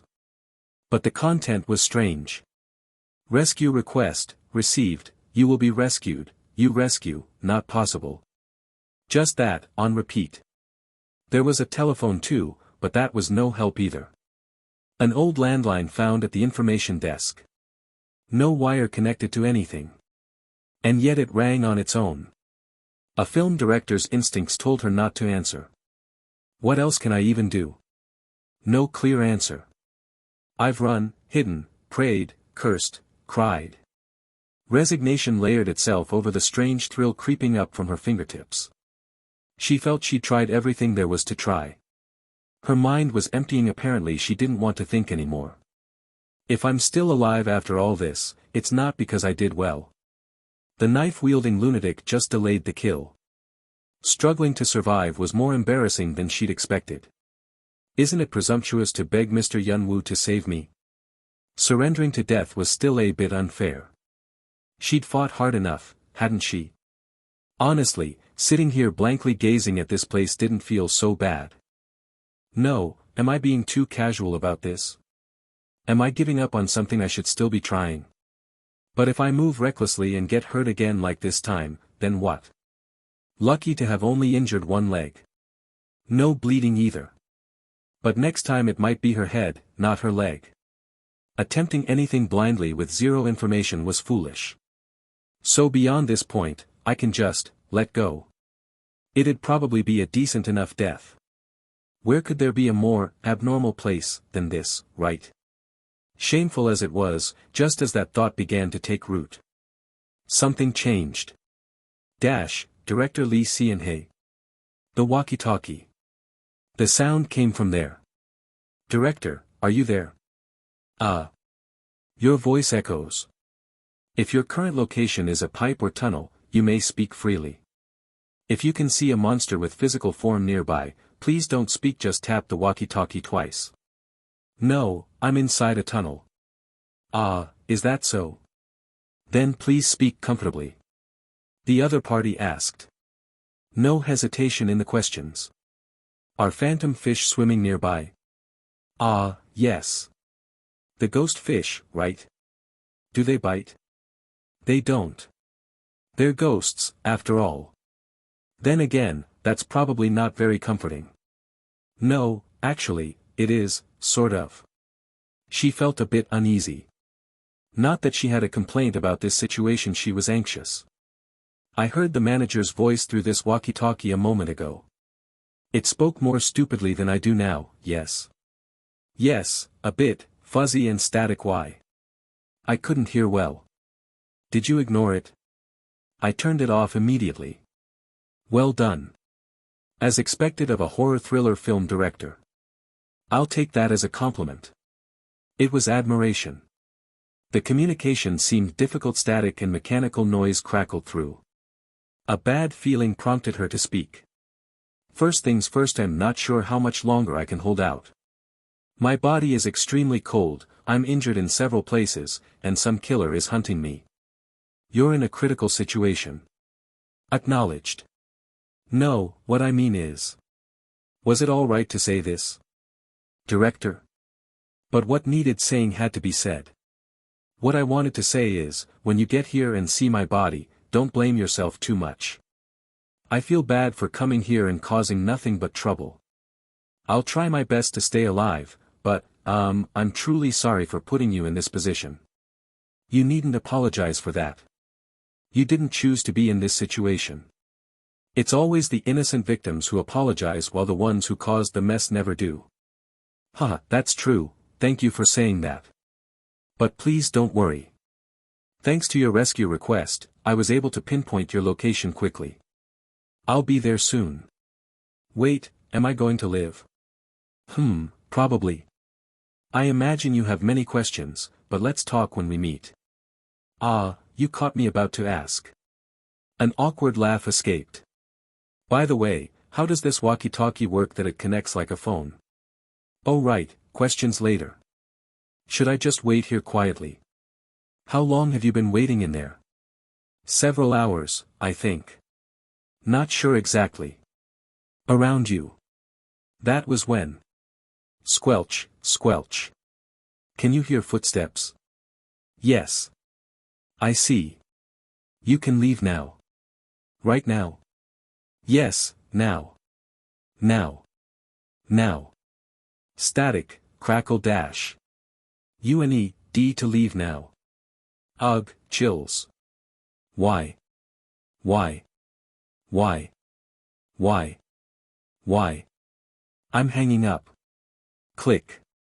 She turned the walkie-talkie off. NGH. She rubbed her ear. That was unsettling. It felt like something lingered in her ear. What she'd heard from the walkie-talkie was not speech. Not voice, not language, yet it had been reaching out to Lee Cian-hei the whole time.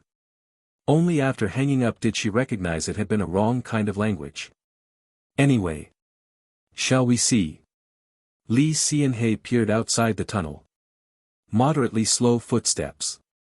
Despite the considerable noise, the knife-wielding lunatic had passed her by. That was useful information. She nodded inwardly. Horror films have rules. Information offered early by a suspicious but meticulous entity is generally correct. You have to mix some truth into lies for the bait to work. The adorable ghost fish flickered before her eyes. She knew it was absurd, but right now they looked the safest of anything here. At this point they're actually starting to look cute.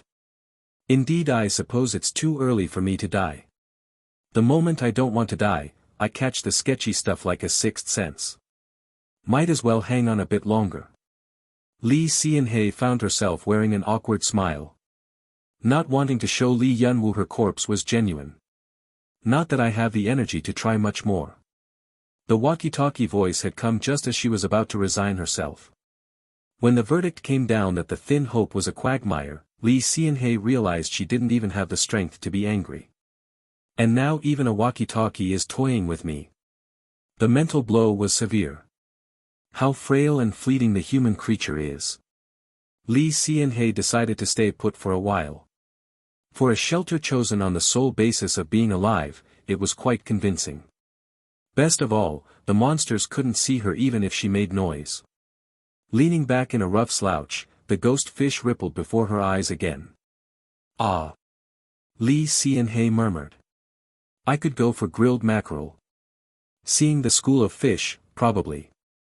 No energy to run, so the appetite kicks in instead. Was this what they called the survival instinct? Absurdly, her mouth watered even knowing she couldn't eat. Maybe wanting to live ultimately meant missing the ordinary things. Am I losing it? A hollow laugh.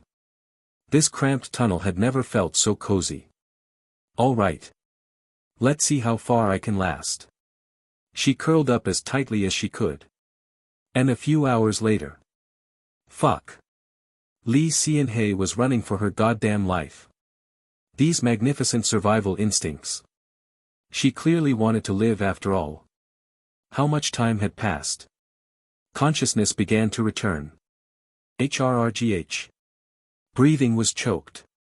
Whether from the high humidity or because her lungs had given out, she couldn't tell. Even so, an instinctive relief washed over her. I'm alive. Well, alive, but she couldn't tell if she was living or dying. The lunatic had chased her like a maniac, so she'd run like one. After she'd dragged it out long enough, it slowed down. She'd used the opening to escape the knife-wielding maniac's line of sight. HK, ha, HK. She fought to muffle her breathing. Who? Lee Hsian-hei bit down on her lips. Just hiding in the tunnel wasn't enough. She'd been too complacent. She ought to bang her head against a wall and write a letter of reflection. There was something she'd overlooked. The suspicious but meticulous entity's early information was generally correct, true. But the walkie-talkie had said.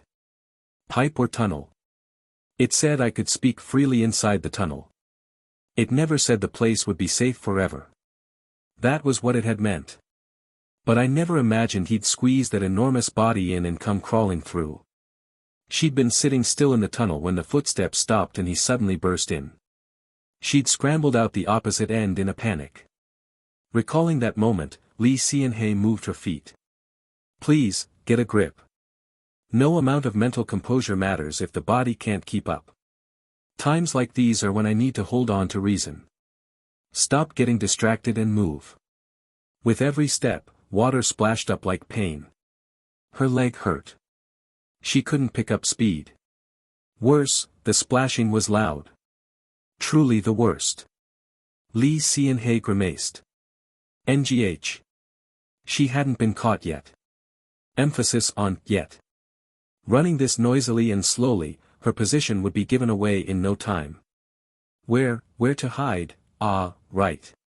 Pipes? Where are the pipes? Did it mean water pipes? Those are too narrow for a person. Then was the pipe talk a lie? If not a lie, where the hell are they? She hadn't bolted out without a plan. The walkie-talkie had said pipe or tunnel. If there was a space as safe as the tunnel, she could hide there. The problem was not knowing where that was. Well, I'm screwed. This aqua park was obscenely vast. She'd seen the pamphlet at the information desk, but it was pure fiction. Most of it was traps. Nothing worked. My stamina is tanking. The breath rose to her throat. Footsteps were closing in. It was searching for her. The closest thing, timing was on her side.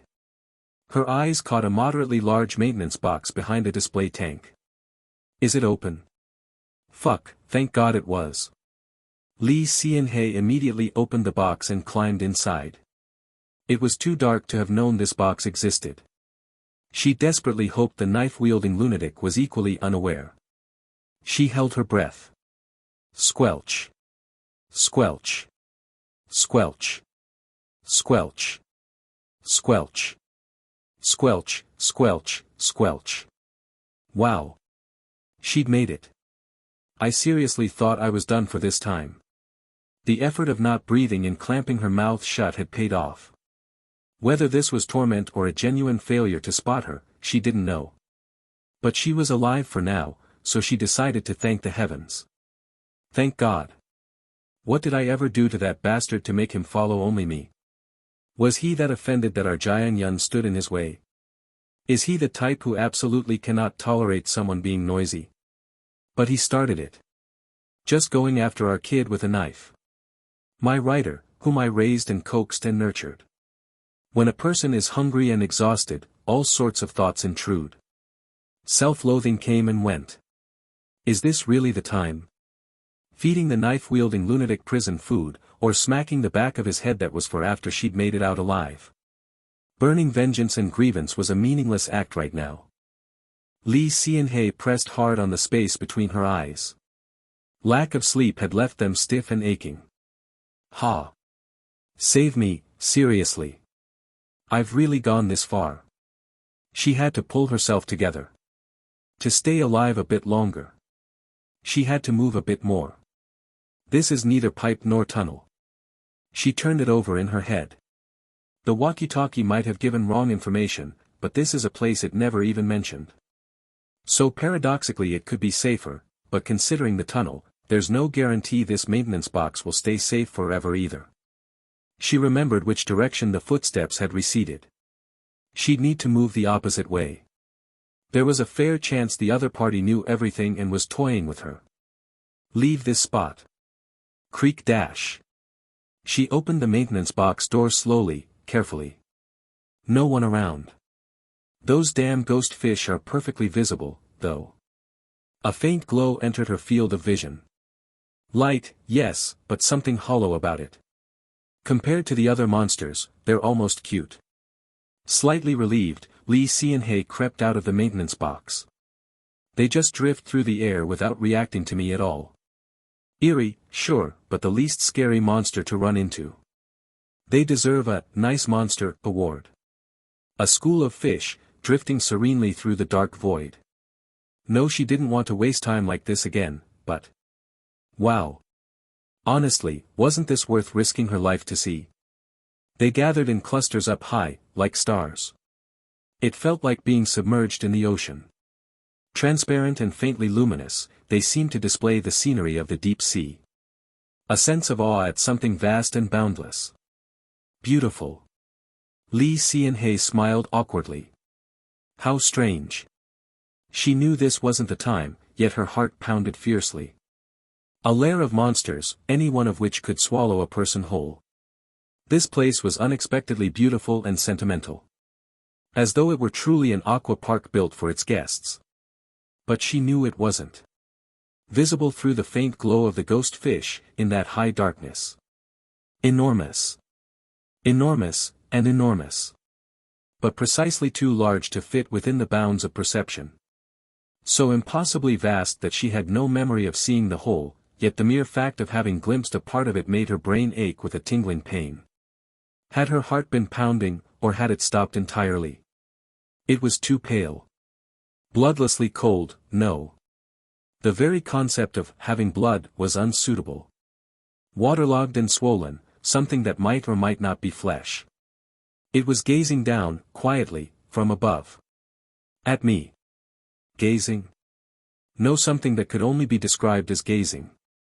It was detecting me. I can see it, I'm sure. Those countless gazes bored into her eyes and brain like thin tubes. Each time, she felt it. This isn't safe. It can't be safe. This was a tank where something that should not exist lay sleeping. But, well. It's got nothing to do with me. Even if it exists, she'd like it permanently filed under doesn't. Good view, anyway. She'd been feeling guilty about being unable to do anything for Mr. Yunwoo, and here she was finding one more reason to justify crawling into this hotel. Ah, my eyes hurt. She rubbed her bloodshot eyes and lowered her gaze again. She knew looking did no good, yet kept staring. Maybe the more negative something was, the more addictive. Director Lee Sean-hae moved as quietly as possible. Oh. And found a decent crutch along the way. The place was probably a staff break room. Or an infirmary. There was a simple bed and a small medicine box. Everything looked dated. But the crutch aside, there was a medication she'd never seen before. What's this? The packaging itself was mass-produced. But Lee Sean-hae was someone who'd courted hardship and injuries throughout her career.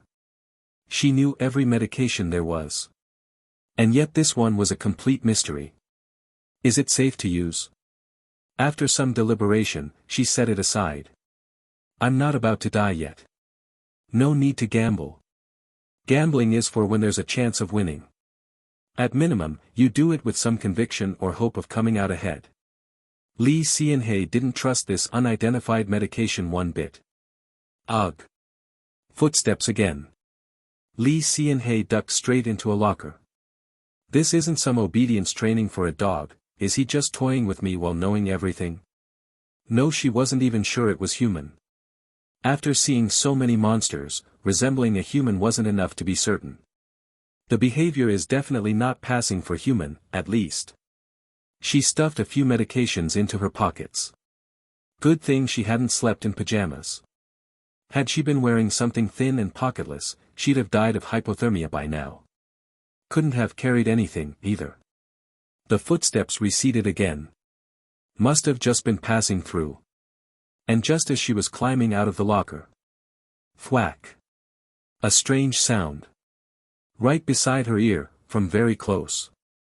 Huh. She turned her head slowly. On the inside of the door she'd pushed, a red handprint was stamped. A hand? Precisely a handprint stamped at exactly her eye level. Why is this? The mark had spread as if something had pushed out from the inside. Red liquid slid downward. Silent, yet vivid even in this darkness. This is... What? Was this left for me to find? It certainly looked that way. It was positioned too perfectly, as if waiting to be discovered by Lee Si-Hay. So perfectly positioned that it looked suspicious. Then again, nothing here could be normal. Anyway, wow. Wow. A belated gasp. Director Lee Si-Hay clutched her chest. Her tongue was glued to the roof of her mouth and wouldn't come free. Classic horror movie stuff. What a scene of pure thrill. Thought my heart was going to leap out of my mouth. She worried it might stop soon. Too formulaic and too deliberate, that was what made it terrifying. A blatant cliché, but experiencing it firsthand was this frightening. Hong Jiang-yun would have fainted already. Right, at least that coward didn't get dragged here. He tended to court death through hysterics when panic set in. Viewed that way, the situation wasn't the absolute worst. So where do I go now, ha? And just as she opened the room's door to leave, their eyes met. A mouth torn wide. Bloodshot whites. Hands caked in blood. Those hands. Those were the hands. The very hands that had left the mark on the locker door moments ago. Ah. In other words, she was completely, utterly screwed. Lee Si-Hay's judgment was instinctive. She didn't actually think. She just moved. She happened to be holding something. Fuck dash. Smash dash. She hurled the medication into its eyes. Get away from me. The man faltered but didn't so much as blink. But in that instant of faltering, Lee Si-Hay spun around and walked as fast as she could. Having even a crutch was heaven-sent luck.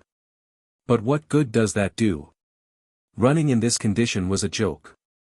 Naturally, she was caught within steps. Ag. The man's hands, damp with blood, were enormous, and cold as a corpse. She felt something like insects crawling on the neck that was instantly seized. Ah, and just like that. Pitch, gah. Slam dash. She was driven into the floor. You, piece of dash. GKH, ha, ugh. NGH. The man looked down at Lee Si-Hay without a word. This was what dying felt like. The lunatic was staring at her with that unhinged face. Breathing hurt beyond suffocation and quickly turned hazy. There are ways to sometimes still breathe through this. Was he a professional at strangling? He'd locked the airway shut.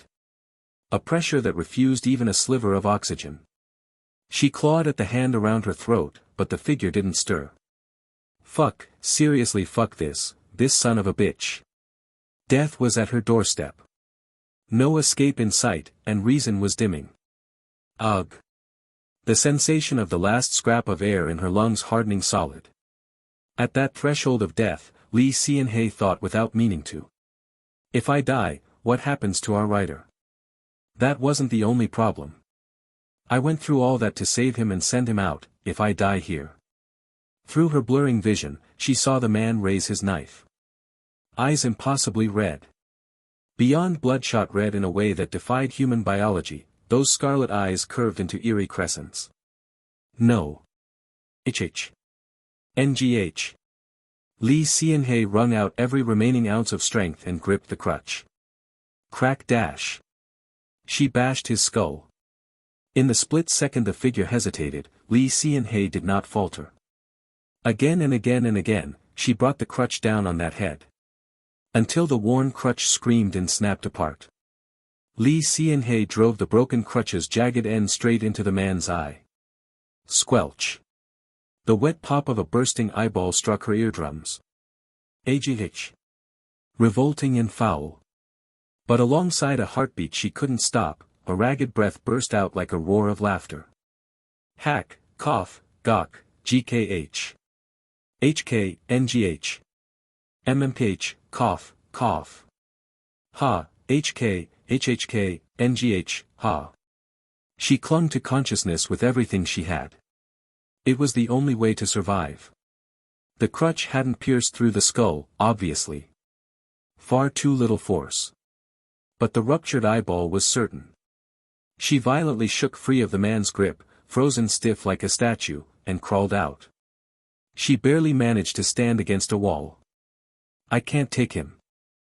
She'd never neglected exercise or self-defense, but in this situation, none of it meant anything. Lee Sean-hae's body was wrecked and the other party in peak condition. Could she kill him? She had no proper means, and killers kill better experience counts. GKH, She'd never committed murder. The greatest transgression of her life had been injuring someone in self-defense. There was no room to weigh conscience or ethics, but lack of experience meant hesitation. And hesitation was directly connected to death. As if I'd make that gamble. So she had to run. She had to leave this spot immediately, and yet. Ugh, Burk, ugh. Bway. Hack, GKH. Her stomach turned inside out. KHLK, NGH. Ugh. Bile surged up. Her vision lurched mercilessly and her head spun. Senses were slashed beyond any sense of direction. The inside of her throat burned, and her lungs felt like she'd inhaled wet cotton. Her fingertips were cold. A damp, heavy sensation. She came to and found her hand splashing in the water that covered the floor. Had she fallen?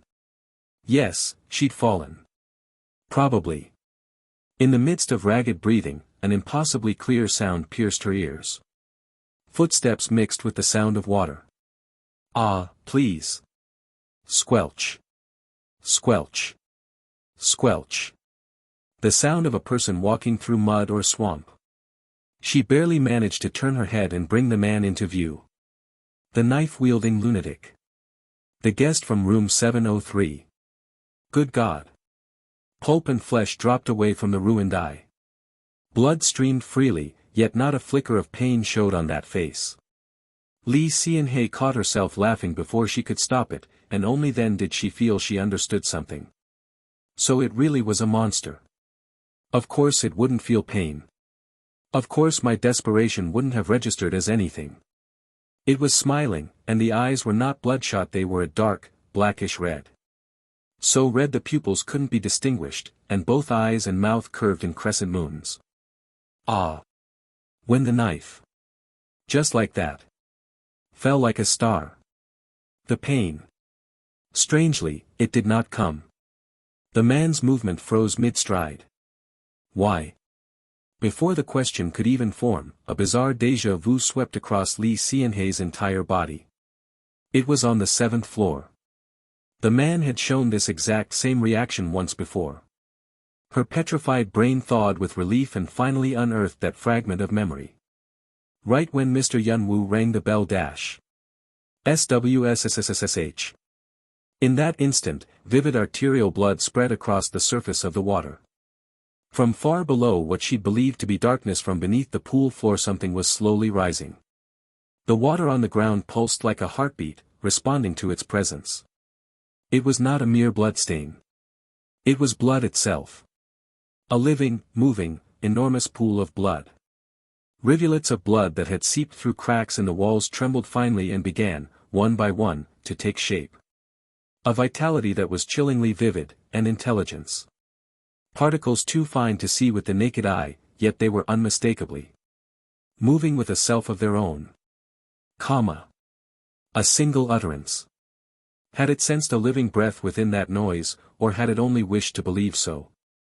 From the pitch-black water, a single vermilion strand surged upward like the root of a plant. The strand changed direction.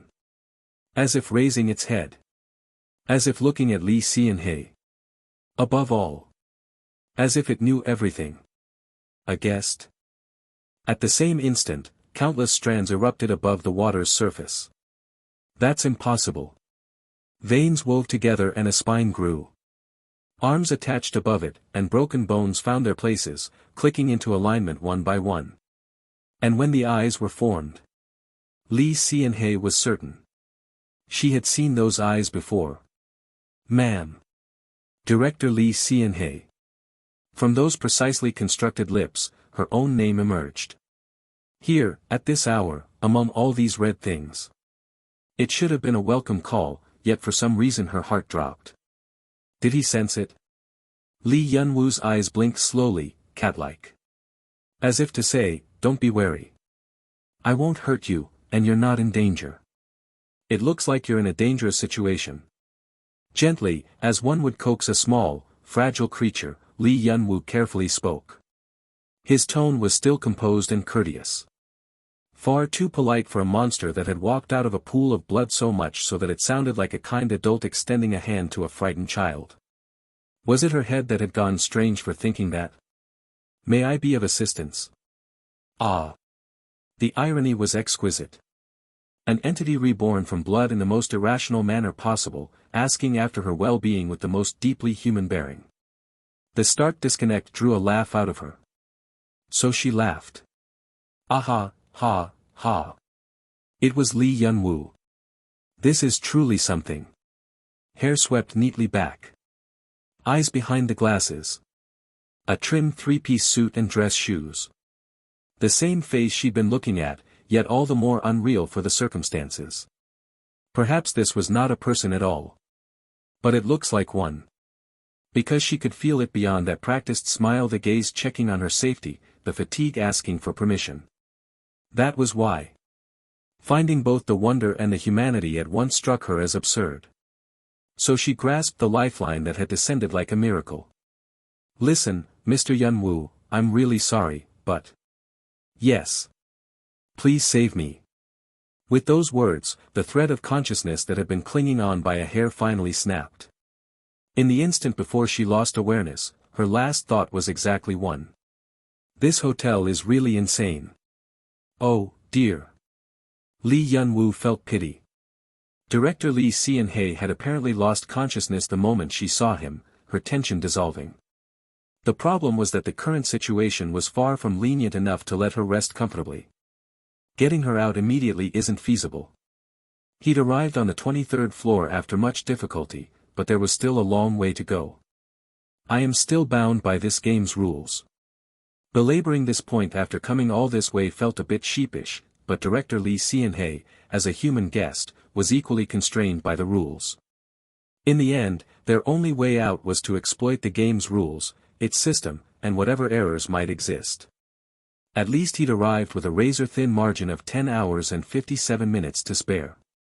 But that's only the bare minimum for survival. Meaning several more trials still lay ahead. I suppose I should be grateful you're looking this way as intended. Director Lee Hsian-hei was forgotten, for the moment. Glare all you like, I've no gift to offer. A brief standoff. But Lee Yun-woo had anticipated this much before setting foot in the aqua park. The playable character has a companion transport function. A motion called Carry Companion. A function allowing the user to personally support and move a companion whose stamina has dropped below 30%. Lee Yun-woo hoisted the director onto his back and broke into a run. This is recklessness of the highest order. As the drenched one swung its knife in pursuit, Lee Yun-woo grimaced. Dealing with those who couldn't act their age and ran amok was, no matter how many times he experienced it, an exhausting affair. Hello everyone! As we wrap up this video, I want to share a quick note. I have a Patreon account. If you'd like to support me and enjoy on-demand audiobooks, you can become a Patreon member. Alternatively, you can check out my Google Drive link, which has 500+ novel audiobooks available through my Ko-fi or Patreon shop. I appreciate your support.